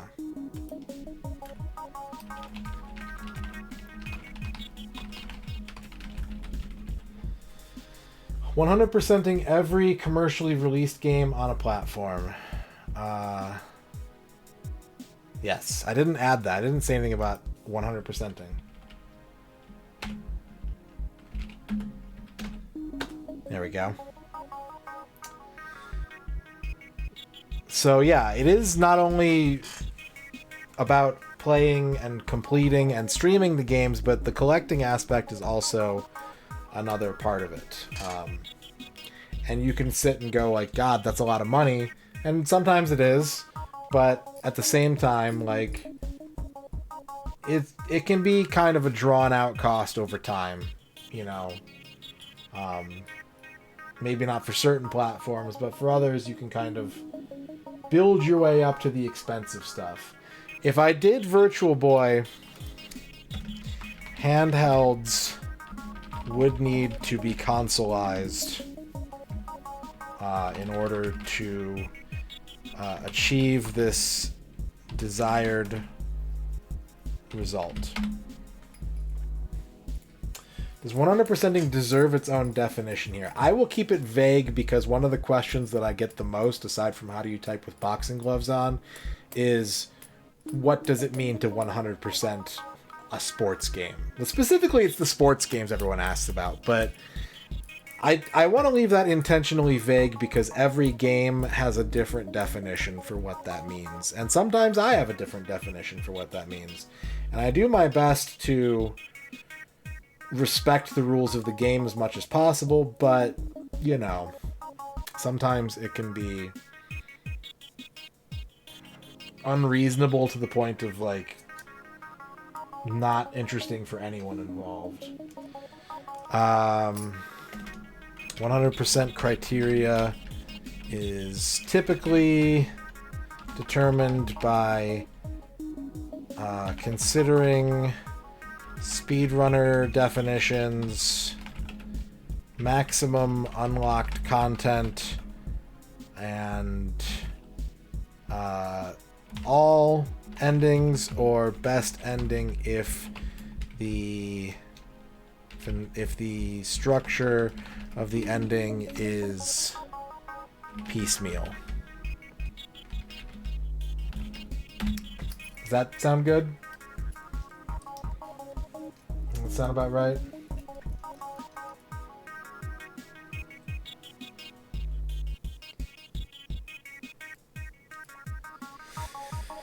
So I think that's a pretty strong definition. If you can think of anything that I'm missing for either the what or the why, I'm open to considering it.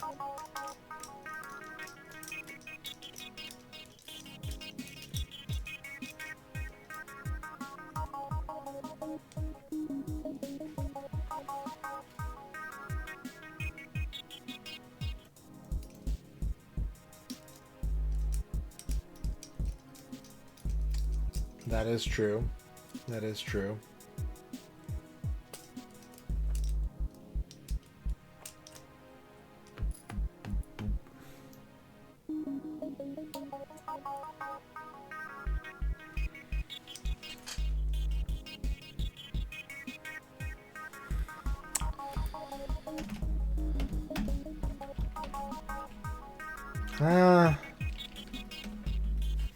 I don't know if I need a third section for this. I was going to make a section about, like, why I pick the platforms that I've chosen so far, but I don't really feel like that's a requirement, right?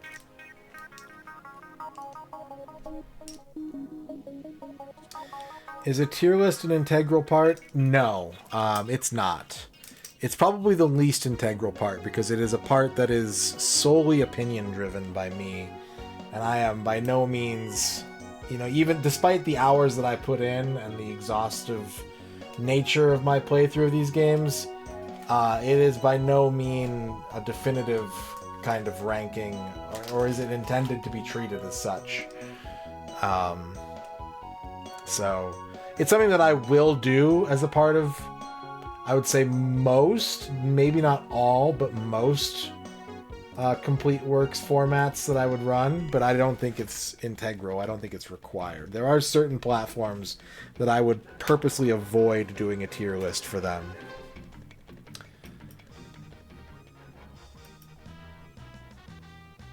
I need something. Here we go. So, here's the part that you might find a little more interesting. Give me 1 second. We're going to open up a spreadsheet.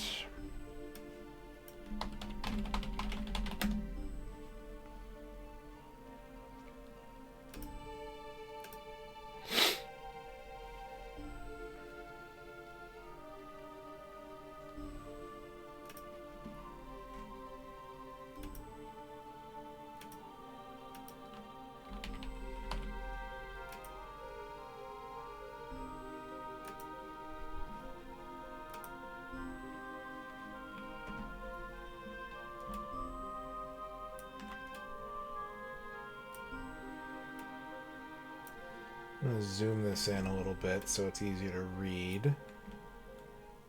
Ugh. Is there any way to... Maybe I just make the font size bigger? No, that's not it.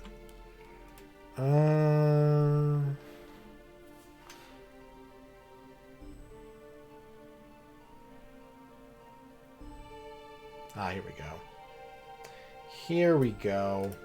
Very good. I found it.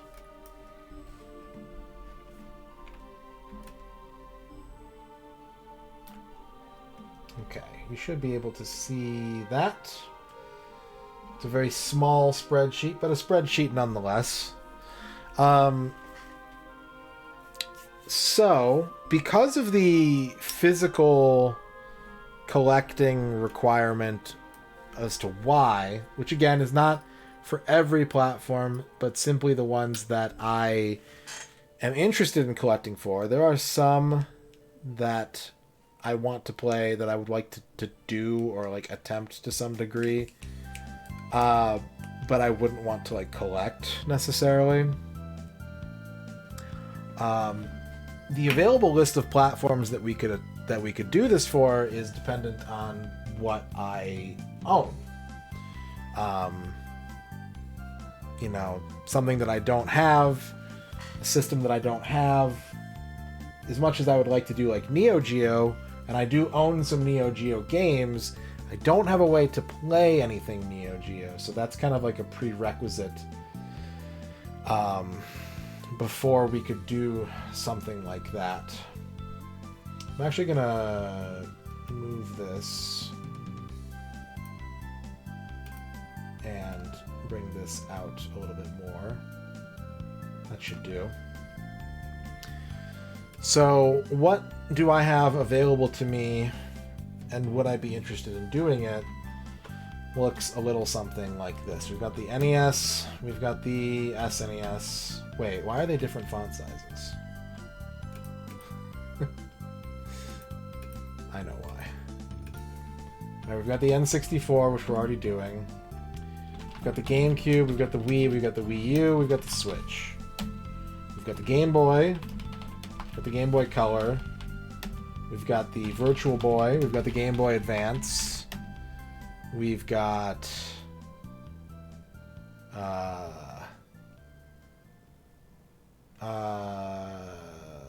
what do you mean? Are you scrolled down on the page by any chance?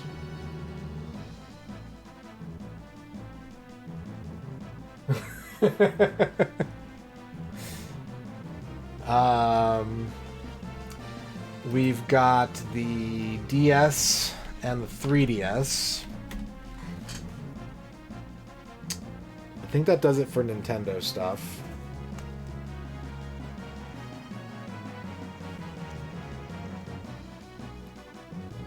missing anything.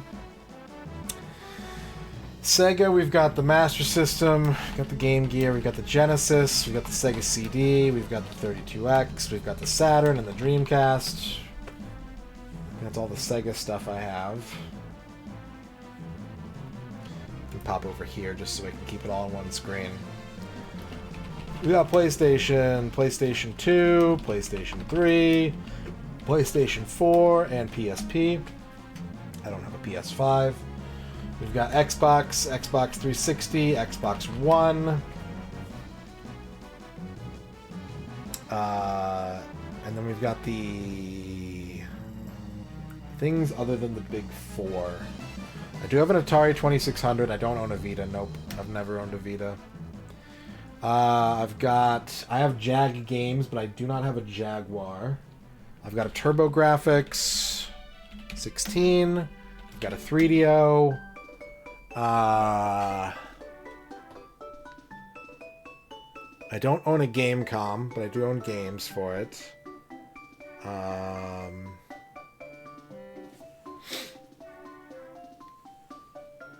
I do have an Ouya. That's true. Thank you. Yep.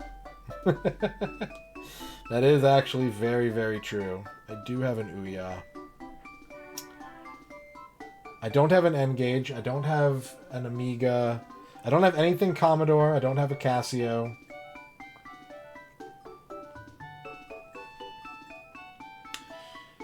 WonderSwan would be sick. You know what? Let's make let's use the C column for systems that I don't own but I would like to do. We'll get to that in a moment. That's text color. I want cell color. There we go. Let's see if I'm forgetting anything that I have.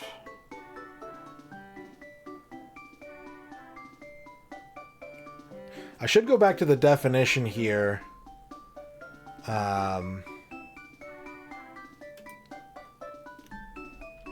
Regardless of language, country of origin, genre, physical release. If we do a platform that has a digital storefront, I mean, the Ouya is a great... There are 0 Ouya physical games. But I would still do an Ouya. I would still consider Ouya.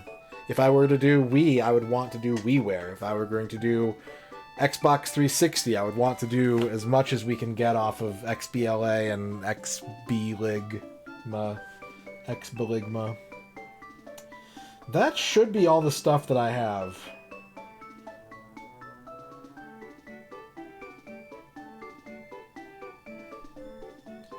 Now, these are going to sound crazy. I'm gonna color some cells orange as well.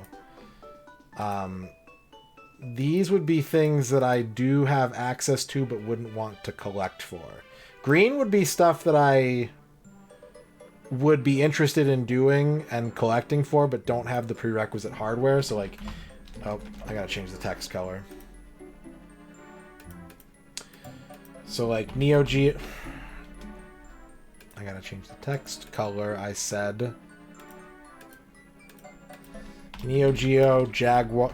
Are they really all green? God damn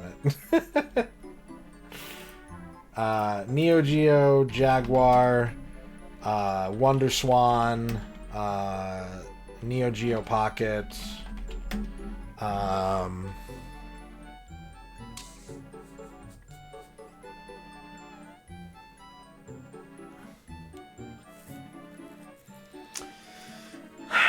I'm not sure about CDI. That's a good thing to include.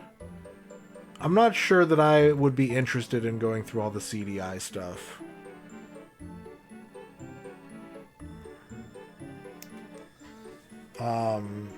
I would be interested in doing Gamecom.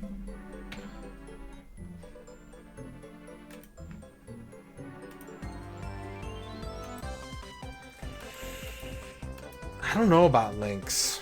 If I'm being honest, I don't know about Lynx.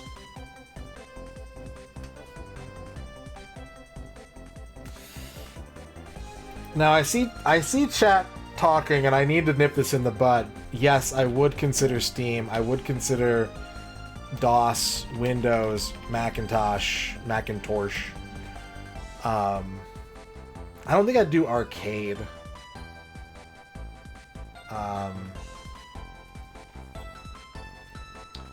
But I would actually be crazy enough to like take on a project of tackling my Steam backlog. Right. These are like unfinishable, but I would still be interested in going as deep as I could. I'm gonna add Amiga here, but you know, Amiga, Commodore 64. I don't know what else I would put in this list, but this is definitely computer stuff. Like, I don't have an interest in having computer collections. Yeah, PC. Yeah, that's a good. Let's round it out with that. PC 88, PC 98. I have no interest in collecting physical anything for this stuff. My Steam library is going to grow of its own volition. But like actually exploring these platforms and getting as deep into them as I could is something that is appealing to me, even though it is not, you know, that's not a project you can finish. That's not something that has an end in mind, but I don't, at the same time, I would be interested in getting involved in these platforms and playing more things on them. I'm trying to think if there's anything over here that I'm like really missing. Let's see. Let's do some quick research. I'm just gonna do it on my phone so I don't have to like tab around and shit like that.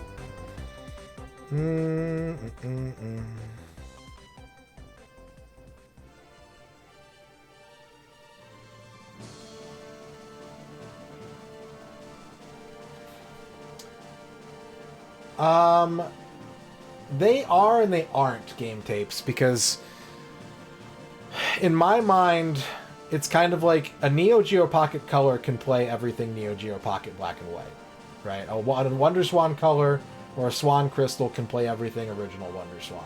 So you can just kind of bypass. There's no like funky backwards compatibility. Like even the PS2, as backwards compatible as it is, you run into some stuff that you can't do on the PS1 games that won't work. Even the GameCube on the Wii, like that one, I think is maybe the best argument you could make for complete compatibility. But is there anything that wouldn't work? I guess the only thing that wouldn't work is anything that had online functionality. Like private server online stuff wouldn't work. Everything else would, I think. Let me see.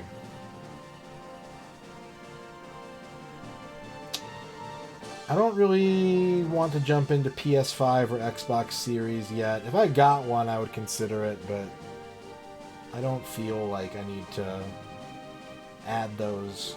It's also hard to add something. The Switch is here, but like the Switch is also still getting games. You know, that too currently does not have a finish line. Some PS3s can play PS1 and PS2 games, not all. Well, all PS3s can play most PS1 games. But very few PS3s can play any PS2 games. Was there a tilt and tumble for the GameCube? You can use the Game Boy player on the GameCube and move the entire GameCube to use the motion sensor.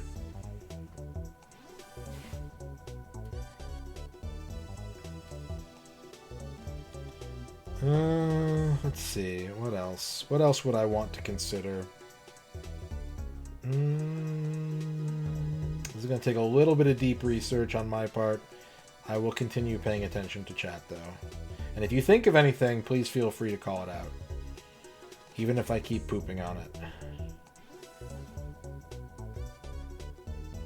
Do I have a method of playing Super Nintendo broadcast satellite games? Nope. I mean, there are...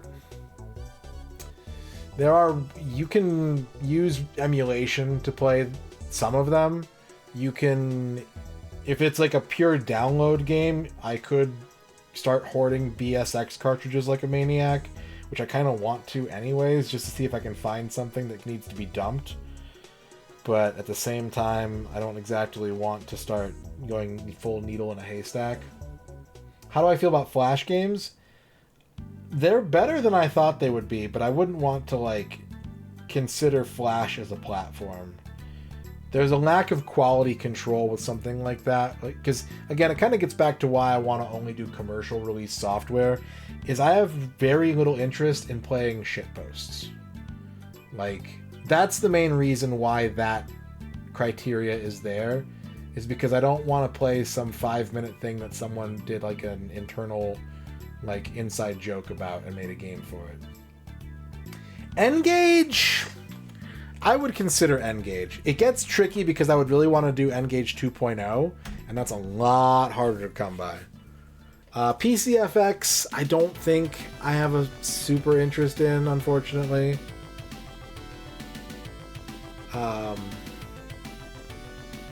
I mean, I could add Turbo or a PC Engine CD here. I think that probably might make, since I have Sega CDs its own thing, I think I would put PC Engine CD in its own thing. Mobile games is tempting in some regards, and I do actually want to stream mobile games, but I don't think I would want to do a complete works of mobile games. Especially just because there is a very slim piece of the pie that can actually be finished. A lot of it is dependent on live service. A lot of it is dependent on either just dumping money or being a mega grinder. So I don't think that I would want to approach that platform from the angle of experiencing all of it. I do think that there's a lot of gold to be found, but I don't think that playing through every game 100% is the right way to get to that gold. Button phone stuff is less likely to run afoul of that kind of thing, but I kind of feel the same way. I'd like to explore a game here and there on those platforms rather than be like, I'm going to play everything. Laser Active would be cool. I'm not going to put it on the list because I'm not going to buy one. That would be in the, like, I'm not going to collect for this, but because we have no way to play them currently, I don't think it's worth considering at this time.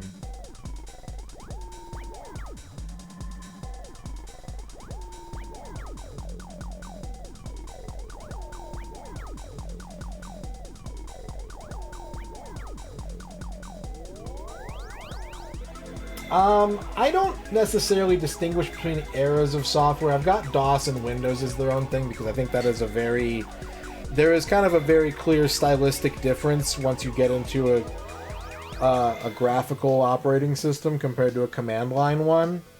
But I wouldn't break it up. I think having DOS its own thing, Windows its own thing, Steam its own thing, does a really good job of kind of outlining a couple major eras. And I would just sort of leave it at that, I think.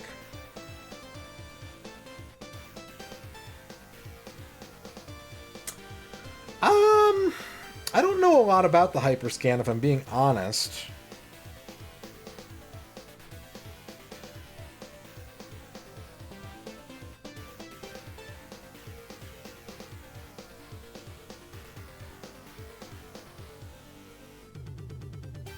If I'm being totally honest, I don't know a lot about the Hyperscan. Pippin is something that I am curious about, but not curious enough. It's kind of like the CDI, where there's enough unique stuff for it to make it kind of interesting, but my personal interest in it is fairly low.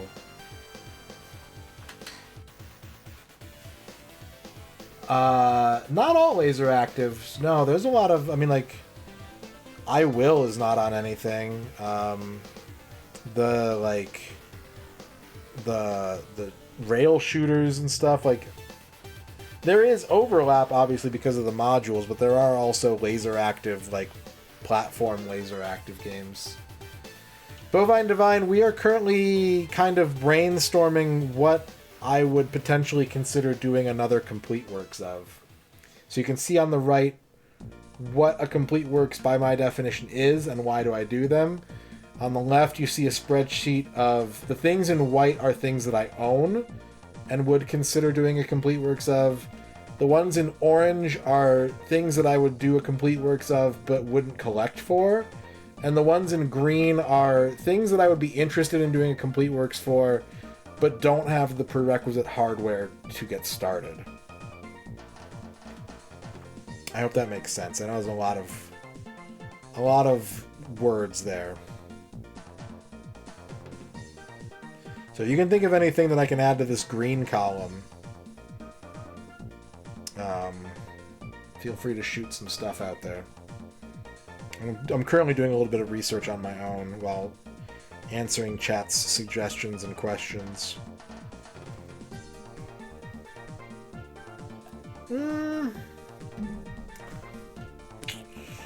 I know it's inconsistent, but I would lump Jag CD in with Jaguar, much as I've lumped 32X in with 32X CD. In that the library is so small that I don't think it needs... Like, it's hardware dependent in a sense, but it doesn't really need its own categorization. I don't want to do arcade games. BBH has already plowed that with MAME Roulette, and he is much better and much more knowledgeable at arcade games than I am. I would not want to do a MAME situation. No, that kind of stuff is kind of too primitive for me. There's the same reason why I don't have ColecoVision or Intellivision on here. Is that my interest kind of really starts third gen and like that sensibility of game design. The Supervision, the Game 8, it toes the line, but it's not something that I'm super curious about.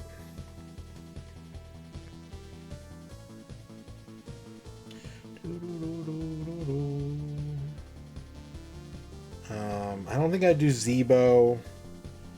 The Game Wave is super interesting to me, but I don't have any interest in looking into that, and there's no emulation for it, so like that's an extra. I'm not gonna buy one of those and start finding games for it. Tiger handhelds? No, Tiger handhelds. Some of them are neat, but the actual gameplay doesn't interest me very much. Yeah, not super interested in Nuon. Yeah, the N-Gage 2.0 I would definitely be interested in if it was a little more accessible.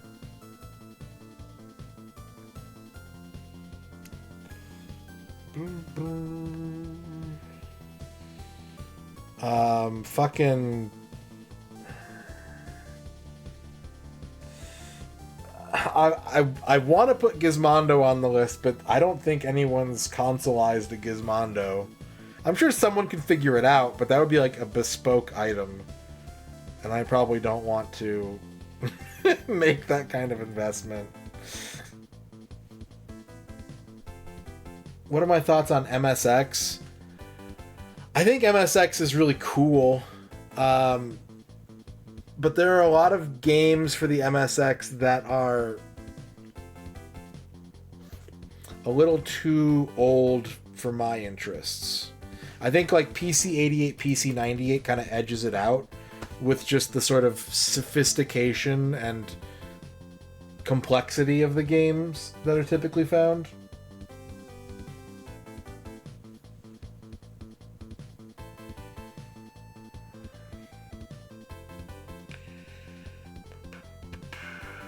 There's no Tapwave Zodiac emulators, are there? And probably no consoleization for that either. That would be kind of cool, though.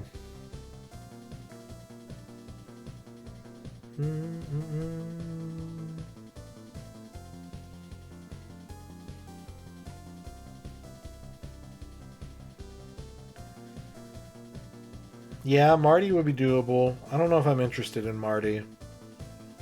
Not Marty.Zone. I love Marty.Zone.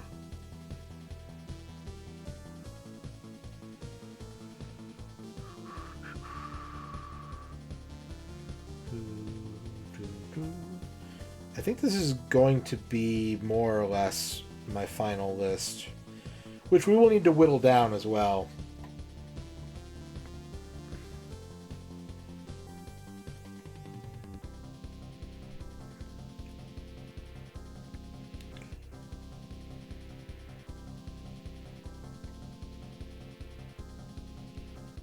Wait, there's a fucking... Oh, never mind. I don't remember seeing this.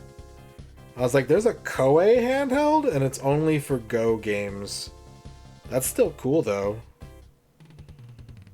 I didn't know Koei made a fucking handheld. LX3? That's right here. That's this one.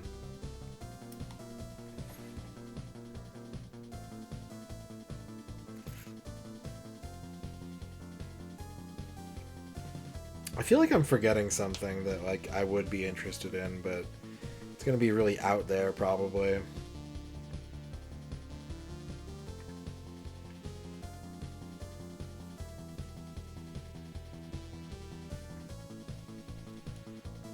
I'm gonna lump CD32 in with this. A BBC Bridge Companion. Pocket PC? I don't know enough about that. I don't know enough about that, to be honest.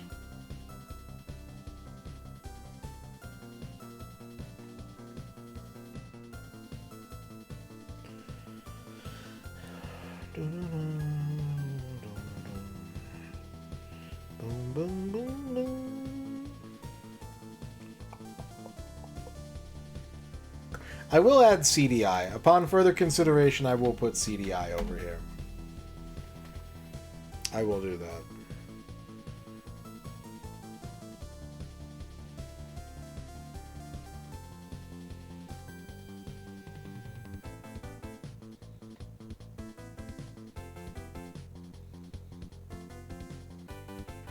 Yeah, but that's true for most of the early CD systems. Okay, I know this is like a wish list thing, it would never work, but Pico and Dina.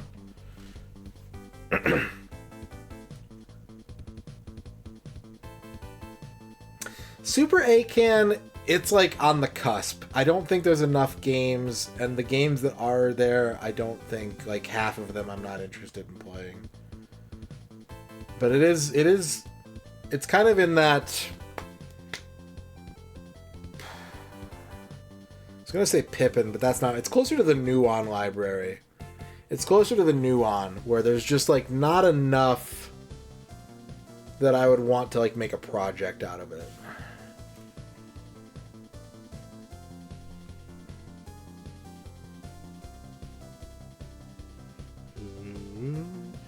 I probably should put links over here. I will. I'll put the links over there. I have very little interest in playing Lynx games, though.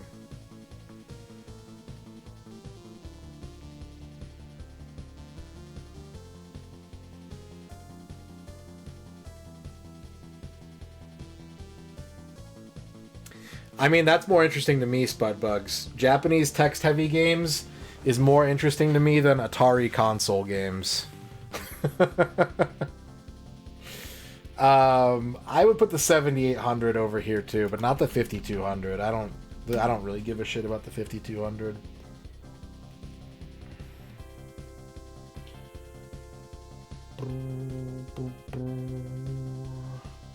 I'm not interested in the pre-Master System Sega stuff.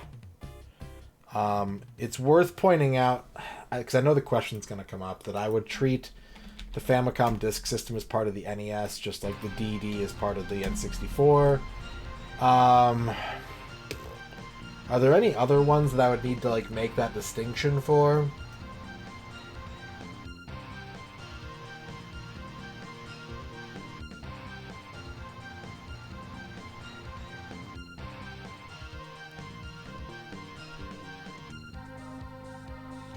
I want to keep the Mega Drive stuff separate, because to me they feel very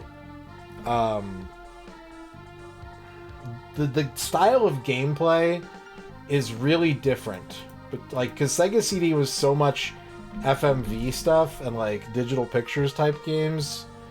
There are like CD enhanced Genesis ports, but in my mind I draw a line there that's distinct.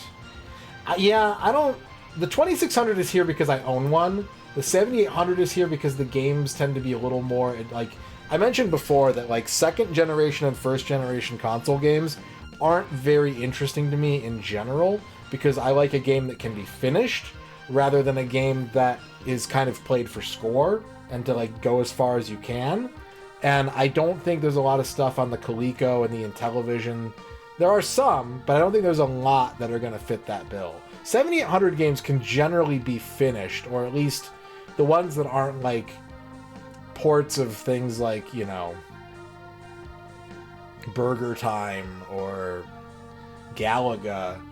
Like, a lot of the software that was developed for the 7800 is kind of an age where there would be a stage progression and an ending to the game, whether it's Midnight Monsters, Double Dragon, you know, a Desert Falcon, I think, has an ending.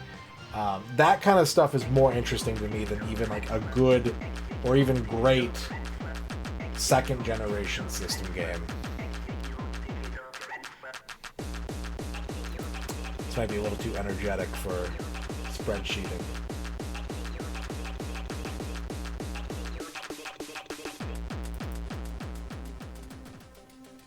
I'm gonna put some Jesper Kid music on. That's fine. ZX Spectrum, there's some interest, but it's not. It's a little too crusty for me. Yes, Arc Nova. Yeah. Regardless, I added this regardless of physical release for that reason. Anything with a digital storefront would include digital release titles. Zeebo, it's cool that we're kind of getting to peel the curtain back on the Zeebo a little bit. I need to see more before I would want to commit to a Zeebo kind of challenge. I think this list is kind of... I think I'm okay with this list of systems. Especially because from here, we need to pare it down. We need to pare it down to a maximum of 32.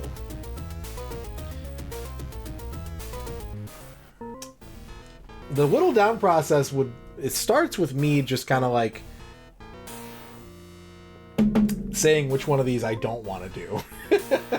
So we got 20 in this column, we got 19 in this column, we've got 11 in this column for a total of, let's do this, for a total of 50. And I want to get this down to 32. So, like, what am I not interested in at all? I would do all of these. Game Gear is on the chopping block a little bit, but I would probably do it. I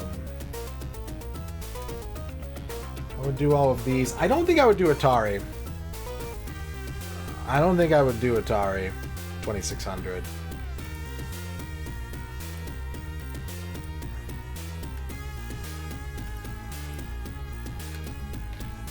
Not interested in going through that. It would be fast, but I'm not interested in it. I'm gonna leave Ouya on there for now, but it's not likely to stay on there for long.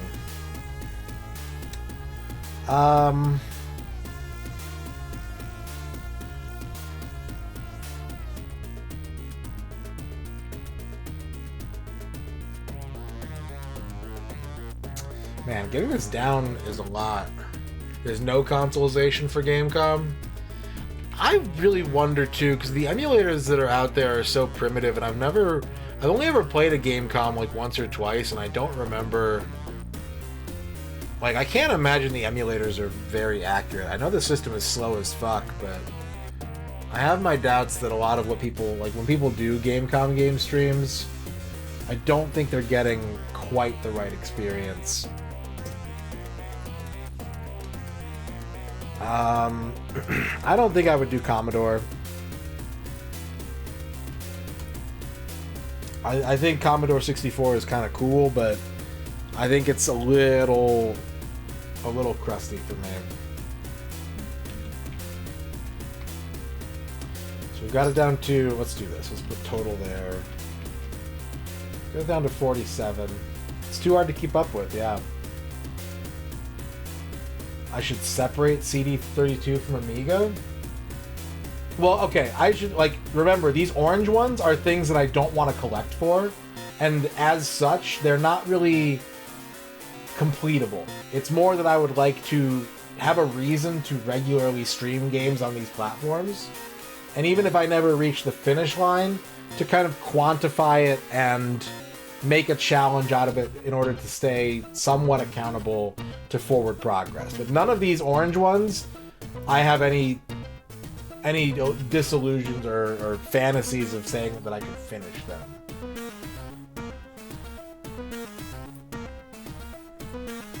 And I wouldn't really want to do CD32 by itself.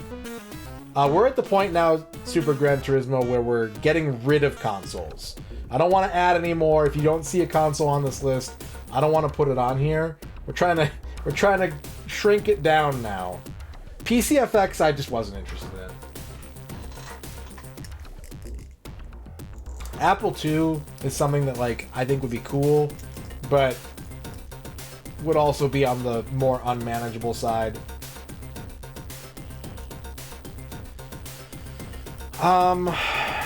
We know that Pico Bina can't happen yet. That's not possible. I mean, I could maybe get something consoleized, but I don't really want to start collecting Pico stuff. Pico would be more of like an orange one.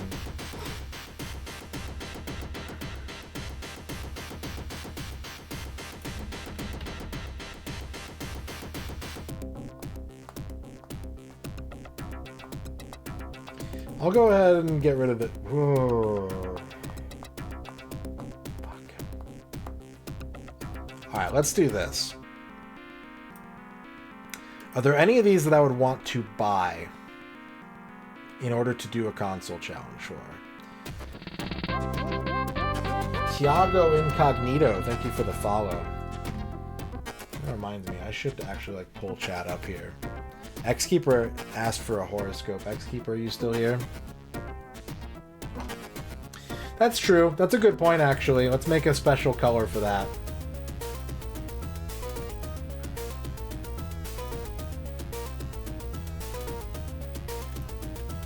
If it's blue, we're already doing it.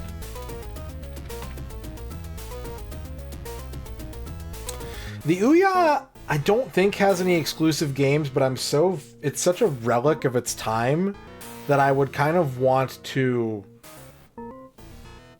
highlight the Ouya experience as its own thing. Like, the library is on the less interesting side for that reason, but like playing stuff on an Ouya is appealing to me in its own right. I appreciate it, Tiago Incognito. Well, you can do that with you can just have a second webcam. I have two webcams. I can just point one down at the book. Like, you could consoleize the output, or it is already output to TV. So yeah, I can just hook up a second webcam. But like, I don't really want to buy a Pico and start buying the books and start buying all that stuff.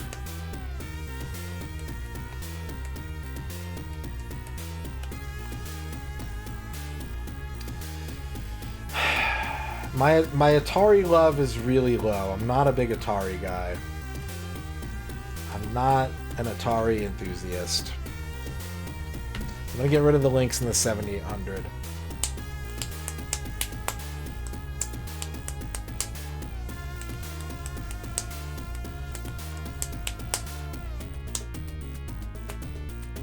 The Jag is the closest I would come to wanting to do Atari stuff. I'm gonna leave that on consideration for now. Like, of all these, the ones that are most likely to survive are the ones that I already own games for. So if I don't have hardware or software,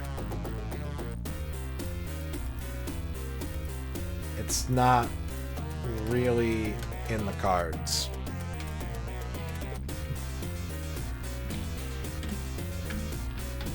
So we're almost down to 32. We've almost worked it down to 32.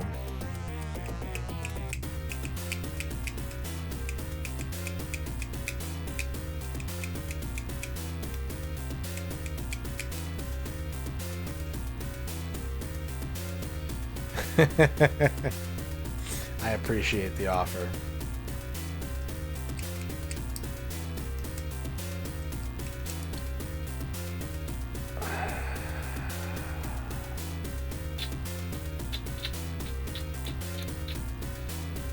Damn, this is where it gets hard.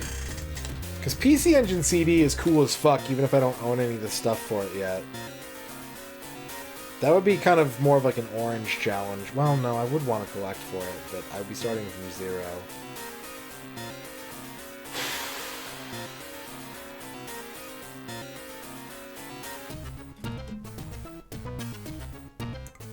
I'm gonna go to the bathroom. I have to deliberate on this.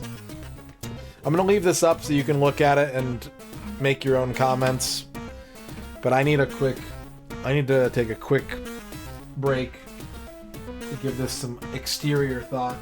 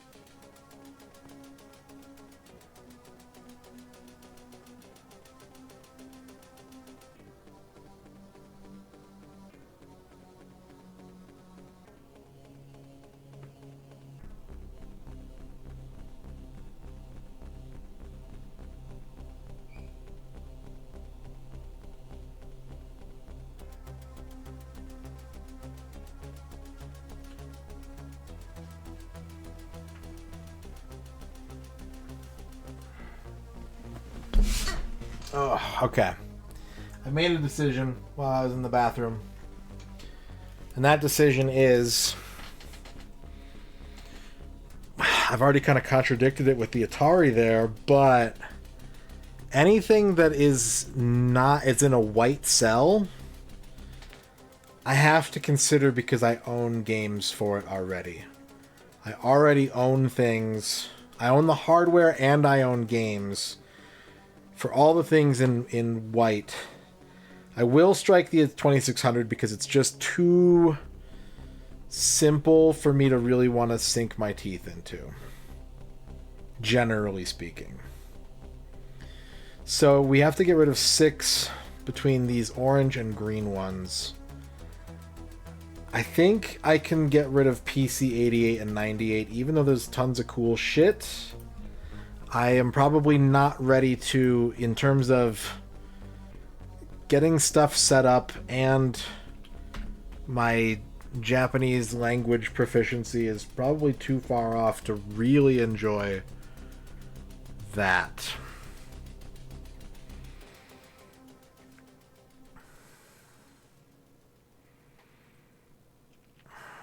I think the same can be... Similar can be said about the Amiga platforms. I want to get into Amiga gaming because I always talk shit about it, and I want to, like...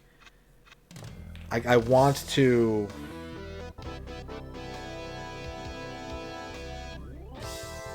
challenge myself to start playing Amiga games, but I think I can treat that the same way that I want to treat mobile gaming, which is to say that rather than trying to do everything, I can just pick a game up here and there and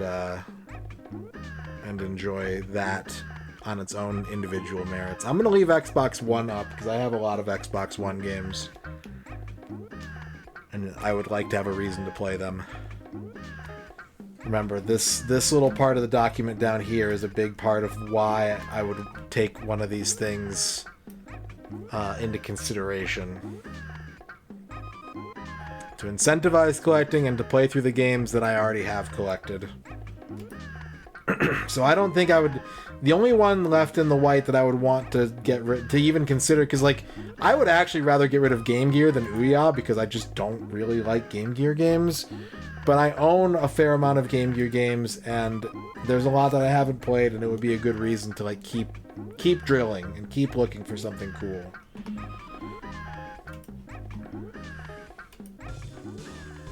So...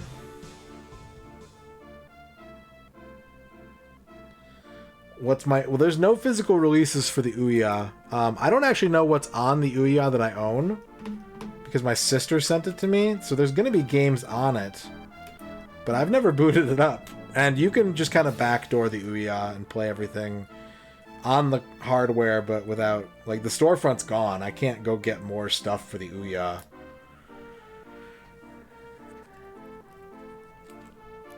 So we gotta get rid of 4 more of these. PC Engine CD is too cool. And I already... Oh, God. Man. This is hard. This is a hard call to make.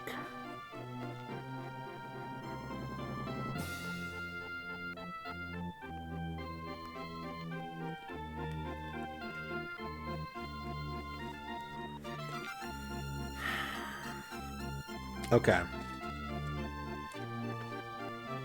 Alright, this is what my gut is telling me. I'm gonna put it together and I'm gonna look at it and see if I'm right. See if I'm right to feel this way. Get rid of Windows and Mac. Get rid of Ouya. Get rid of Neo Geo.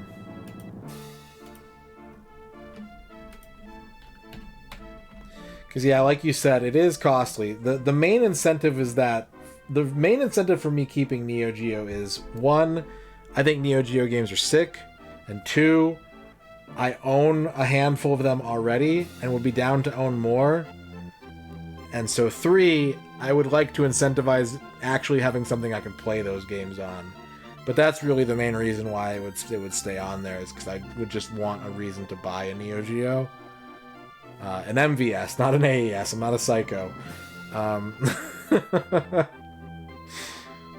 So I think...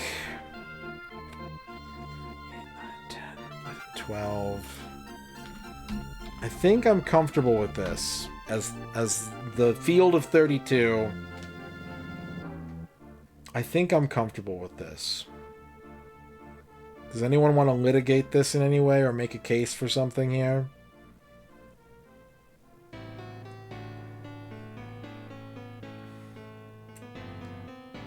I will say this.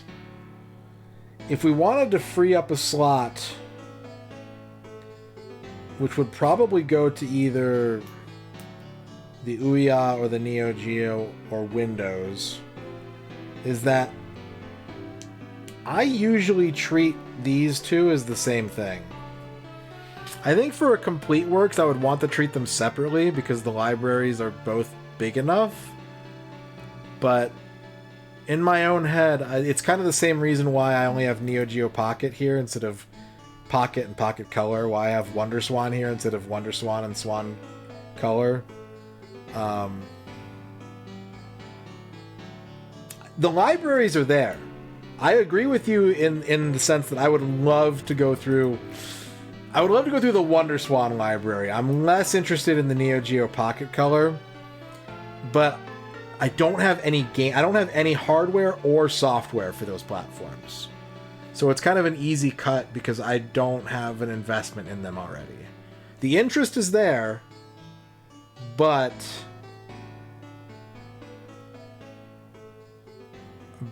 I don't have any skin in the game. I could cheat with that, but there are platform exclusives, right? There are Master System games that can't be found on Game Gear. There are Game Gear games that can't be found on Master System, even though the hardware is... I don't want to say functionally identical because I don't know enough about it, but obviously there's enough similarity there that, you know... So I think this is my list. 18 systems I already have. No, sorry. 28 systems that I already have established purchases in. 2 computer platforms that I would just kind of do as kind of an unending march to the horizon rather than try and finish everything. And 2 systems that I have, we'll say functionally no investment in, but would be interested in. Because I do have JAG stuff. I do have 7 JAG games, but no system.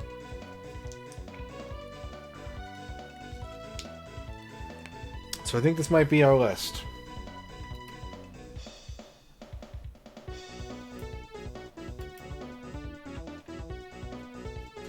I think this might be our list. So where do we go from here? What do we do next? I don't think we do it tonight because it's already pretty late. I think most people have gone to sleep. Press 1 if you're asleep.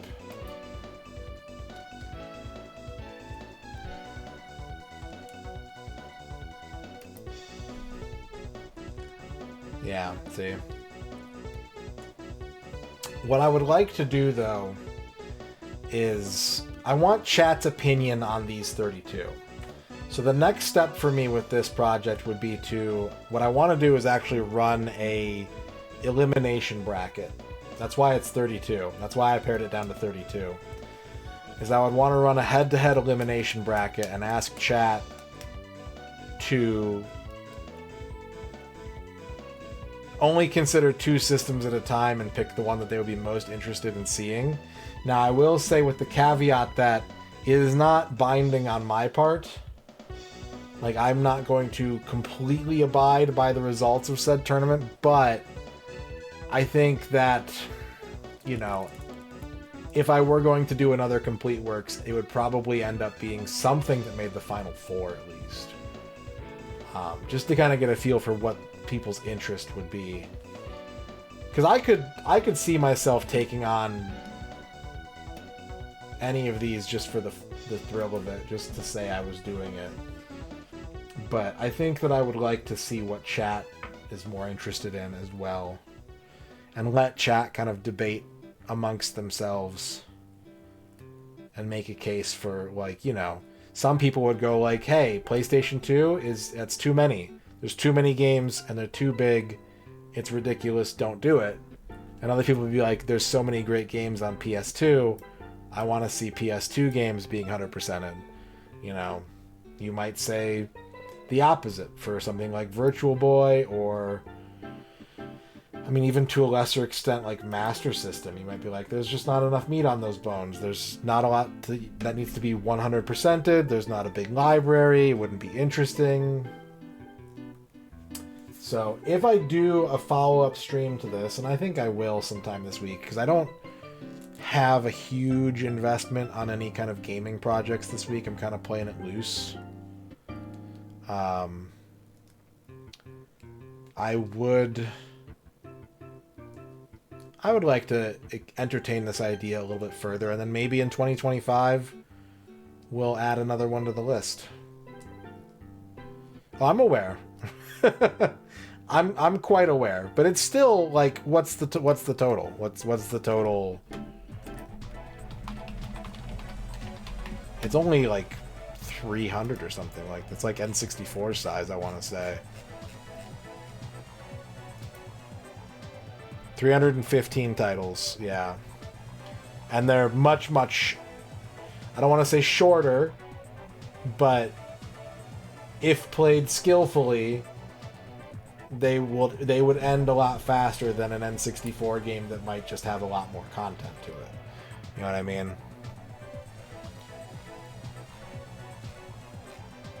So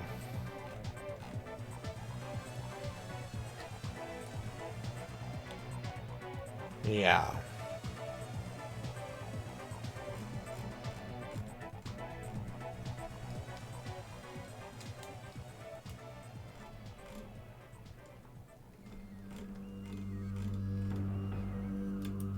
And I want to say that honestly, like, 32X is probably going to get paused soon. I know I've been kind of doing it sporadically already, but like, my collection of games is drying up. I think I still have, of all the carts that I own and CDs, you know, we're on game number 14 of 40, but I only have 11 of the remaining 27 games.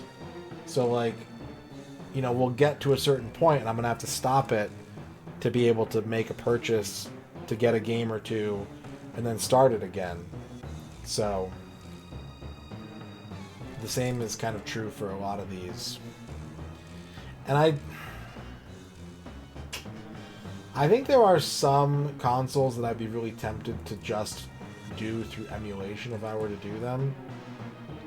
I would, again, because I kind of wrote it into the design document of the challenge that I want to highlight the authentic experience for a project such as this. Normally it's not a big concern of mine, but to be an official complete works, I think it would be a little more crucial.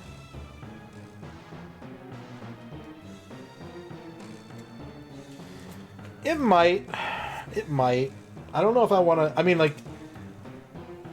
I don't know that I want to provide that information up front, but if you start digging around in my panels and look at my RF Generation account, the information's pretty much there. That document is almost completely up to date. There might be like a dozen games that I own that aren't on that document.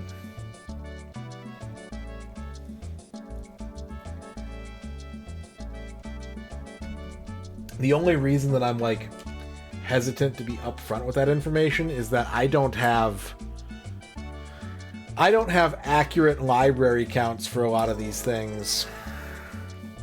Like, even getting the list of N64 games, it's disputable, first and foremost. Not just with the homebrew releases, but also, like, there's a couple games that make it onto other people's lists, that don't make it onto other people's lists. It's really, really hard, and I wish it wasn't so, but it's surprisingly hard to get a firm count of how many games there are for a given platform. You can get very close, but it's really hard to get a firm, solid number. Same's true for the N64, Spartan Berry. There's an N64 game I need that's like $3,000. So, trust me, I know. You don't have to tell me, I know.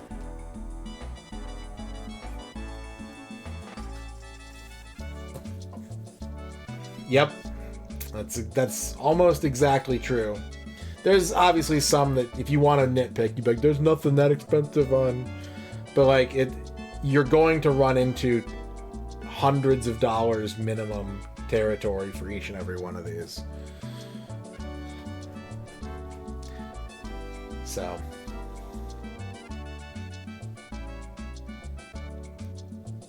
Alright, I think I'm satisfied with this.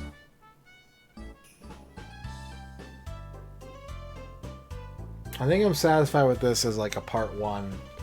And then we can revisit it later this week and maybe tomorrow even, I'm not sure. And tackle a chat-driven elimination tournament for those 32. I would do random seeding because I just believe that if you're destined to be number 1, it doesn't matter who you have to go through to get there.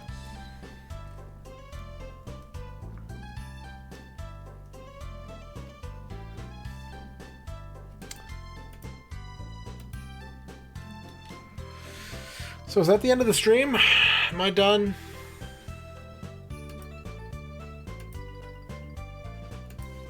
I don't know if I'm done.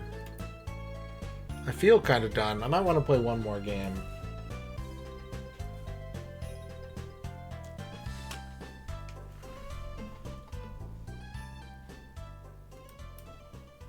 I think I want to play one more game before calling it a night. I don't know what that game is. I haven't thought that far ahead, but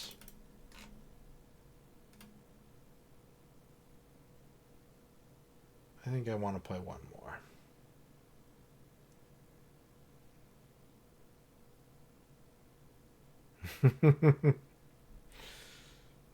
There's interest. There's definitely interest. I would be interested in those.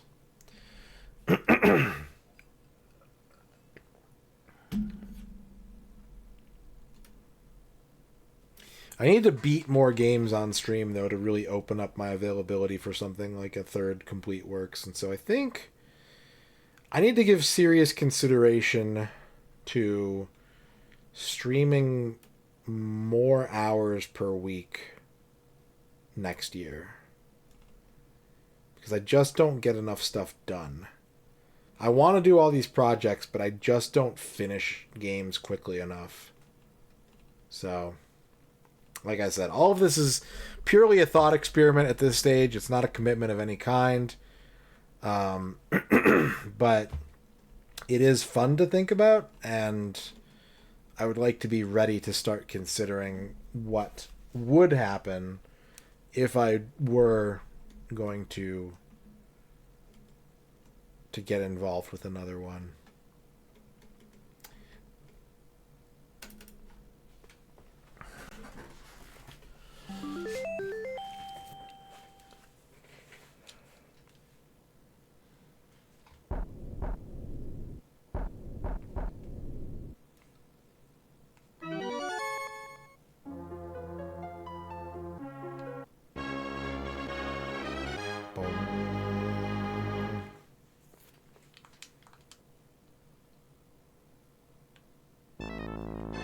So now we can just play a game for a bit.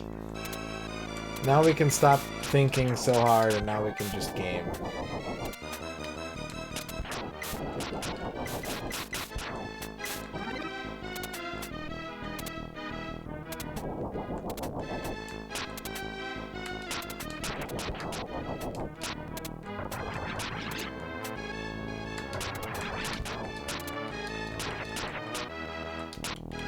I don't want that. I don't want that either.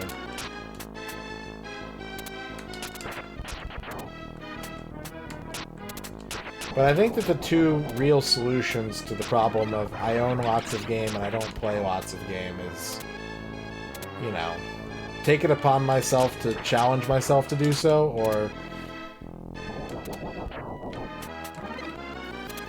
reduce the amount of things that I try to get done in a given day and spend more time playing games off stream, which I think would be healthy to some... well, the problem is I don't really think there's a lot that I can afford to give up. If I was independently wealthy, if I was a Powerball winner or something, and I didn't need to worry about finances, it would be really easy for me to just be like, I'm just going to sit on my couch and play video game all day.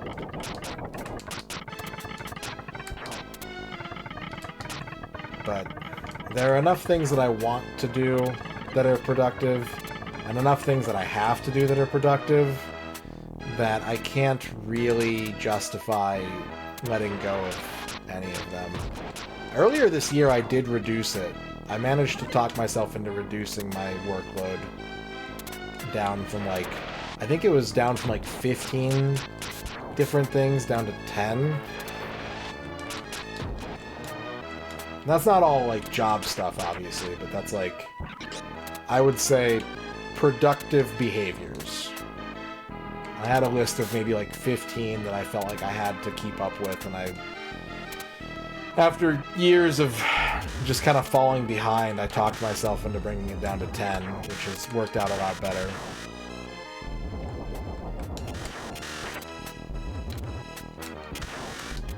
But even then, I don't feel like I have enough time to really take care of everything. It's hard.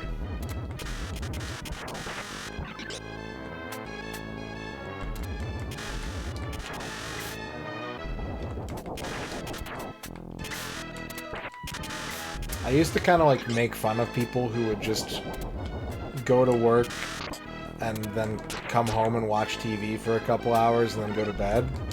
And now I realize that I kind of envy them a little bit. I kind of envy that restraint. Because I am not satisfied like that. I would definitely like to have more downtime and more just kind of relaxation time that wasn't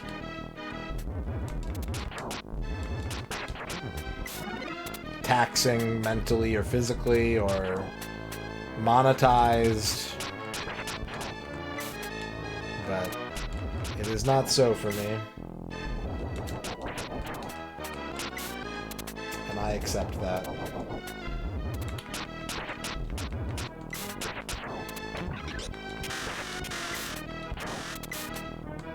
I also think there's an element of like it's also sort of modern economics. You know? Being able to work one job and then, you know, not do anything work related for the N-40 hours of the week is kind of a privilege that's sort of like owning your own home at this point.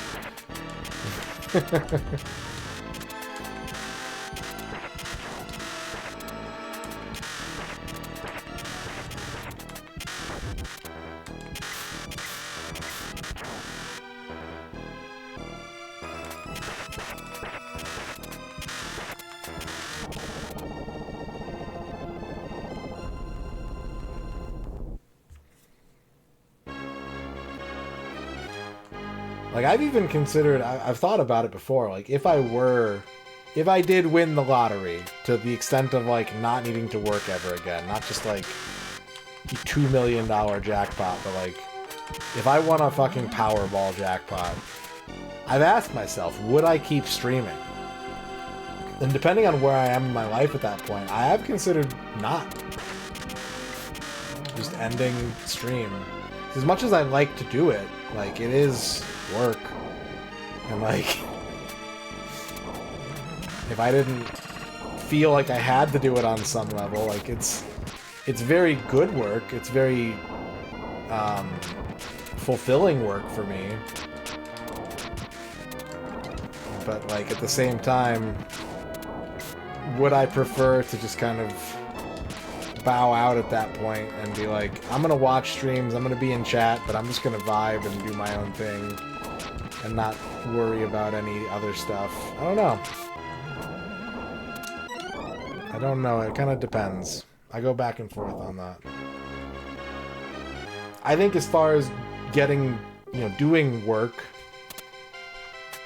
this is about as good as it can get for me. No.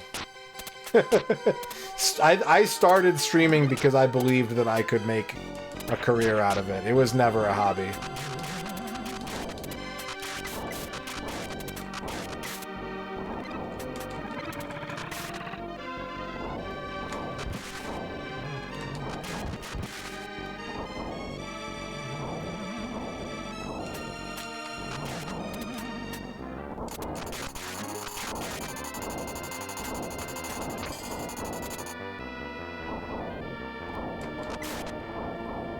I remember very little about the first couple of years of streaming, but I remember that the thought process was just kind of like, I think I could do this, I could do it well, and I would not need to be...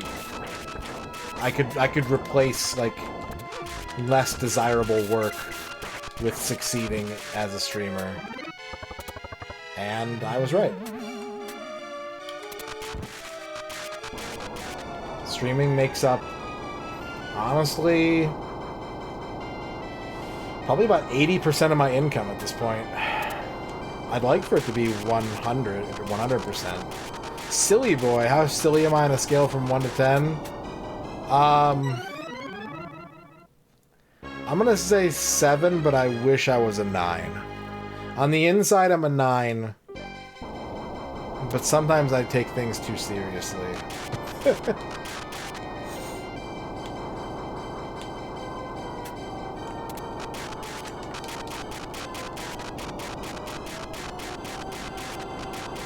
Pretty silly. Like, if you saw me just with the cameras off, just like hanging out with my wife and being weird, you'd be like, that dude is silly. And that's kind of, I think privately I'm quite silly.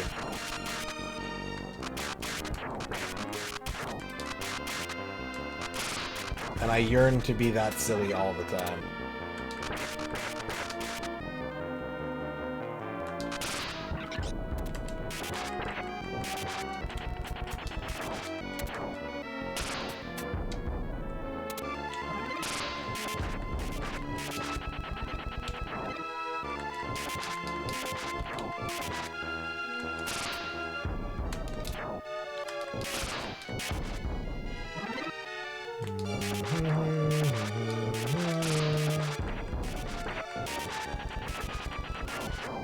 It is. It is a grind. And I think that a big part of it is... Like, I don't want to speak out of turn for anybody, but, like, for me, a big part of it is that the jobs that I've had, even the good ones, I would rather spend that time trying to make streaming a viable, like, a viable way to make money rather than be content to advance my career in any of those environments. I felt that way about freelance writing for a while, and then it became very clear that, like, writing was something that I was good at and something that I liked to do, but not something that I liked to do professionally. And to do it professionally meant compromising on a lot of things that I didn't want to compromise on. So... with streaming, I don't feel like I have to make those compromises.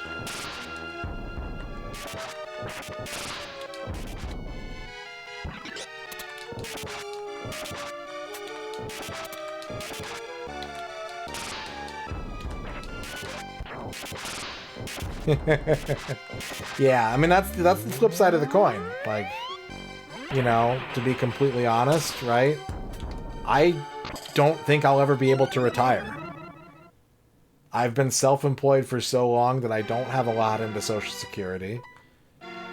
I certainly don't have the fucking savings to retire. So, like, you know, I was kind of talking with a friend of mine about this the other day. That, like, it's one of those kind of, like, triangles where you have to pick 2 of 3 things.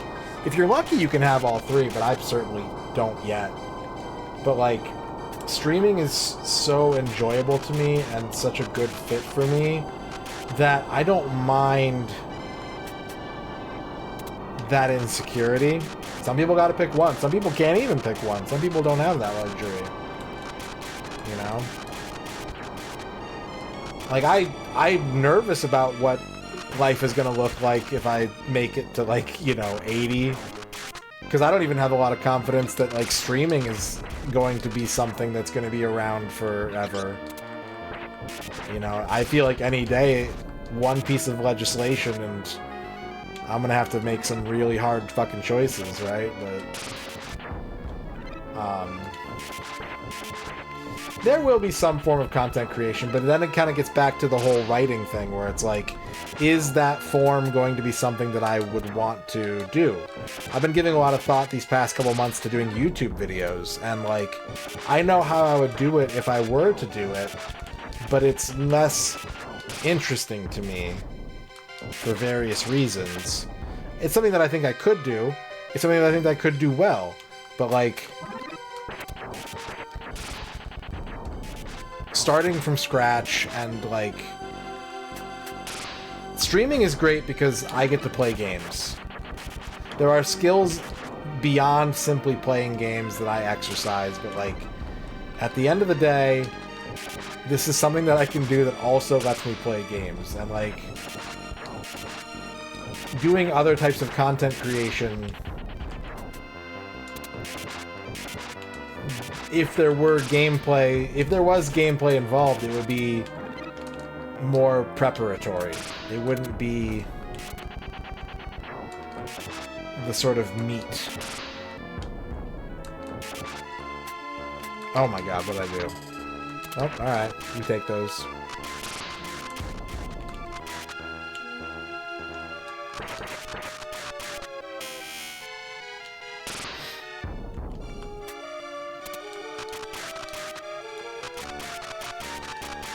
There are videos that I do want to make. There's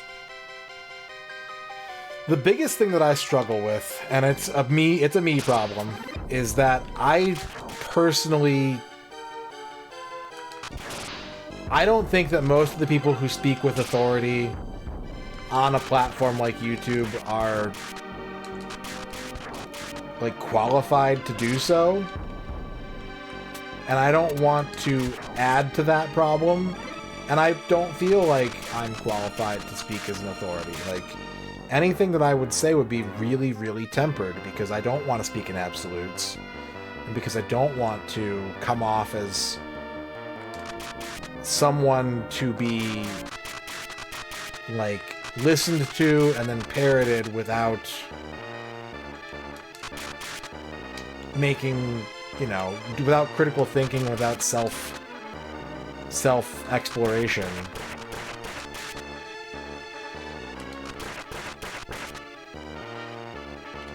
And that's not really how you get successful on that platform. You need to be spicy a little bit, and you need to use behaviors that the algorithm will pick up on.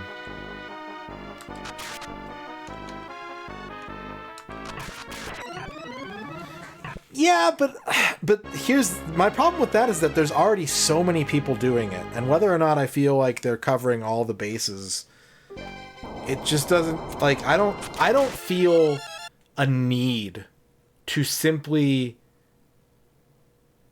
put my opinion out there and have that be the basis of everything that I'm doing. Like, it's the same reason why I kind of stopped doing podcasts a long time ago.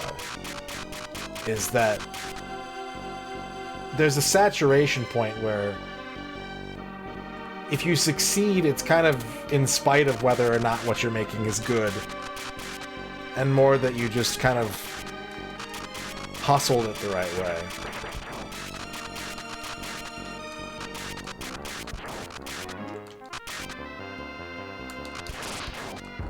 So there are ideas that I want to pursue, but, like, the format is less interesting to me.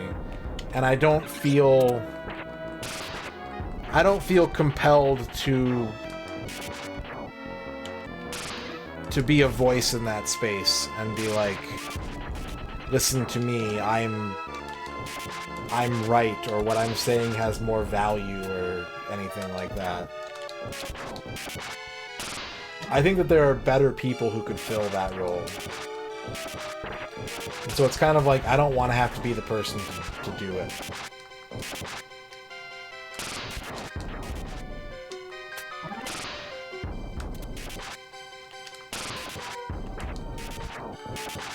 Because as it stands, I've kind of talked to a couple people about this, but, like, I don't watch video game videos on YouTube. As fascinated as I am with, like, doing research and, like, learning about new things, I just don't like watching video game content creators. I don't. I like watching streamers, but I don't like watching, like, essays or informational tidbit videos or anything like that. It's just not enjoyable to me.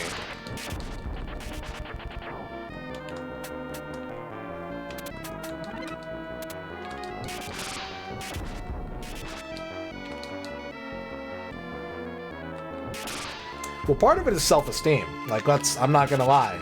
Part of it is, I don't think I'm good enough.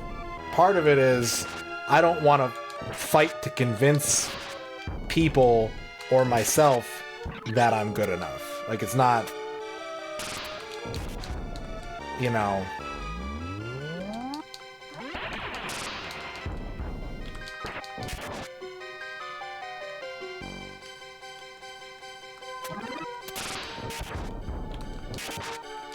I don't think that I'm, like, the best at what I'm doing, but I do take a point of pride at least trying to approach things a little bit differently than other people might. And that's why if I were going to get into YouTube, that's how I would approach it. I've done YouTube searches for the kinds of content that I would want to see, and it doesn't bring anything up. Now, that might be the search being shit, but, like, I do think that the ideas that I have are at least unique enough that they would stand out. I just don't want to do all that fucking work. The thought of editing a video makes me want to curl up under a blanket and never come out.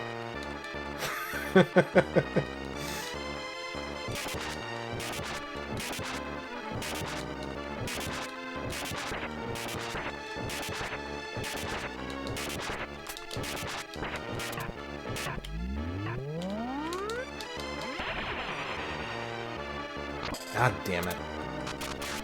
I shouldn't have gone for it.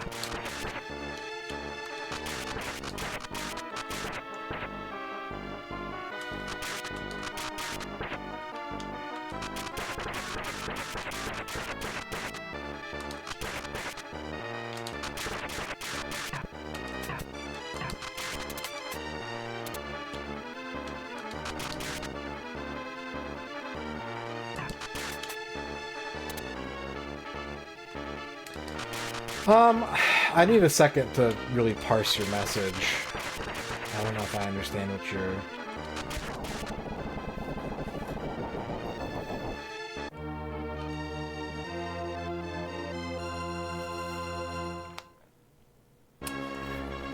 Not necessarily, but I wouldn't want to... Like, it's work that I don't want to do. So, like, doing it and not succeeding at it would really irritate me. Like, the best way I can put it is that I'm like a pre-production kind of guy. I like planning, I like writing scripts, I like kind of, you know, coming up with an idea and then seeing what happens. But like, any of the after stuff of like... There's a reason why all my YouTube content right now is pretty much almost nothing but... Like, it's non-edited video. It's... I trim stuff off the start and the end, or I take a clip and I format it a little bit differently and I put that on shorts, but like, I don't do truncated, like, highlights the way that The Beast, 720, I think it's 721, who's also doing an N64 challenge, like, when he does his YouTube uploads, he kind of takes the full gameplay down and boils it down into like 30 to 60 minutes, which is a much better way to watch something like that than me uploading like 30 hours of raw footage where a lot of times either nothing happens or like channel point redemptions are going on that have nothing to do with the game that I'm playing. But I just don't want to do that work. Like, I don't like that kind of stuff. I don't like post-production. I don't like doing something and then shrinking it down into the most entertaining or interesting moments. I'm really bad at anything, like, I know that I don't have the skills for visual design. I don't have the eye for it, I don't have the patience for it, and when it doesn't immediately come to fruition, I can't get myself out of that, you know what I mean? Like, I can come up with an idea and say, I kind of want it to look like this, and then if it doesn't immediately look like that, I don't have recourse for fixing that.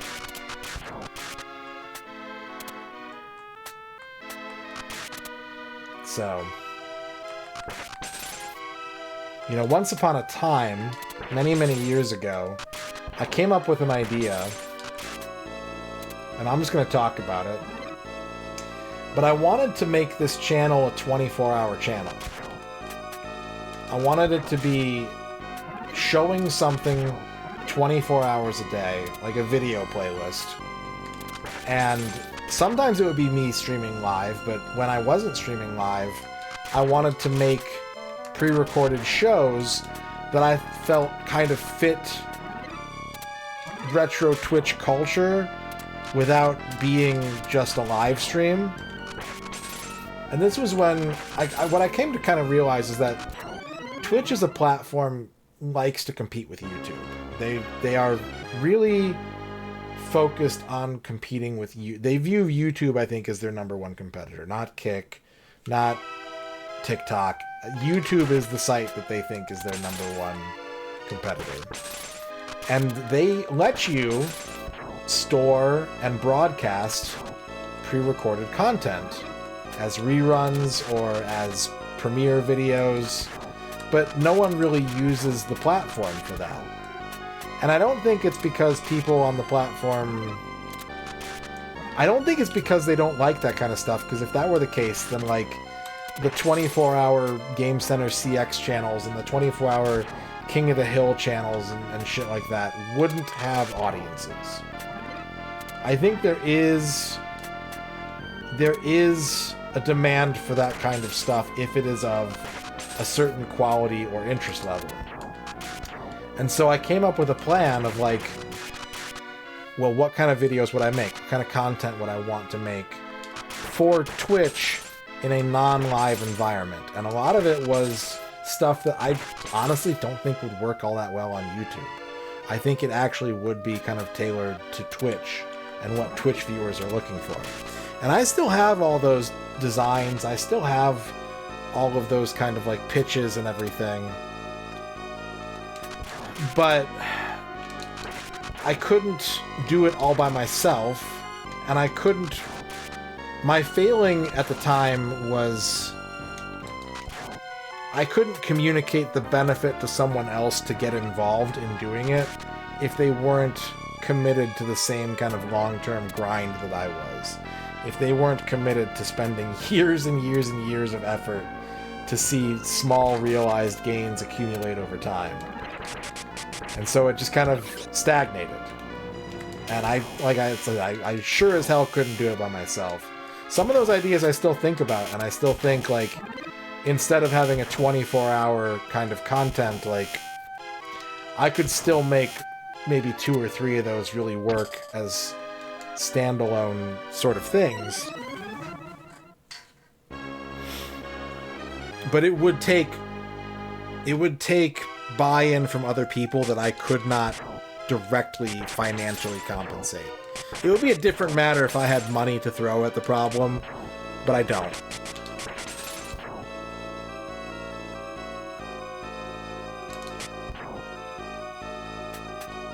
But like, I wouldn't want, at the same time, like, I did all the pre-production work. I came up with the planning, I came up with, like, episode content, concepts, and, like, what everything would kind of have to take shape to become. But I never did any editing. I never did any, you know, setting up cameras and microphones and stuff to make it all happen. Because that's the kind of stuff that I'm not as good at. And I think that's kind of my roundabout way of saying, like, why, even though I think I've got ideas that could be successful on YouTube, even though I think that I should probably divest my efforts a little bit more, it's hard to say that that's something that I think is a good idea. It's an idea, and I could work at it to get it to the point that I think people would take an interest in it. But I don't know that it would be, you know...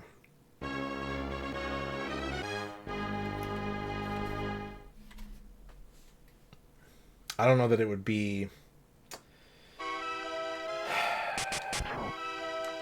successful enough to offset kind of swallowing down things that I don't want to do.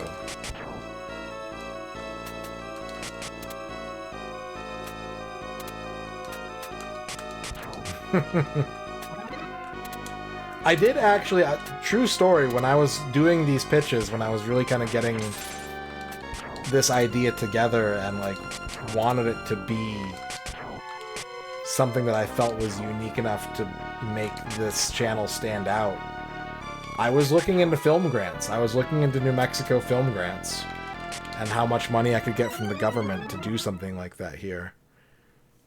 And the answer is not much. But that's the level of commitment that I was trying to make. I was really trying to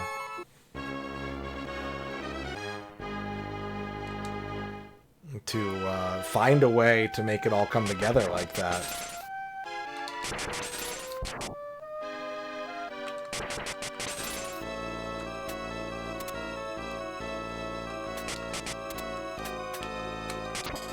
God damn it, that's like the 3rd time that's happened.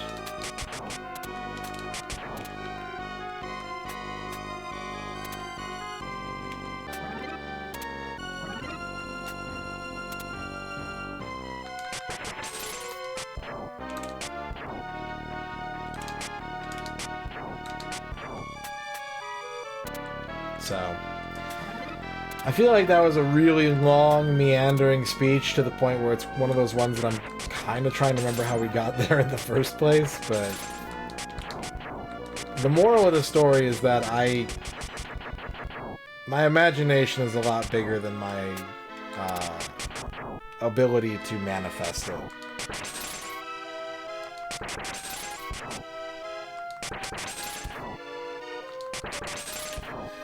Yeah, and that's, you know, it's because of rising costs more than anything, I think.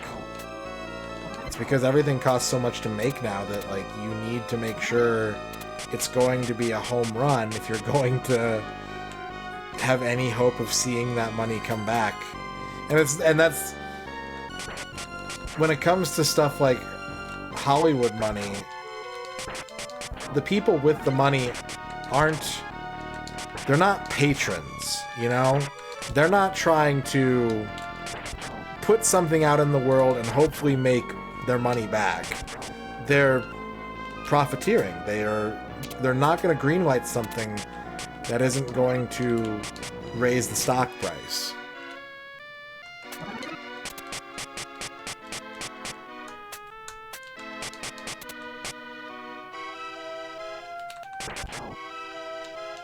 It's a different approach if you're someone who's like, I've got all this money and I'm passionate about film, since we're on that kind of example, you know, I'll put up the money to make this happen, and because I believe in it, and I believe we can at least make our money back. Whether or not that's true remains to be seen, but if you're simply in the business of spending corporate money to make it accumulate, to get more back, why would you take risks? That's literally not in the job description. It's creatively stagnant, but, like, that's not what they're paying you to do. And I'm of a certain mindset that, like, you know, part of that is also proven true by the market. As much as I can sit here and rail against boilerplate filmmaking and storytelling and sequel after reboot after sequel after reboot, if that's what makes money, are they wrong? You know, are they wrong to only funnel everything into that one direction?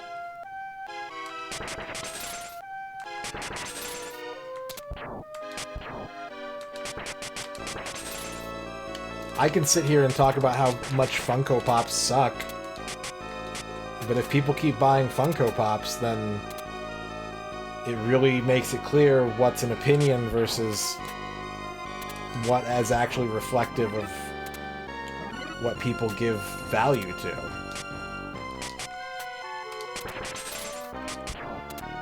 Which kind of goes back into, like, why I don't want to be just a talking head that gives opinions. Like, if I want to say something and commit it to the record, and it's not just me doing a 5-hour live broadcast where I've just got to fill time and keep things interesting and make conversation, like,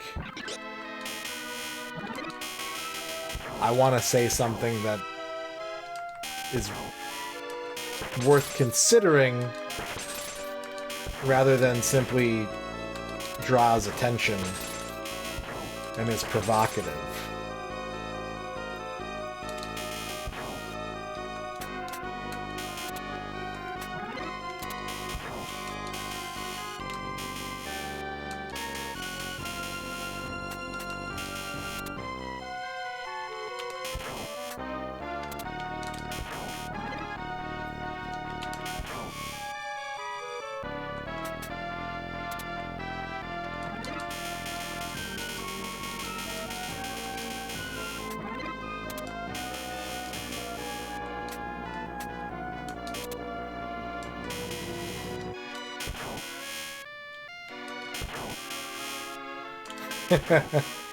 Well, having not finished any of them yet, I would say my early opinion is probably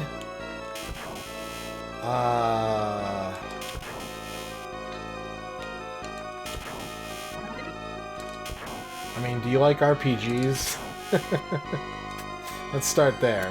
How do you feel about Legend of the River King?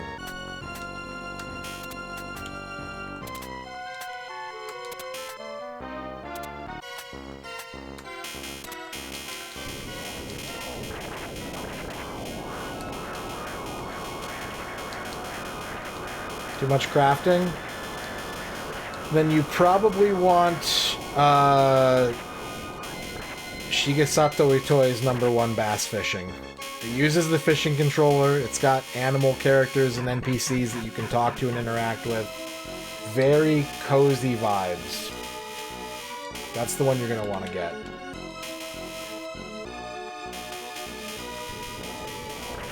If you prefer a more arcade-style fishing game, like Sega Bass Fishing, then you probably want Bass Rush Eco Gear Power Worm Championship.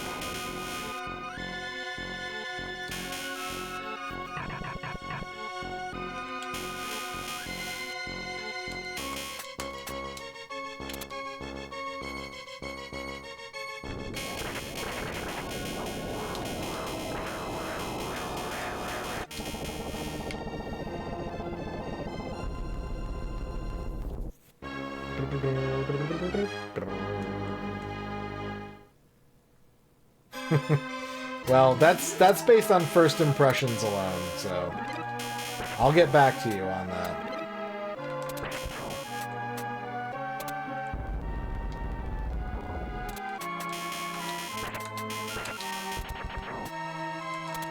But I don't even think that's the kind of video I would make, honestly.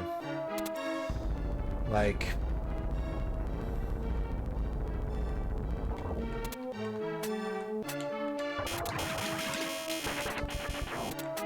without saying too much, I mentioned this on stream the other day, actually, so I can talk about it pretty freely. The #1 concept that I want to explore is game literacy. I want it to make it easier for people who don't already know a lot about video games to get into the hobby without just encountering a lot of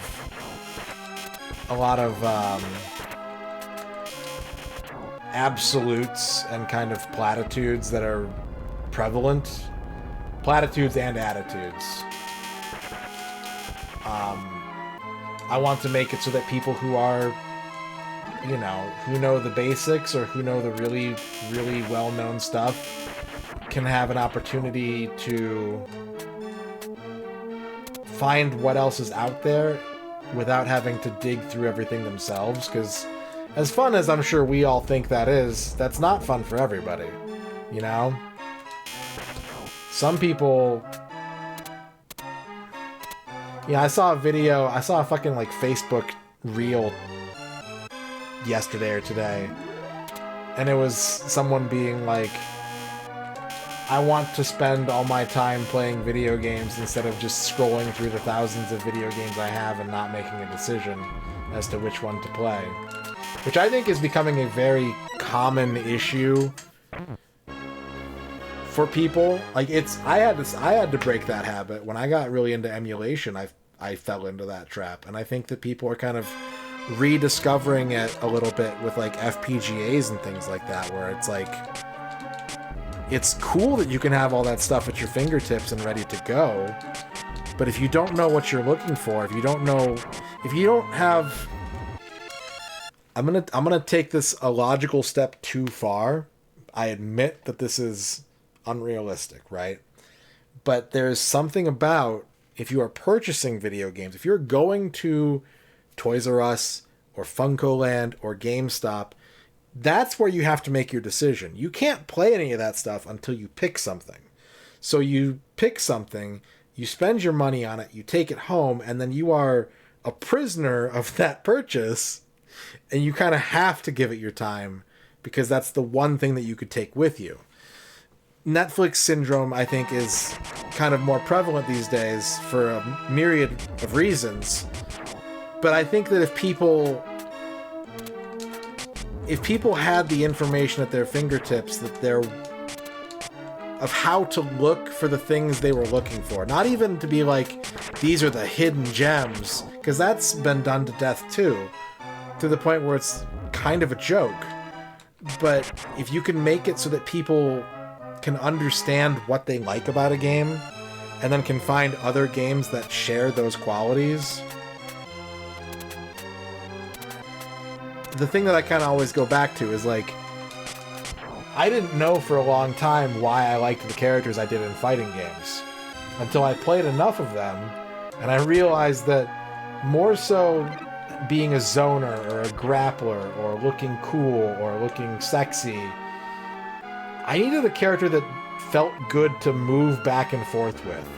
I don't like playing with characters that are slow. I like characters that are snappy. Once I understood that, it became much easier to pick up a fighting game and go, this is the character that I would be willing to spend dozens of hours learning. Instead of like picking someone up and playing them for a couple hours and be like, I don't think they're for me.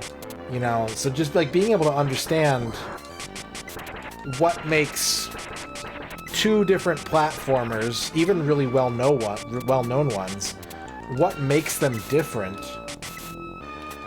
and why someone would pick one over the other, you can then use that knowledge to find more games that share those elements.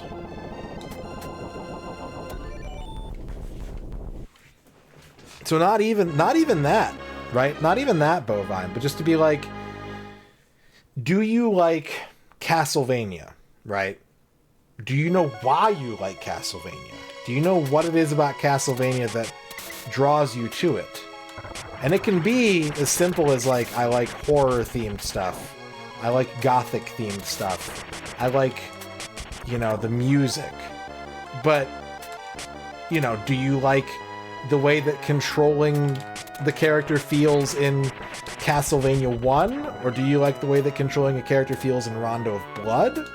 And do you know why you like that? Or do you know, like, do you know what elements that are present in one of those games but not present in the other, why it's appealing to you? And do you know how to find whether or not a game has that? Like, do you know what you're looking for in the first place? That's kind of what I want to explore.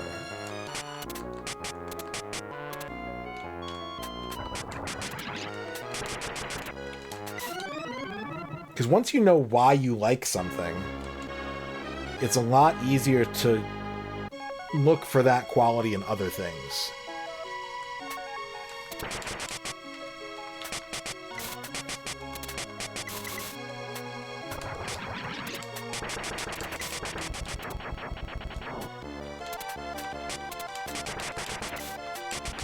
And I think you can draw comparisons, but I wouldn't even go so far as to be like, if you like this game, check out game A, B, C, D, E, F, G.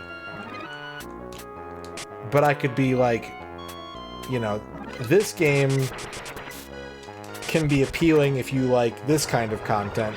If you find this kind of content abrasive or uninteresting, you know, you'd want to look for games that don't feature these elements.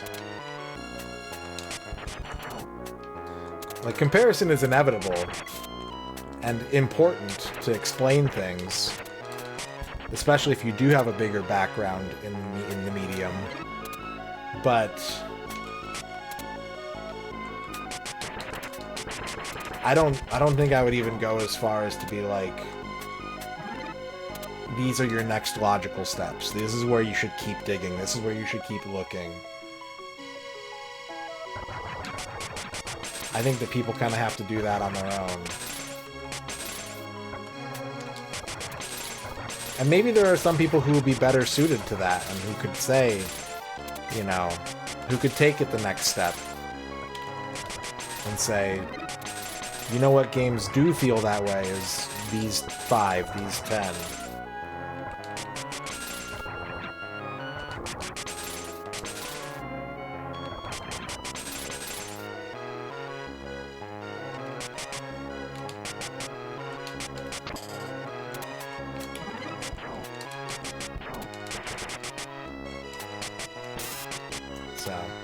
That's kind of what I've been thinking about in that regard.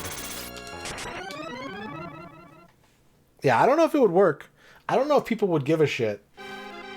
To be totally honest, I don't know. But that's where my head is at as far as scripted video content.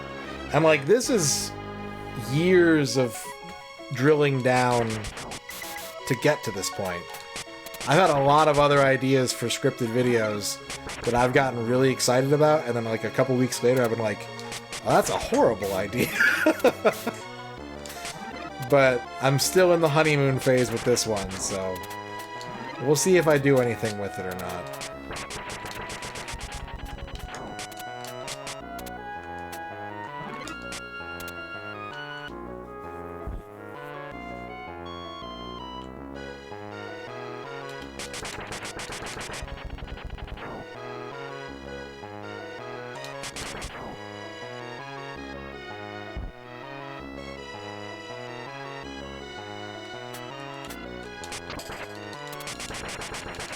I hope so.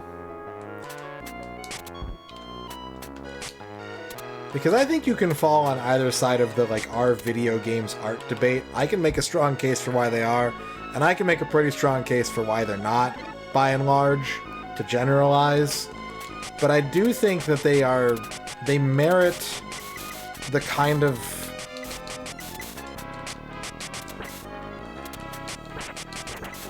of deeper analysis that we give to movies and music and books.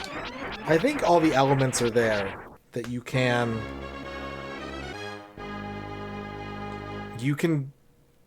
obviously get your head way down deep and really kind of,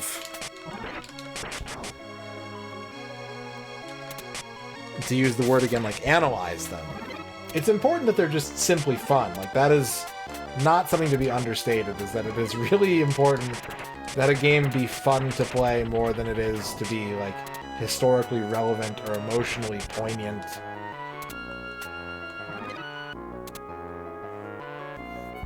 But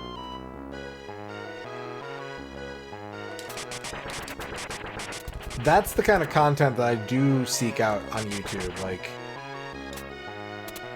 I don't watch video game videos because I can't find the content that speaks to that level for video games, but like, that's the kind of music content I watch. If I watch, like, I'm not as interested in, like, movies or TV, but like, I do watch a lot of, like, music analysis and, like, music theory videos because it's that level of depth. It's a subject that I'm interested in, and it's that level of depth of, like, actually really breaking down, like, simple elements and how they work together and how they're constructed. Like, why a composer will put this chord before that chord, and, like, you know, what other songs you might recognize that structure from, or how it's taught in school. That kind of stuff is really interesting to me. And I'd like to see something like that for video games.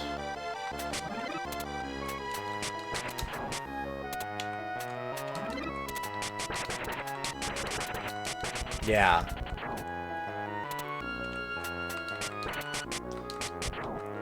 And I would like to do it in a way to where it's not strictly for people who are already invested in, like, the deep nitty-gritty details. Like, because again, like, what I said that I'm really interested in is the literacy.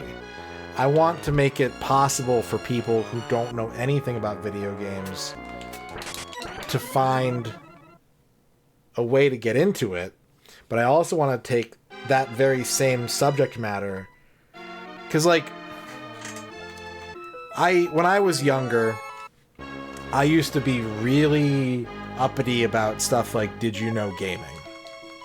I used to get really, and I think it's partially still why I don't love watching a lot of YouTube videos about games, is because there's a lot of stuff that I already know, And I don't mind being told it again, but I don't want it presented to me as like this amazing hidden tidbit of information. So, you know, I want to make it so that if you don't know something very basic level about a game, the video will explain that. And if you do already know that, then we can from there take it a step further and be like, what can we do with this information? Like, how can we use it to find other games that might be interesting to you? How did small choices like this have an impact on trends in game development? Where did these ideas come from? Were they inspired by other things? Are they useful in game design today? Can you take lessons from, you know, the way the jump system works in this game, where you have to commit to a direction, but you can then interrupt it with a double jump and go the opposite way or stall neutrally. I deserve that. Like, can you use that information in game design today? And to kind of take a simple idea and present it, and then give you an off-ramp if you're like, that's all I want to know. I don't want to go that deep. Then you can leave. Do you want to take it further? Do you already know this and you want to come in late and start where it gets interesting? Like, I think there's a structure where you can take... Oh, I'm a baby. Babies are avalanche proof, I suppose. Where you can take this kind of... Because here's the thing. Here's something that I haven't talked about why I haven't wanted to do YouTube videos, or why I've talked myself out of it in the past, is that I don't have a source, right? I've never worked in the games industry. I don't really know anybody who has like deep industry connections. I have no way of getting information other than the same way that everyone else is getting these informations. And that's why you always see the same topics covered in these videos, is because people will search for The Legend of Zelda, and you'll always see, like, oh, the second quest is just kind of filler bank data that fits on top of the first quest map to make full use of, you know, all the memory or whatever. And so we keep hearing these things over and over and over again because we're all drawing ideas for videos from the same interviews and magazine articles and compendiums. Like, if you're not actually no one's doing journalism. They're just compiling interesting information and packaging it in their own personalized way. Which, there's value to that, there's merit to that. I'm not going to say there's not.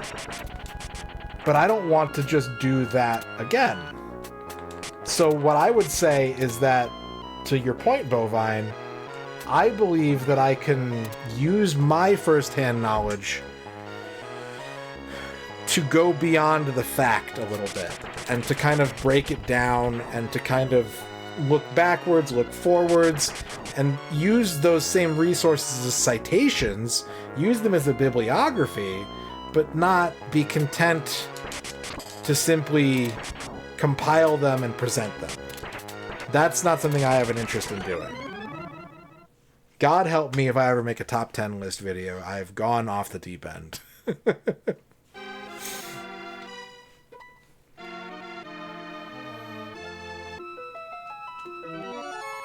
Yeah.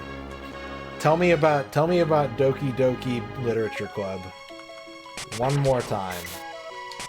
And I don't begrudge, you know, this, similar to what we were talking about with like the movie going public. I don't begrudge people making videos about this stuff because that's the information that's available to them.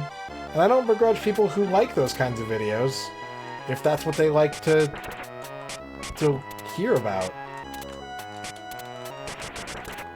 Like, that's cool. It's good that there's content for you out there.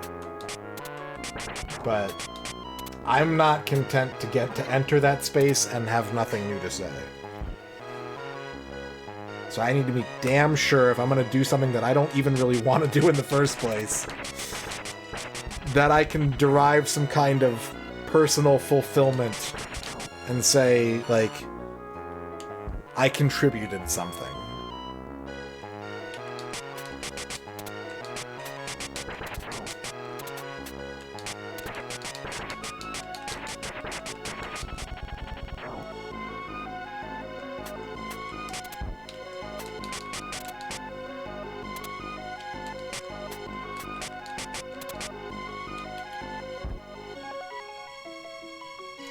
But I think, like, a younger version of me... I know a younger version of me would have been content to do that. Would have been like, I know more than the average person. I can present it better, or, you know, I've got a spin that makes this worth it. I no longer believe that to be the case, and a big part of that is being around people in Twitch who clearly have this stuff way more on lock in terms of, like, just facts and figures, who can say with, like, much more certainty who published this, who developed it, who was on the staff, and what other games did they work on. I can't be more right than anybody else. But what I can do is sit and think and consider why certain things register with people, and why certain things are frustrating to people, and why certain, you know, why we're drawn to the same 20 games over and over and over again. As your Tony, thank you for the 68 months. 68 months. You can be more soup than anyone else. That's gonna take a lot of work. I do love soup a lot, but there's so many soups I've never eaten. There's so many soups I can't eat.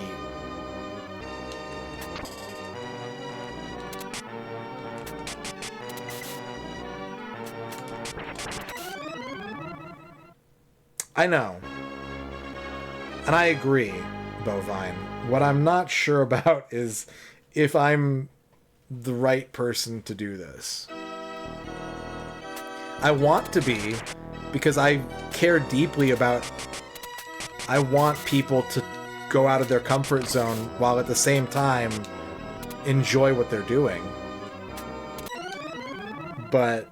And I would love to help them get to that point. But, you know, there are people who have made the games, and there are people who have worked alongside the people who have made the games, and there are people who have played more than I have, or know more than I have, and the only thing that I can really hope for is that I can be more of a critical thinker, or I can be more empathetic and put myself in other people's shoes. And I don't know if that's true or not. I'm gonna have to test that water to see if it actually is viable. I don't know.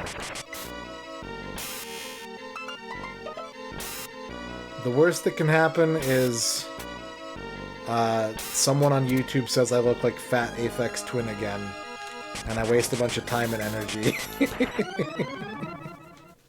That's the worst that can happen. It's just a lot of work. It's a lot to get started with. But I think that I will probably try to write some scripts before the year is over, because I have been thinking about it a lot lately.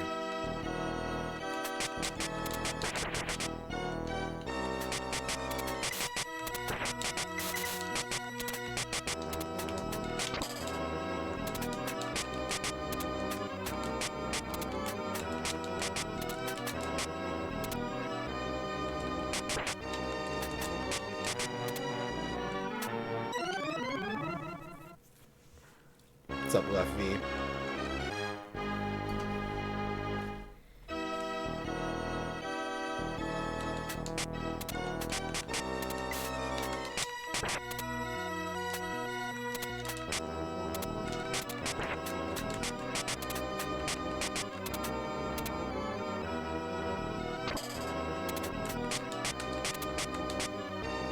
You're the worst, Red Armor.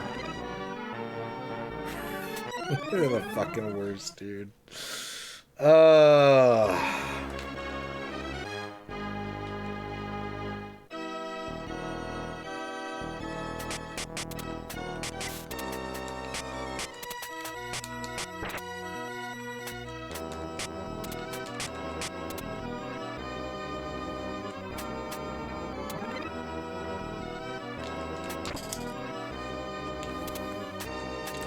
I know I shouldn't be trying to run past them, but they don't want to fight them.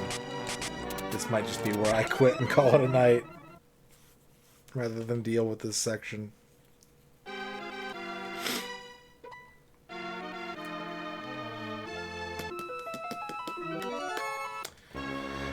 No, I agree. I agree.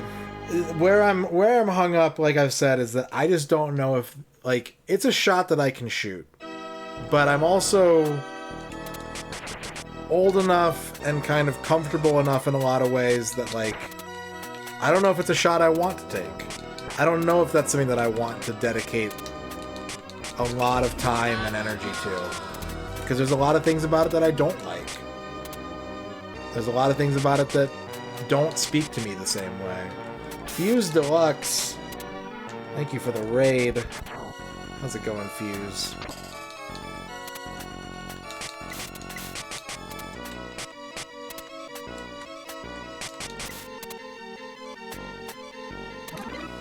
Yeah. This is my favorite Ghouls and Ghosts for sure. Let's give you a shout out. You were playing Tekken 8. There's no shame in that at all. The hell do I...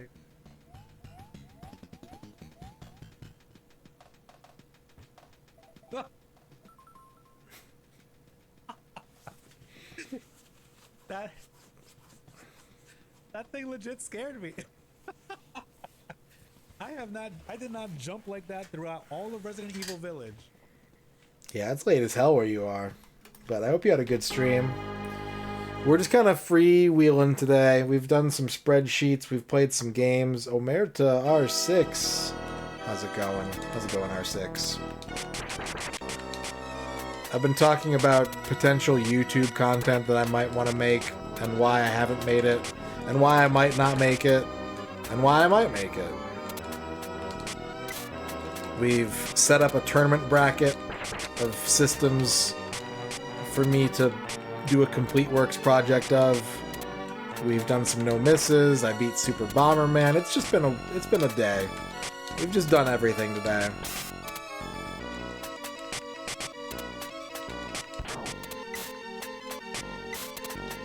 That sounds like a good stream.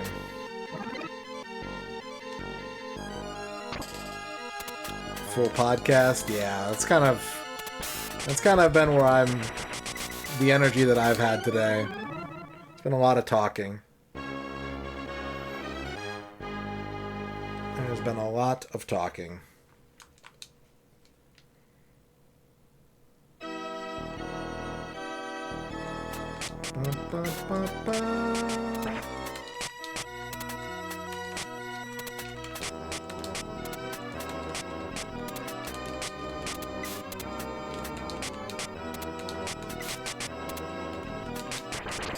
Before the update drops. Oh, damn. That's exciting. What's up, the Broadwalk? How's it going? Hey! Hey, Gargoyles Quest. Slow your roll.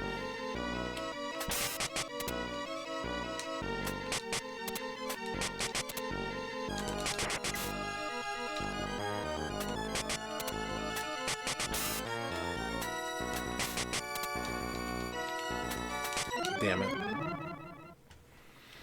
Damn it. Bring. This is where I always stop playing this game. I've gotten past this part. I've forced myself to get through it, but like, when I'm just playing this game for fun, this is where I get to and I go, alright, the fun is over.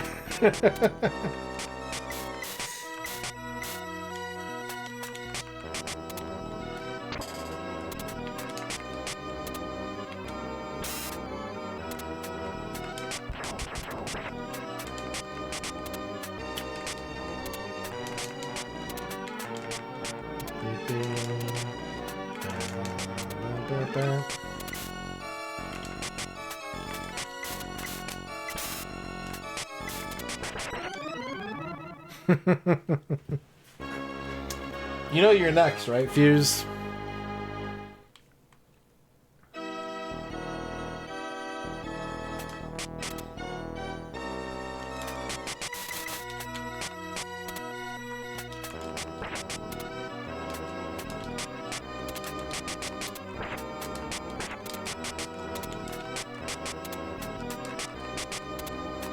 What's up, Swish TV?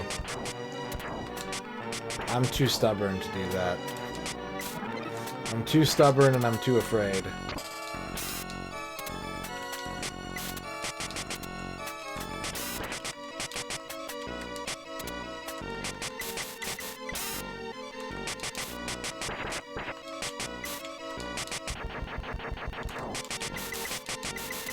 Yeah, this is Luke 1. I'm not sure if I've ever looped 2'd the Super Nintendo one. I did the Game Boy Advance one, but I'd save scummed that, so.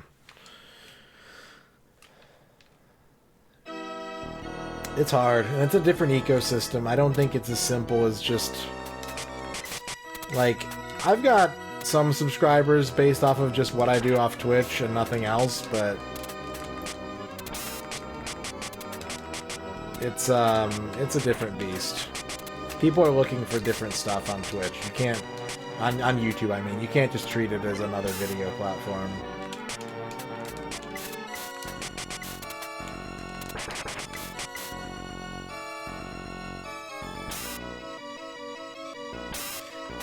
Fireballs in my butt. Birds in my face. Fuck this, I'm out. Deuce. Deuce. Deuce, I say.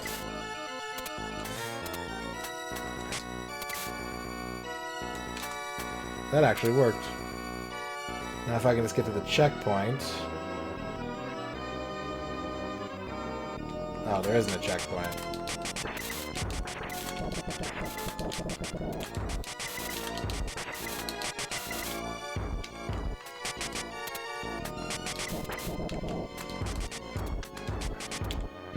Yeah, dude, ActRaiser 2 was so good. I gotta replay that game. ActRaiser 2 is fucking ultimate on hard mode. I didn't think I would like that game. But playing it, it was like Alien Soldier. For the longest time I thought Alien Soldier was dumb. Once I played it and had, like, forced myself to learn how it's played, I was like, oh no, this is actually like the greatest thing I've ever done. Like, I'm insanely proud of my accomplishment, and it was hella gratifying to get it. And, like, fun to achieve.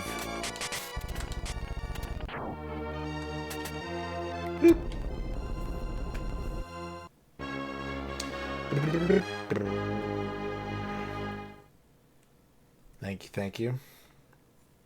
Got the staying up overnight West Coast time figured out. I am drifting around the clock once again.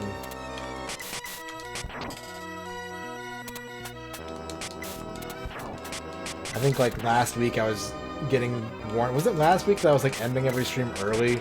Because I couldn't stay up past, like, 11:30. And now I'm like, it's 4. I should probably go to bed.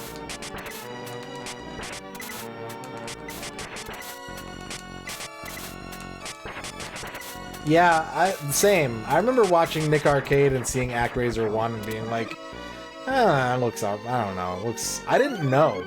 I literally didn't know until I emulated it in the late 90s that ActRaiser had a sim section. And then I was like, I guess I'm playing this game until it's over. I will take that into consideration. I appreciate the words of encouragement, Bovine. They are useful, and I will hold them to heart. I hope that other people feel the same way. I will probably try at some point. You know, I keep talking about the decisions that I was making when I was younger, and I think when I was younger, I was a lot more vain, and I really thought that, like, I just knew more than everybody else, and so, like, I have to talk about games. I know more, I care more, and, like, that's just not my attitude anymore, but, like, I do think there are some things that I can add. I just don't want it to be because I'm the loudest or the most brash or have the flashiest presentation. I do know that if I'm going to say something, if I'm gonna go to the effort of doing things I don't want to do to say something, rather than just shooting the shit while playing video games, then I've got to be damn sure I think other people will get use out of it.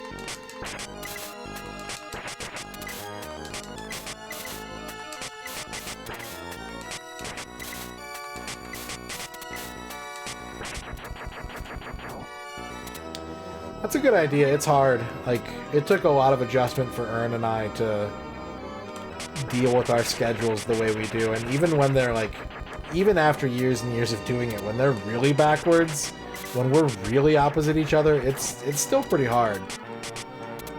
But we figured it out. We figured it out. For the most part.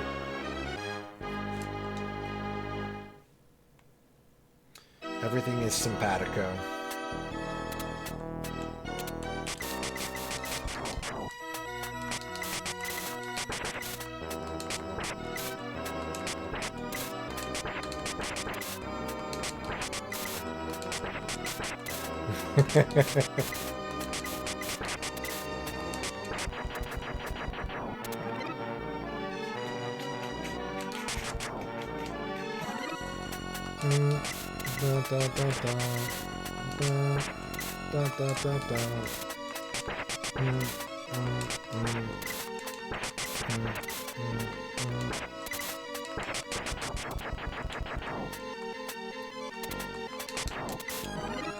Well, just remember,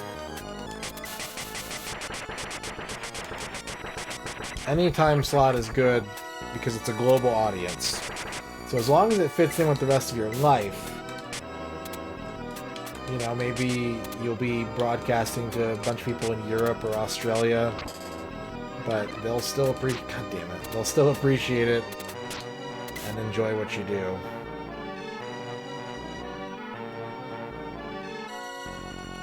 Like, I feel bad for all the East Coast people that never get to watch my stream, but I also know that, like, this is the time slot that works the best for me. And I would like to branch out a little bit more and just find more time to stream throughout the day, but I also know the value of a schedule and consistency. And, you know, I've been thinking a lot about, what was it, 2 years ago? When I was doing a 5-hour stream, and then 5 hours off, and then 5 hours at my normal time slot. And it worked really well for me to get to see all the East Coast people and, like, the EU people that I don't normally see. But god damn, I was tired all the time from doing that. Like, not only was it a lot of streaming, but it was a lot of anticipation. There wasn't, like, big chunks of downtime that I could use to really relax. So, I hope that answers your question, Cleveland.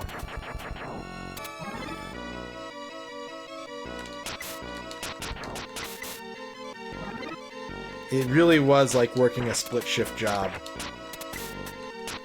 Where there were clear benefits, but, like, I'm the kind of person that if I have plans to go out at 8 p.m., right? If I'm going to go see a friend and we're going to go to dinner and we're going to see a movie at 8 p.m. and I wake up at 10 in the morning, I can't get into my daily rhythm. I can't just jump into a task and start working on it because I know that at 8 p.m. I've got to go do something. And so, like, having a plan for later in the day keeps me from getting anything else done until it's time to get ready for that plan.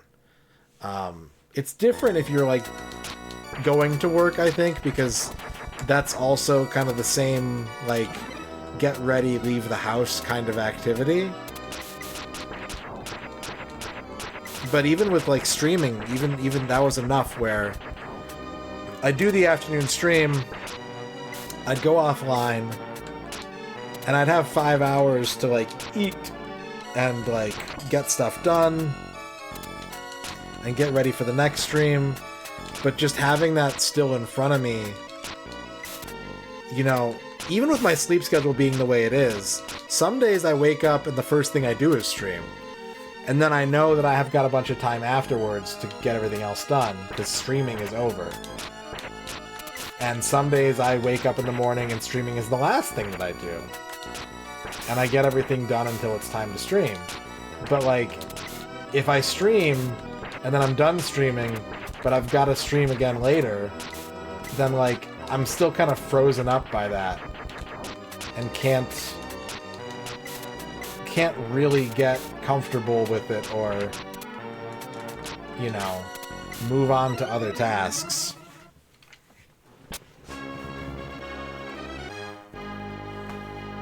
And that's like a me thing. Like that's not an everybody thing, but like I know how I work. I don't know. I think I could have gone to the left and hit the checkpoint too. But for some reason I felt like I had to kill a red Aramer to make it trip. I don't think I realized fast enough that I was going to the left and not the right. Have you played the Game Boy Advance version of this all that much, Fuse? I think I've asked you this before.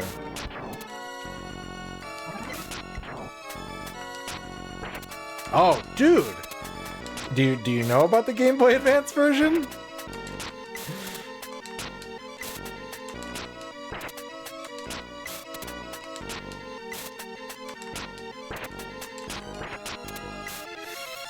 I'm going to put a save state down just in case I do want to try and finish this loop, but this merits, we need to immediately pivot over to the Game Boy Advance version of Super Ghouls and Ghosts. It's an emergency. It is an emergency.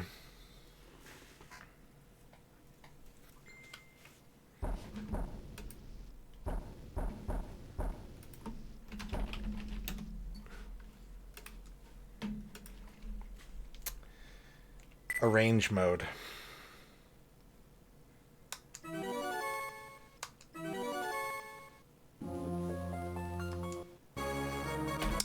Look at the stage select screen, Fuse. There are routes.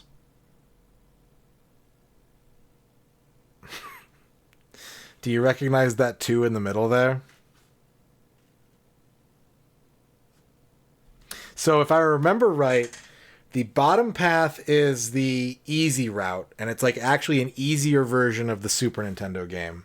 The top route is, I want to say the Super Nintendo game on hard or like made harder. And the middle route is remixed stages from Ghosts and Goblins and Ghouls and Ghosts and a couple original stages as well. And the way that you go on each route is, I think, based on what armor you have when you finish the stage. One thing that you can do is, in this version, is you can save. Now, the unfortunate thing is, the only way to load is to power cycle the Game Boy. So, if you're going to play through this and use the save function to get through it and keep your armor and do everything right, you're going to want a quick way to reset so you can reload your save, because there's no way to load the save in the software, unfortunately. But you can save at every checkpoint, and it will keep track of what armor you have, what weapon you have, and store it. And yeah, there's 3 different, well, there's technically 3 different routes to go through the game, and there's stages in this version on the Super Ghouls and Ghosts engine that aren't available in the Super Nintendo version of the game. So this version is actually, like, fully sick.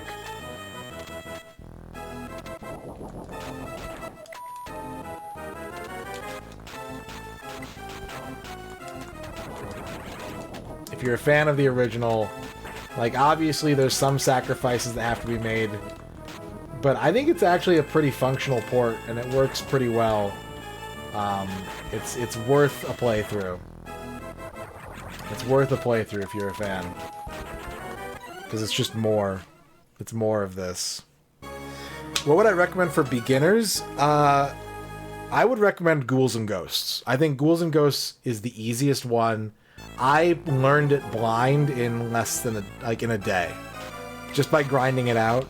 And like, I'd played the other ones. I wouldn't consider myself great at them, but like the Genesis Ghouls and Ghosts, it's tough, but it's more forgiving than the other two old ones. Outside of that, maybe Ultimate Ghosts and Goblins? I haven't played that one, really. I don't know how hard that one is. But of the ones that I've played, Genesis Ghouls and Ghosts was the easiest, for sure.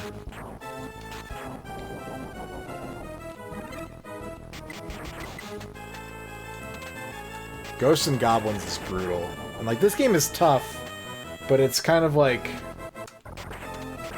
It's hard because it's designed to be tough, whereas like Ghosts and Goblins is designed to be tough and also kind of hard to control.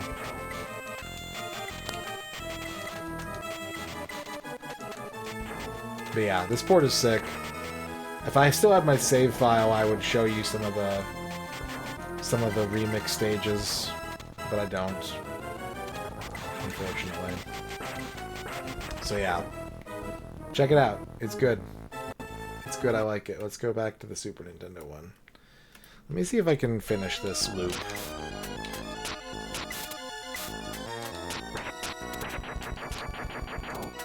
Oh yeah. Yeah, there's that fan version that I see people playing a lot on Twitch, Ghosts and Demons. Yeah, the Wonder Swan one's totally different too.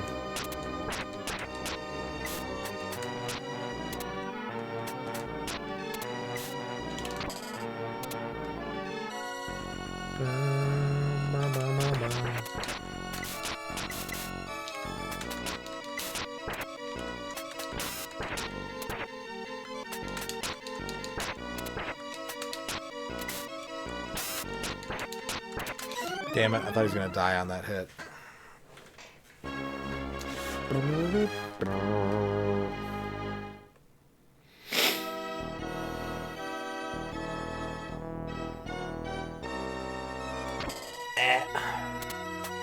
I don't remember where I played Ghosts and Goblins. I know I had someone I knew had it on the NES.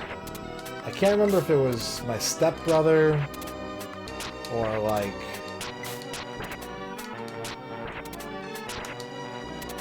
my other stepbrother.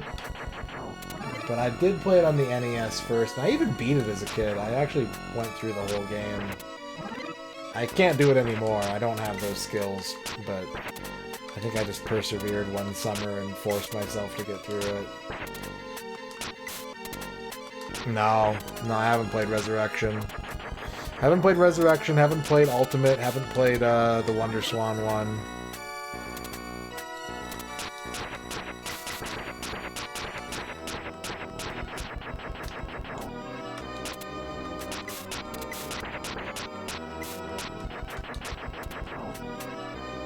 No, I still haven't played it.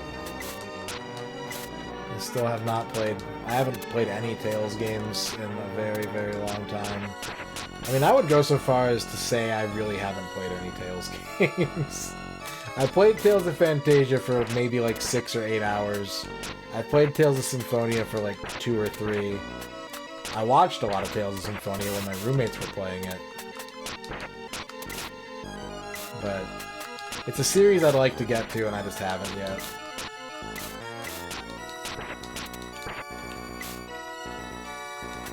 I'm in trouble. Yeah. Yup. Bling.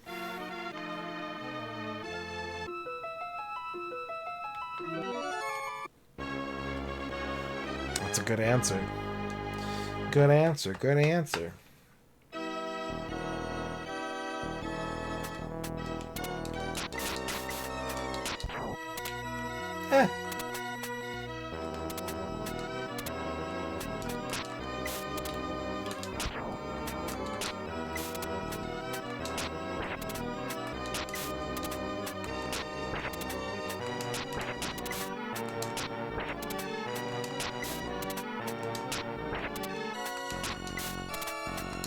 Too many iframes. Yeah, I saw Running talking about that in Mo's chat.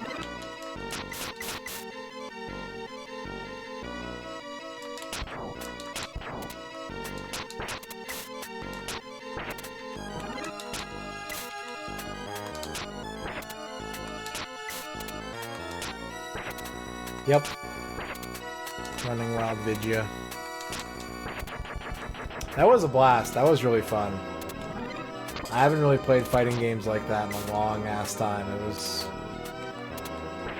worth it.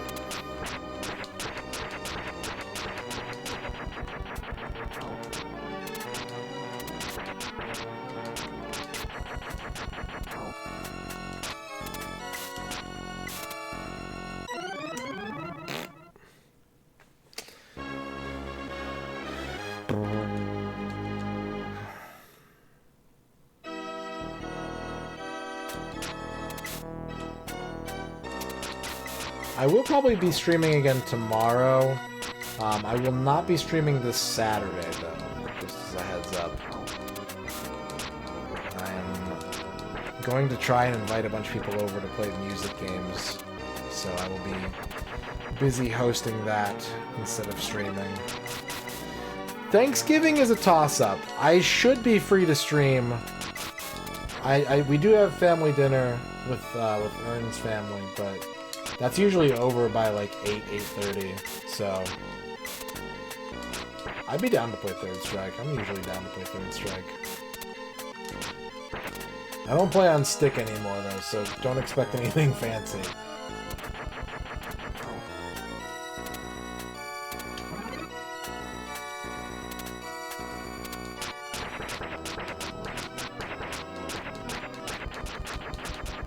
Yeah, I might stream on Thursday. We'll see.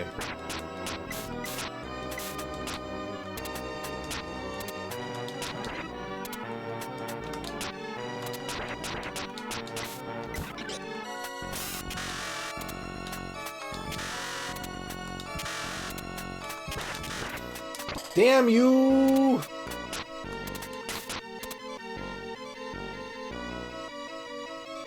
Which JLPT are you taking, Cleveland? Which one are you on?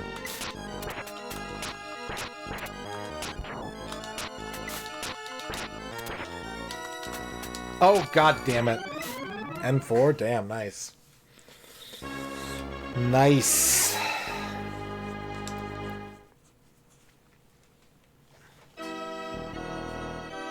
I got a long way to go before N4.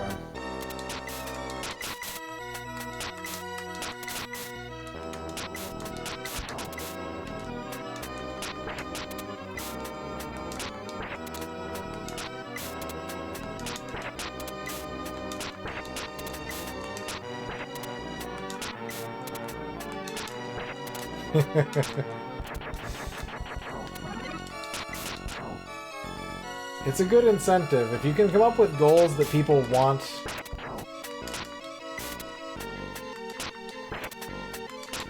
it helps.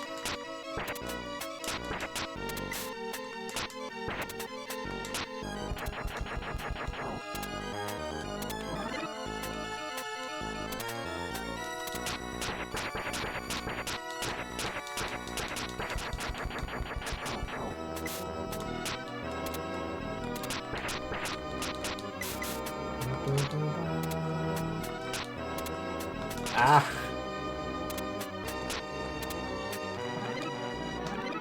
Oh, I don't want... ew. Ew. These are all bad. Ew.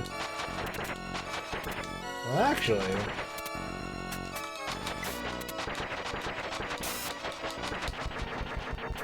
Sickle's kind of... Damn it.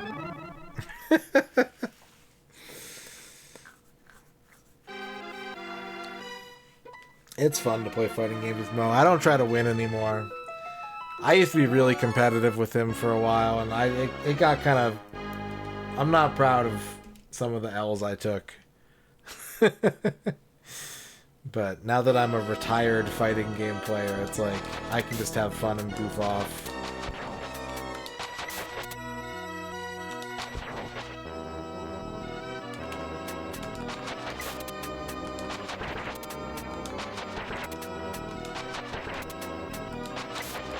Oh, yeah.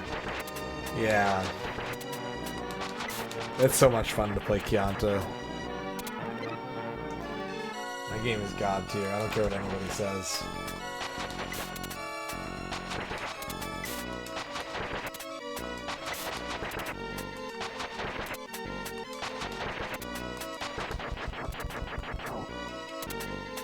The Steppy is still big. That has not changed.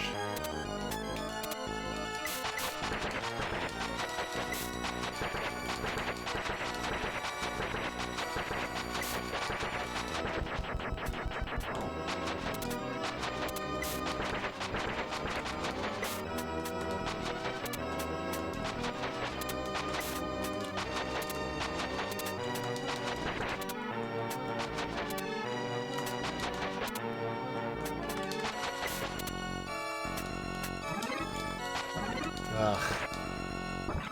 Just keep picking up garbage. Call me waste management, because I just keep picking up the trash.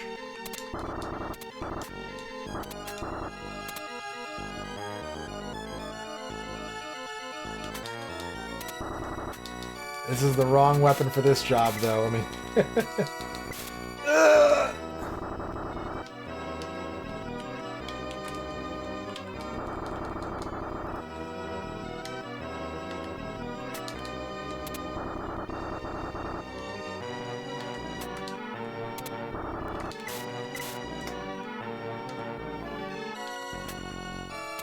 Get down here. It's gonna take forever. Oh no! Well, fuck. Well, fuck.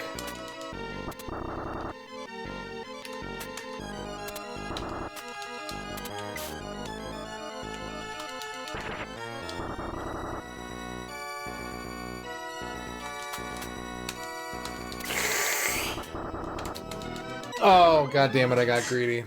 Fuck. I should probably just call it a night. I don't know why I'm so committed to this.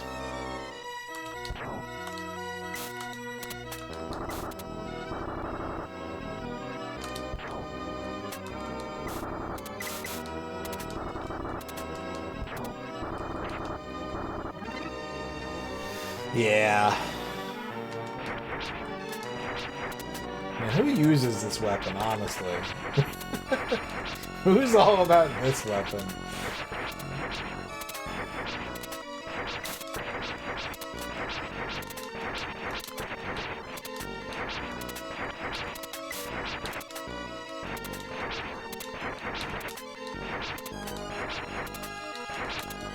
What? Why is it not hitting? There we go.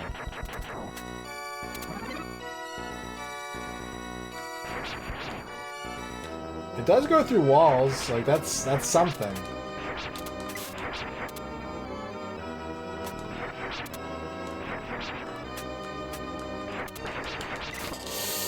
Yeah, I should have just climbed.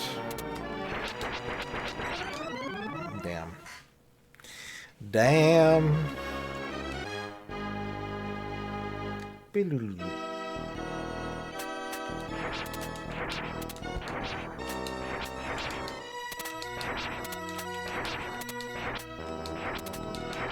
Ow.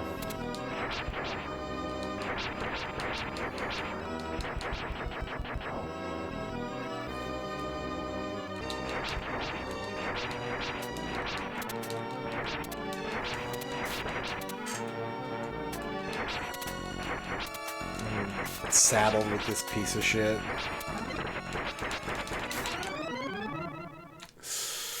Ooh.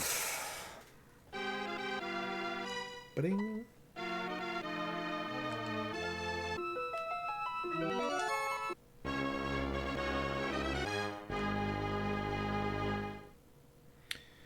Yeah, I've seen it, but I can't remember what it is.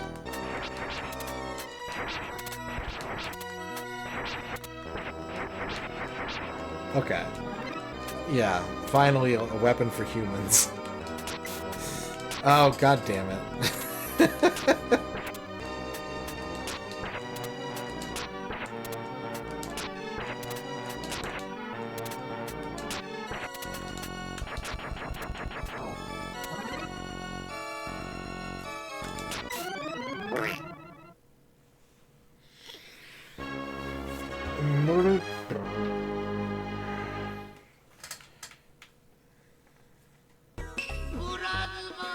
Oh my god. Oh my lord. Oh my god. Ash said hi. What's up, Keaton? Phenomenon. Armus FM. Things of Your Mind. Ash said hi. Nintentom. Mudu-sama. Wisco. Marcy Lacelle. Glowsu. Did I know 64 Nintendos are awesome? That's the only thing better than 63 Nintendos. Brother Bill. What's going on, everybody? Hello. Oh, thank you. I am actually working on a new batch.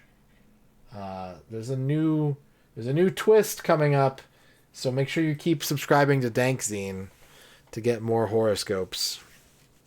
Because I'm actually going to be putting some together this week for some future issues. So thank you for that. It's very, very kind. Very kind. Hello, everybody. Let's watch an Ash Said Hi clip. DB313131. Thank you for the follow. Let's give a shout out to Ash Said Hi. Bobby, she's out. She says, see you later. What? Bobby! Oh dear.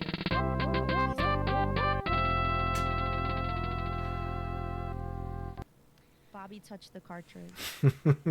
Baddest Bat, thank you for the follow. We're just kind of freestyling tonight. We're not doing any N64 challenge or anything.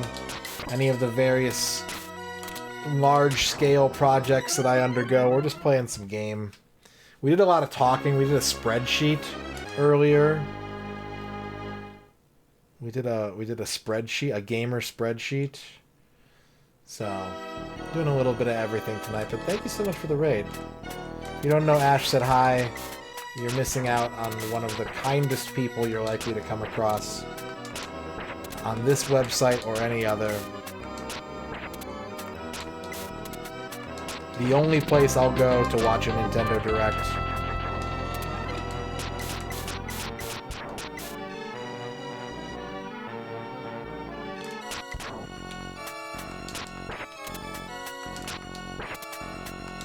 I hope you had a good stream though. What were you up to today? What were you doing today? Aside from reading a horoscope.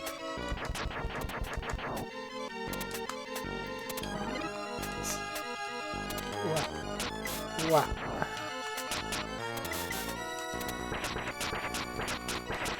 We played some SNES games and talked about indie games that are awesome. Have you ever played Soda Drinker Pro? I did a stream, my birthday was a couple days ago, and I did a stream where we went to different years of my life and played games that I would have played during those years. And we went to 2016, and I was like, oh yeah, I played Soda Drinker Pro. And it's just a game where you go around and drink soda, and talk about how much you like soda. It's kind of a meme, but it's also kind of awesome. So... That's a cool indie game from almost 10 years ago now that I would recommend. Yeah, it's on Steam. It's like $5, I think. Thank you, Mudu. Ern is good. She just went to bed. Ern just went to bed. She's making a pie crust tomorrow for Thanksgiving. Give me the green armor, green armor, green armor, green armor. Oh, silver armor. Oh, axe. Oh, this is just going from bad to worse.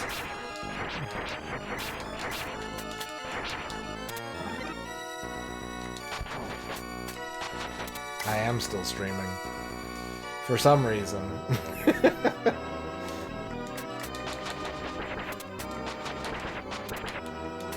Okay. I'm feeling good about this attempt, actually. Which is probably a bad sign.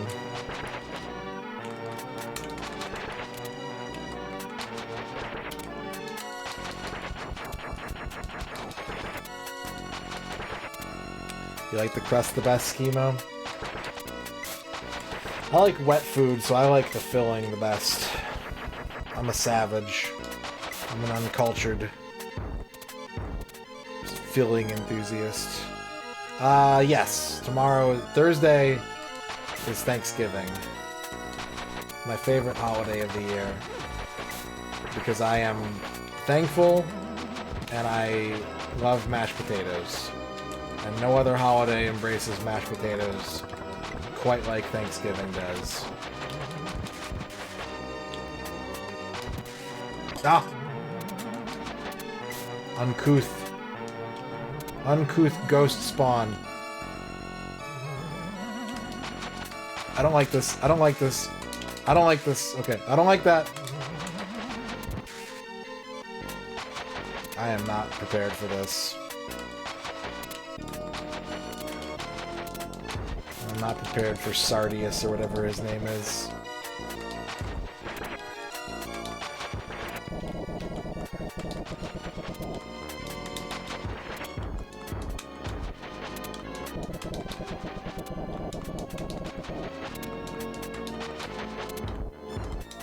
No, no, no, no, no, no, no. Oh, oh, oh, oh, oh.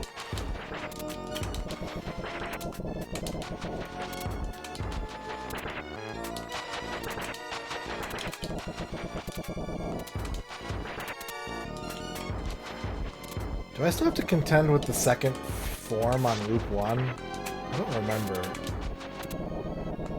I don't remember how much danger I'm in right now. No, no, no, no, no!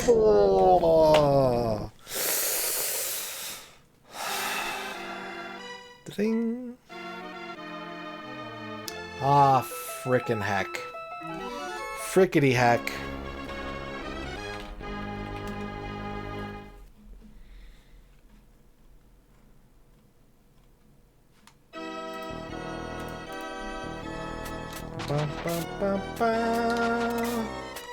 Uh-oh, uh-oh. Uh-oh. Alright, Fuse. I'm probably gonna wrap up here soon, actually. The knife.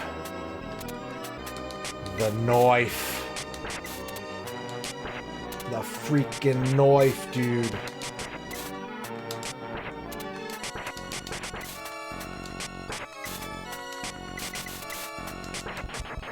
Now if I can just get some of that green armor, I think we're in business.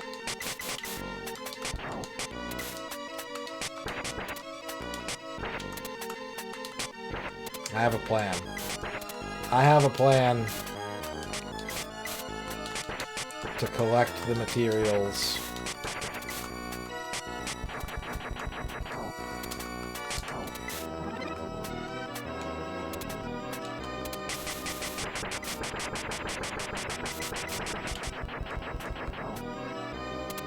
And that plan is to not open that treasure chest.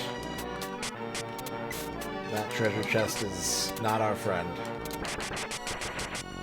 Ah, no!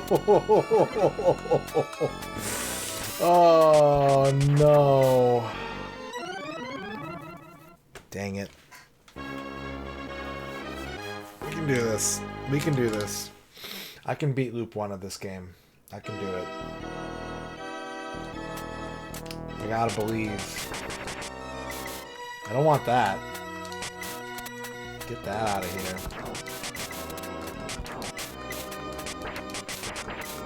Uh-oh. There's a guy. I should just take a death. I want the green armor.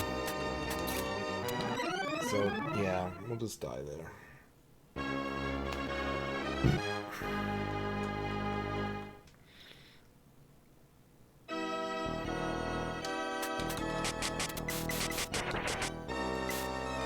More unpleasant weaponry. No! How does he keep doing that to me? He's so smart. And so agile.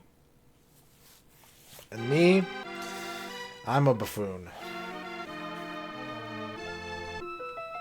A buffoon with 2 credits left.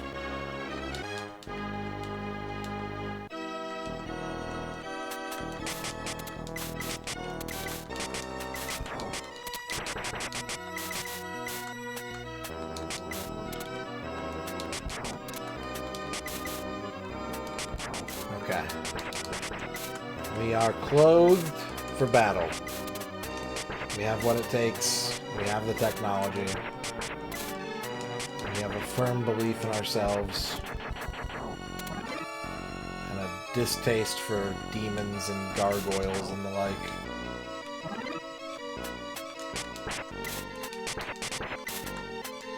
We have to save Princess Prin Prin.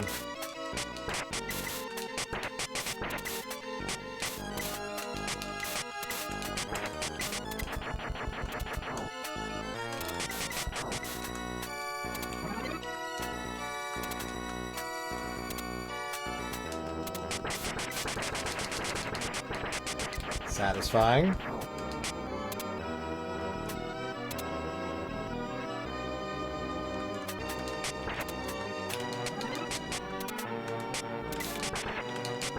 Don't.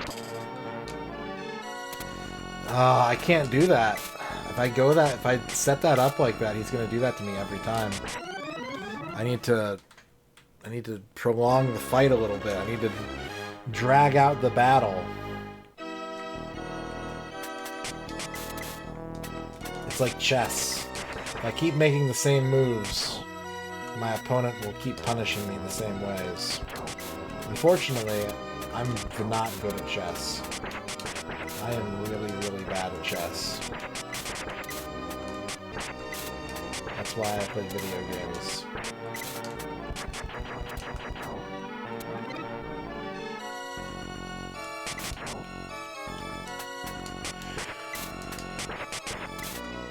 And sometimes video games are chess, and when that happens, I'm in trouble.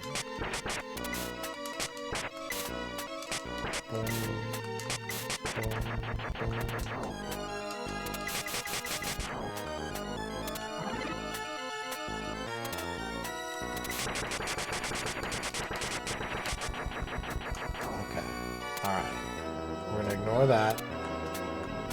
I'm gonna take him to battle just to mix things up a little bit. Uh-oh. I'll take shit I don't want for 500, Alex. Ah. Patah.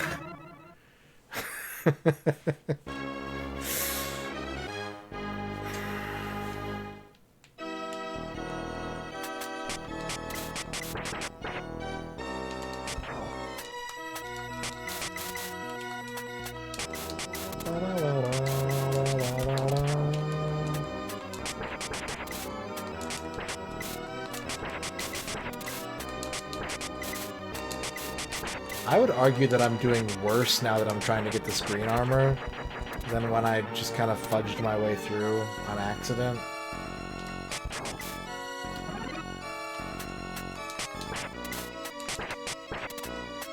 But I know what needs to be done. I know what I must do.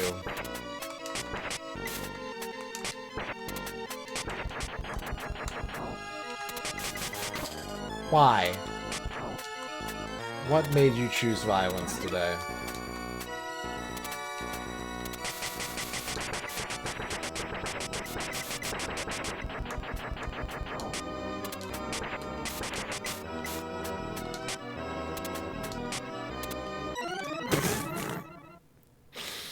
They are.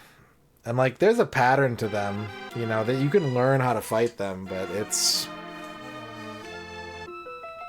like no pattern I've ever learned.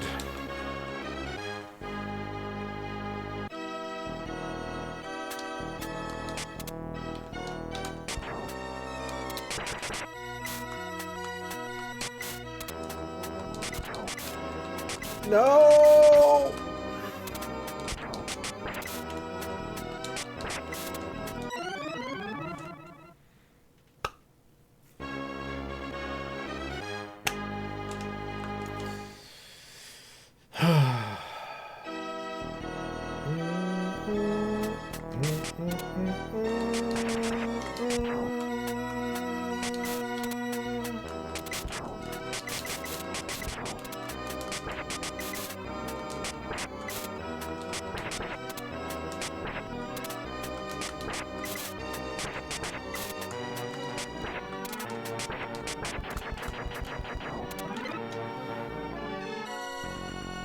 the ladder.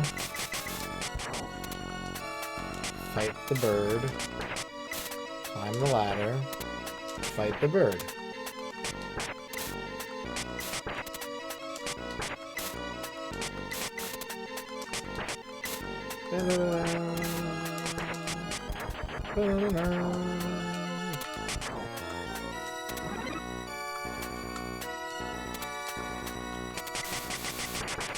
You know what's impressive? Arthur is wearing like full body plate mail. Look at that butt definition. He has like a forged butt piece in the back of his armor.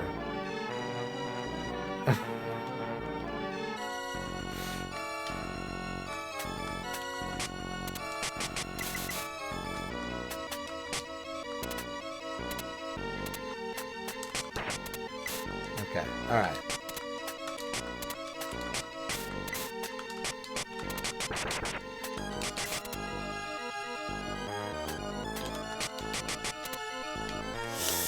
Oh, I don't like this.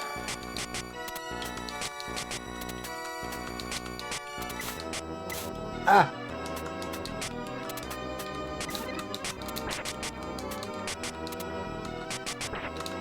Damn it. Just get more armor. Just get more and keep fighting. Oh boy. This is a minefield now. There's just a bunch of weapons I don't want.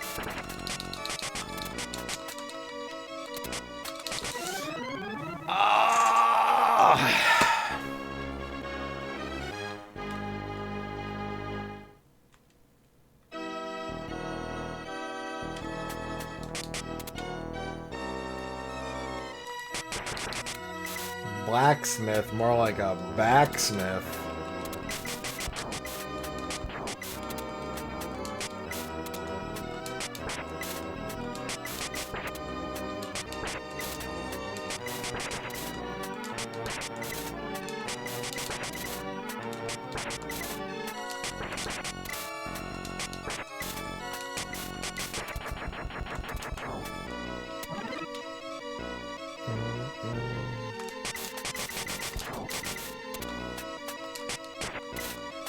What a challenge this game is.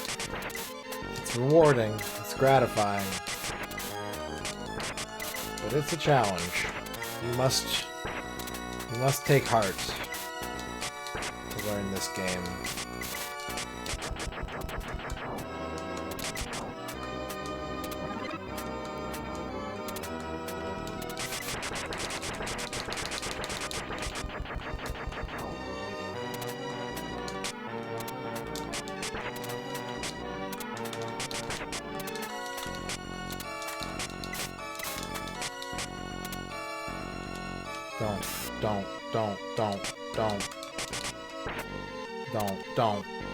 Don't.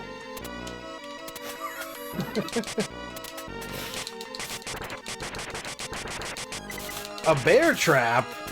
I don't think I've ever seen that before. Oh, yes. Finally. Laser knife is mine.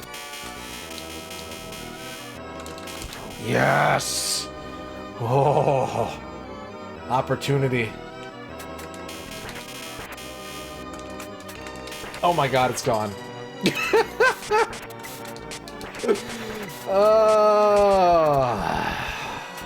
And I'm dead.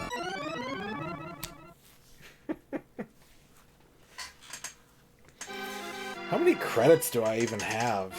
Any? 1? 2? Boy. I'm beginning to think this isn't gonna happen.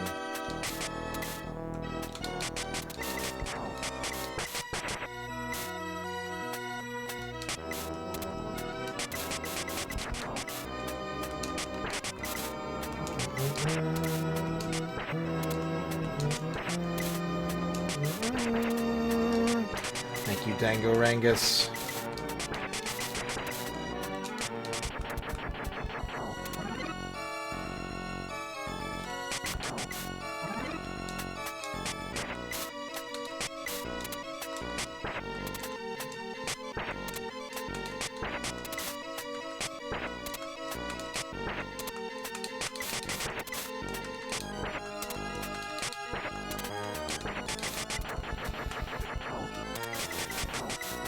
This attempt is for Dango Rangus. I dedicate this attempt, this life, to Dango Rangus.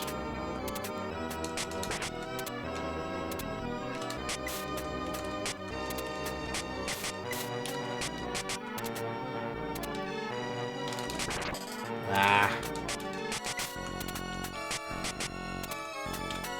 I know I can get a hit in there. I shouldn't have gone for, like, 4.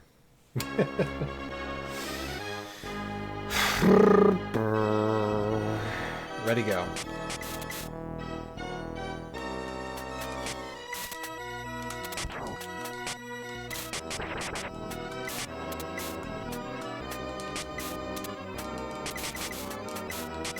Uh-oh.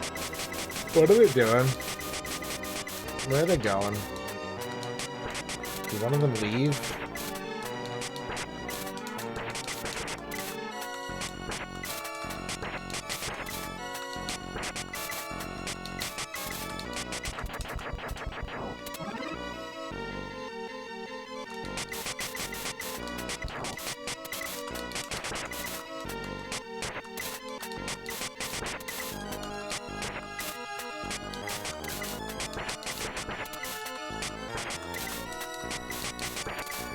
Dun, dun, dun, dun, dun, dun, dun, dun.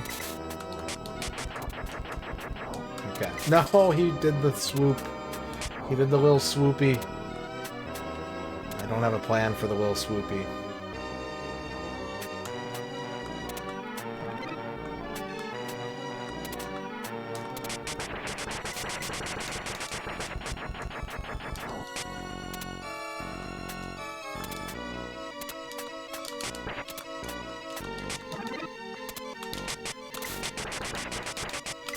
Oh, God. Well. Well.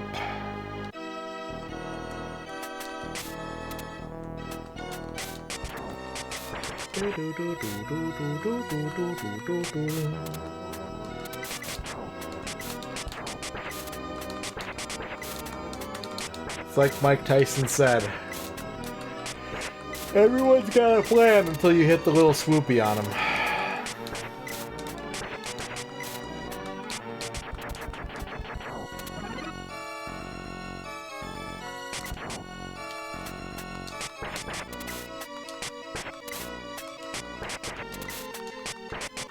Yeah.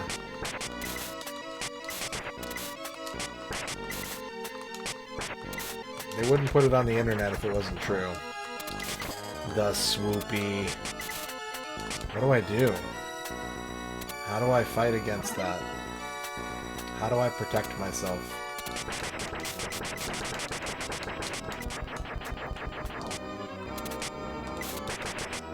Oh, I shouldn't have done that. Oh boy, here we go. Yeah, yeah, that's actually the best outcome. That's the best thing I could have hoped for, was dying there. At least there's enough money bags to keep you like, I'm still slowly losing credits, but you get enough money that you can stay in this fight for a long time. Remember, always, if you see a big sack with a $sign on it, it's for collecting. You'll need it. Those are words to live by.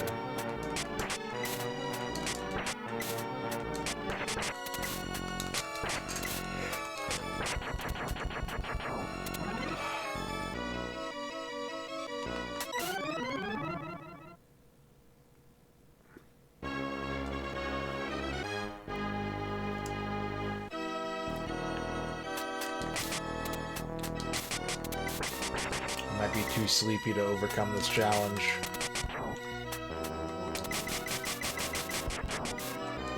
I gotta do a load of dishes before bed, too.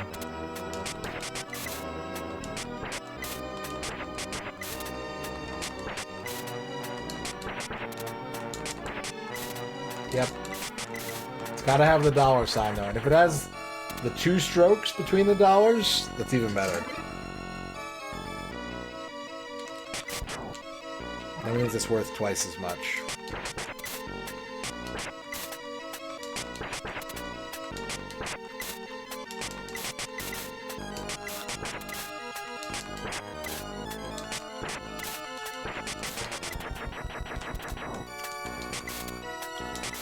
Ah, I missed the jump. Are you kidding me? I was ready that time. I was ready to avoid the swoop, and I mistimed the jump. Sheesh. Big sheesh.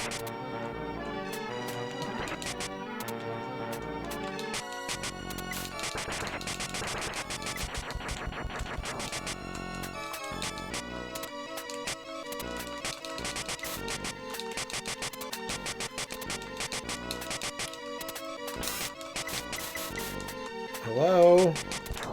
Hello, treasure chest.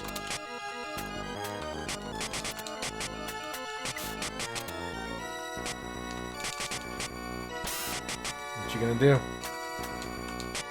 What you gonna do? I found...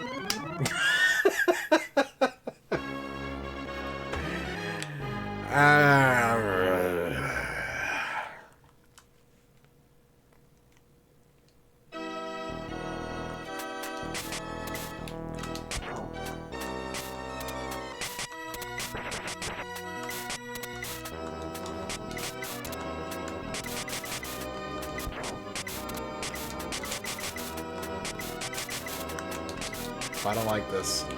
Okay. Whew.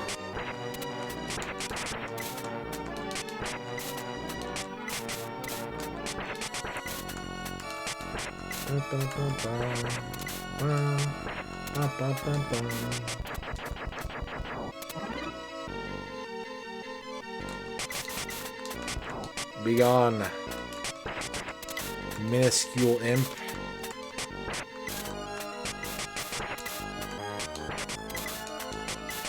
Go and ne'er return.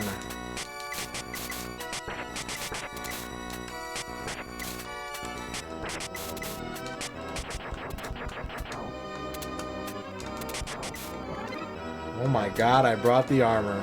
When's the last time this happened? Holy crap. He actually brought the armor this time. Thank you for the clip, Tony.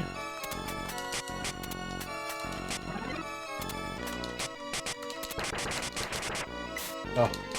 Oh, God. Gimme. Oh, no! I got him. Oh, oh. Okay. Okay. Okay.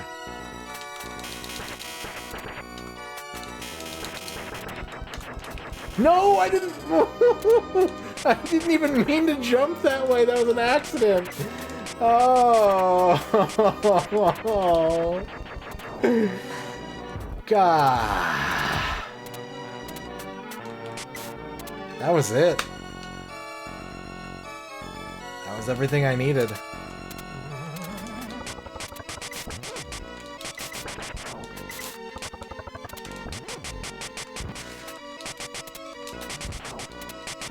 Uh-oh. It's the ghosts and goblins.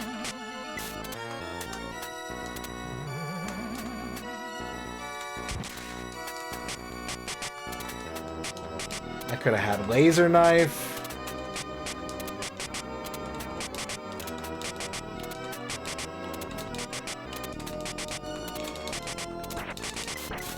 I could have had one extra hit point.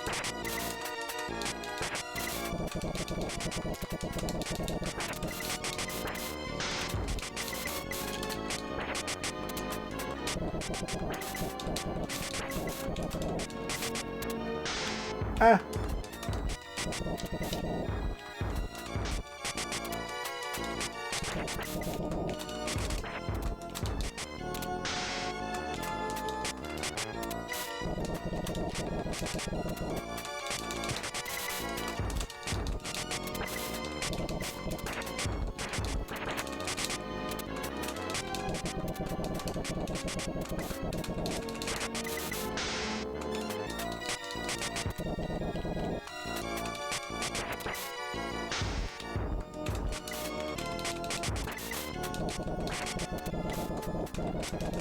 Oh, oh, nope, that's right. Second form.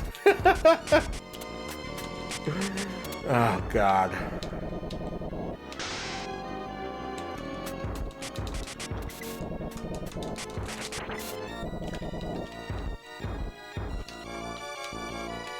Hello? Hello? Whew.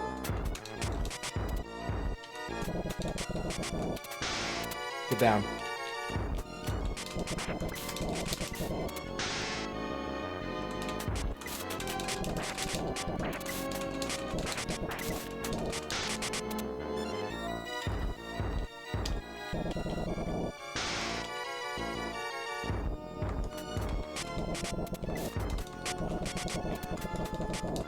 We're running out of time.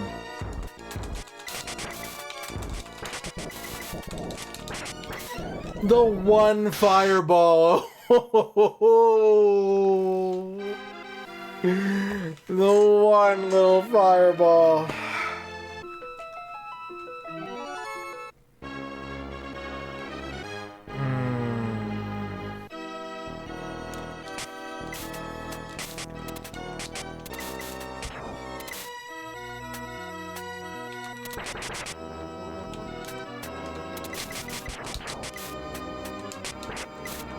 Oh, God.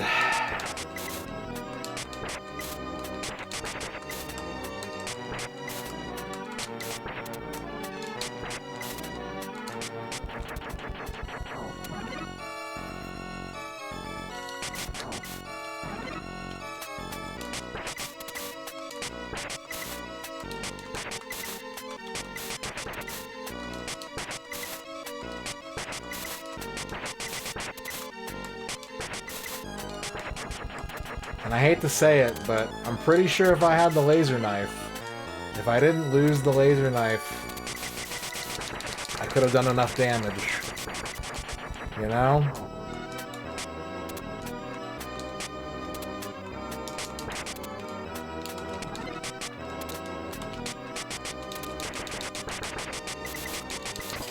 Ugh.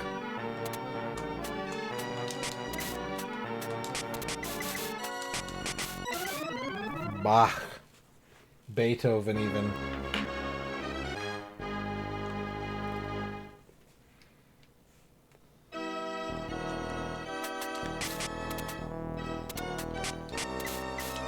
What's up, Ryu? He is. He's so rude. He never once asked if he would like, if I would like him to sit still so that I can hit him. He never thinks about my feelings.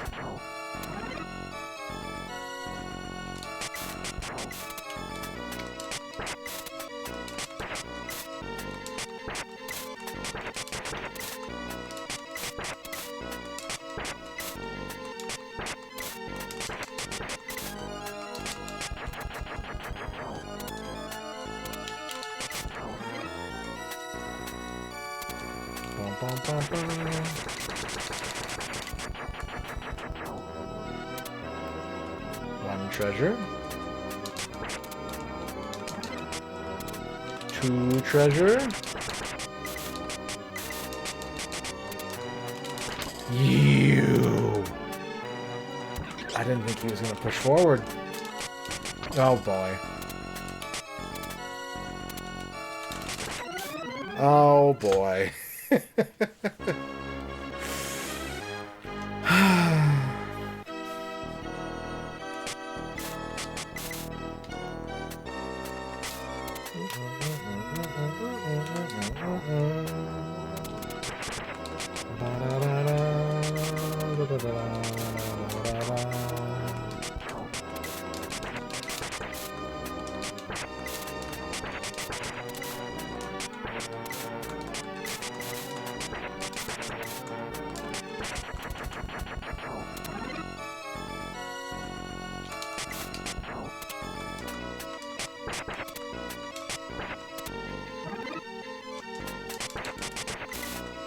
gotta collect 500 points. It's the whole reason we came here. Super Ghouls and Ghosts, the quest for 500 points. It's the full title of this game.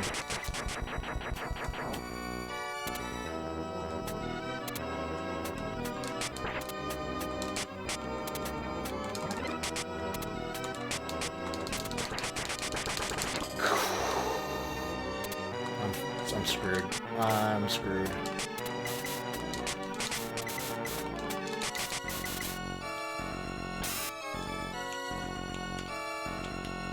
Here he comes. Keaton, thank you for the follow. So smart. So smart. So clever.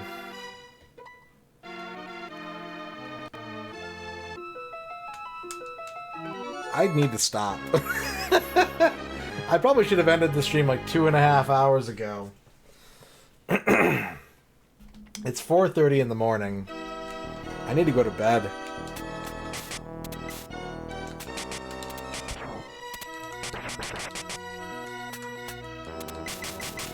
Alright, last continue. I'm gonna earn another one, but I'm not gonna use it. This is the final set of 3 lives. We're gonna pretend like there are no more continues after this. Unless I get to the last boss and I double KO him.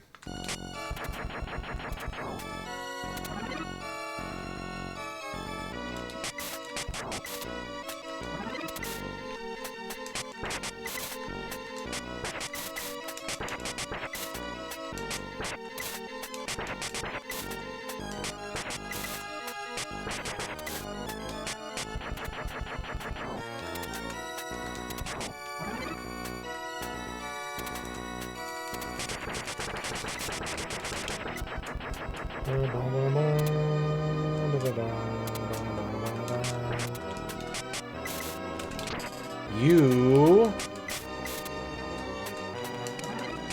are mean. That doesn't help me.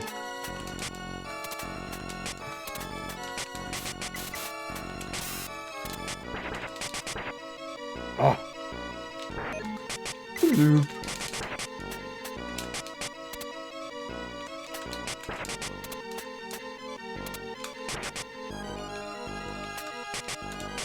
Hello. He's swooping. Whoa. Patience won the day, but no green armor this time.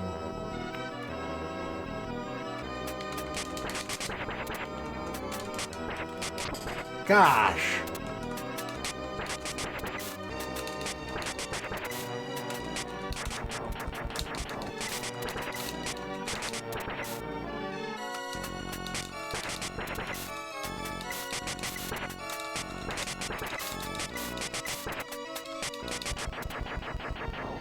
Okay, isn't there a chest here maybe after everyone is gone?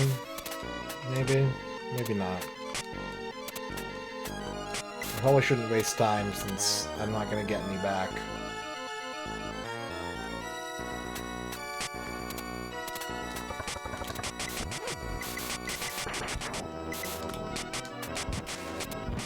Uh-oh. Ooh, ooh, ooh. Ooh! Run, just go. Nope. I couldn't get high enough. Urgh. 2 lives left.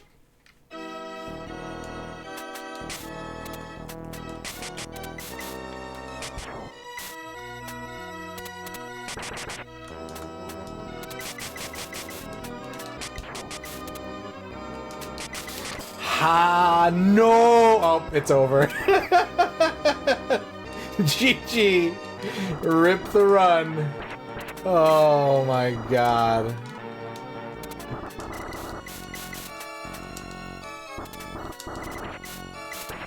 Torch? Torch? You expect me to win with this? It can't be done. It cannot be done. No man is brave enough to climb the tower with but a torch.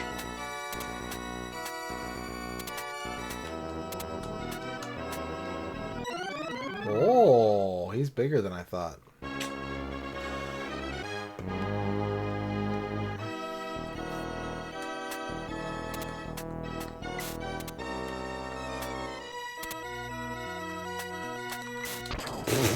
Yeah, no. Rip. Huge. Oh, they didn't even give me a weapon. And Arthur retreated, never to be seen from again. Alright, everybody that came out today, thank you so much. All the raids, tons of raids today. Ash said hi, Fuse Deluxe, Sir Lar, Ann K, Cyril Palazzo, Liz Star. Thank you for all the raids. Thank you for the subs. Thank you for the bits. I will be back tomorrow. I don't know what we're going to be doing. The vibes haven't told me yet. But I would love for you to come on back and check it out and see what's going on. And maybe we will have our tournament of consoles tomorrow. We'll see. Let's find someone to raid. You don't say. Let me just check a couple options here. Let's make sure that I feel strongly about this, and I think I do. Fractal Mind Mike is playing Earthworm Jim. I assume the Windows version, because that's Fractal Mind Mike, but I'm not sure. So let's go ahead and raid Fractal Mind Mike, who is a lovely gentleman and has many PC big boxes that you can ask him all about, and makes games and streams making games. So, Mike, good. Raid Mike. And I'll see you tomorrow. Bye, everybody. Ghosts and goblins, ghouls and ghosts, they're all hard. But play the Game Boy Advance one. It's cool. Here are your lizards. Have a good night.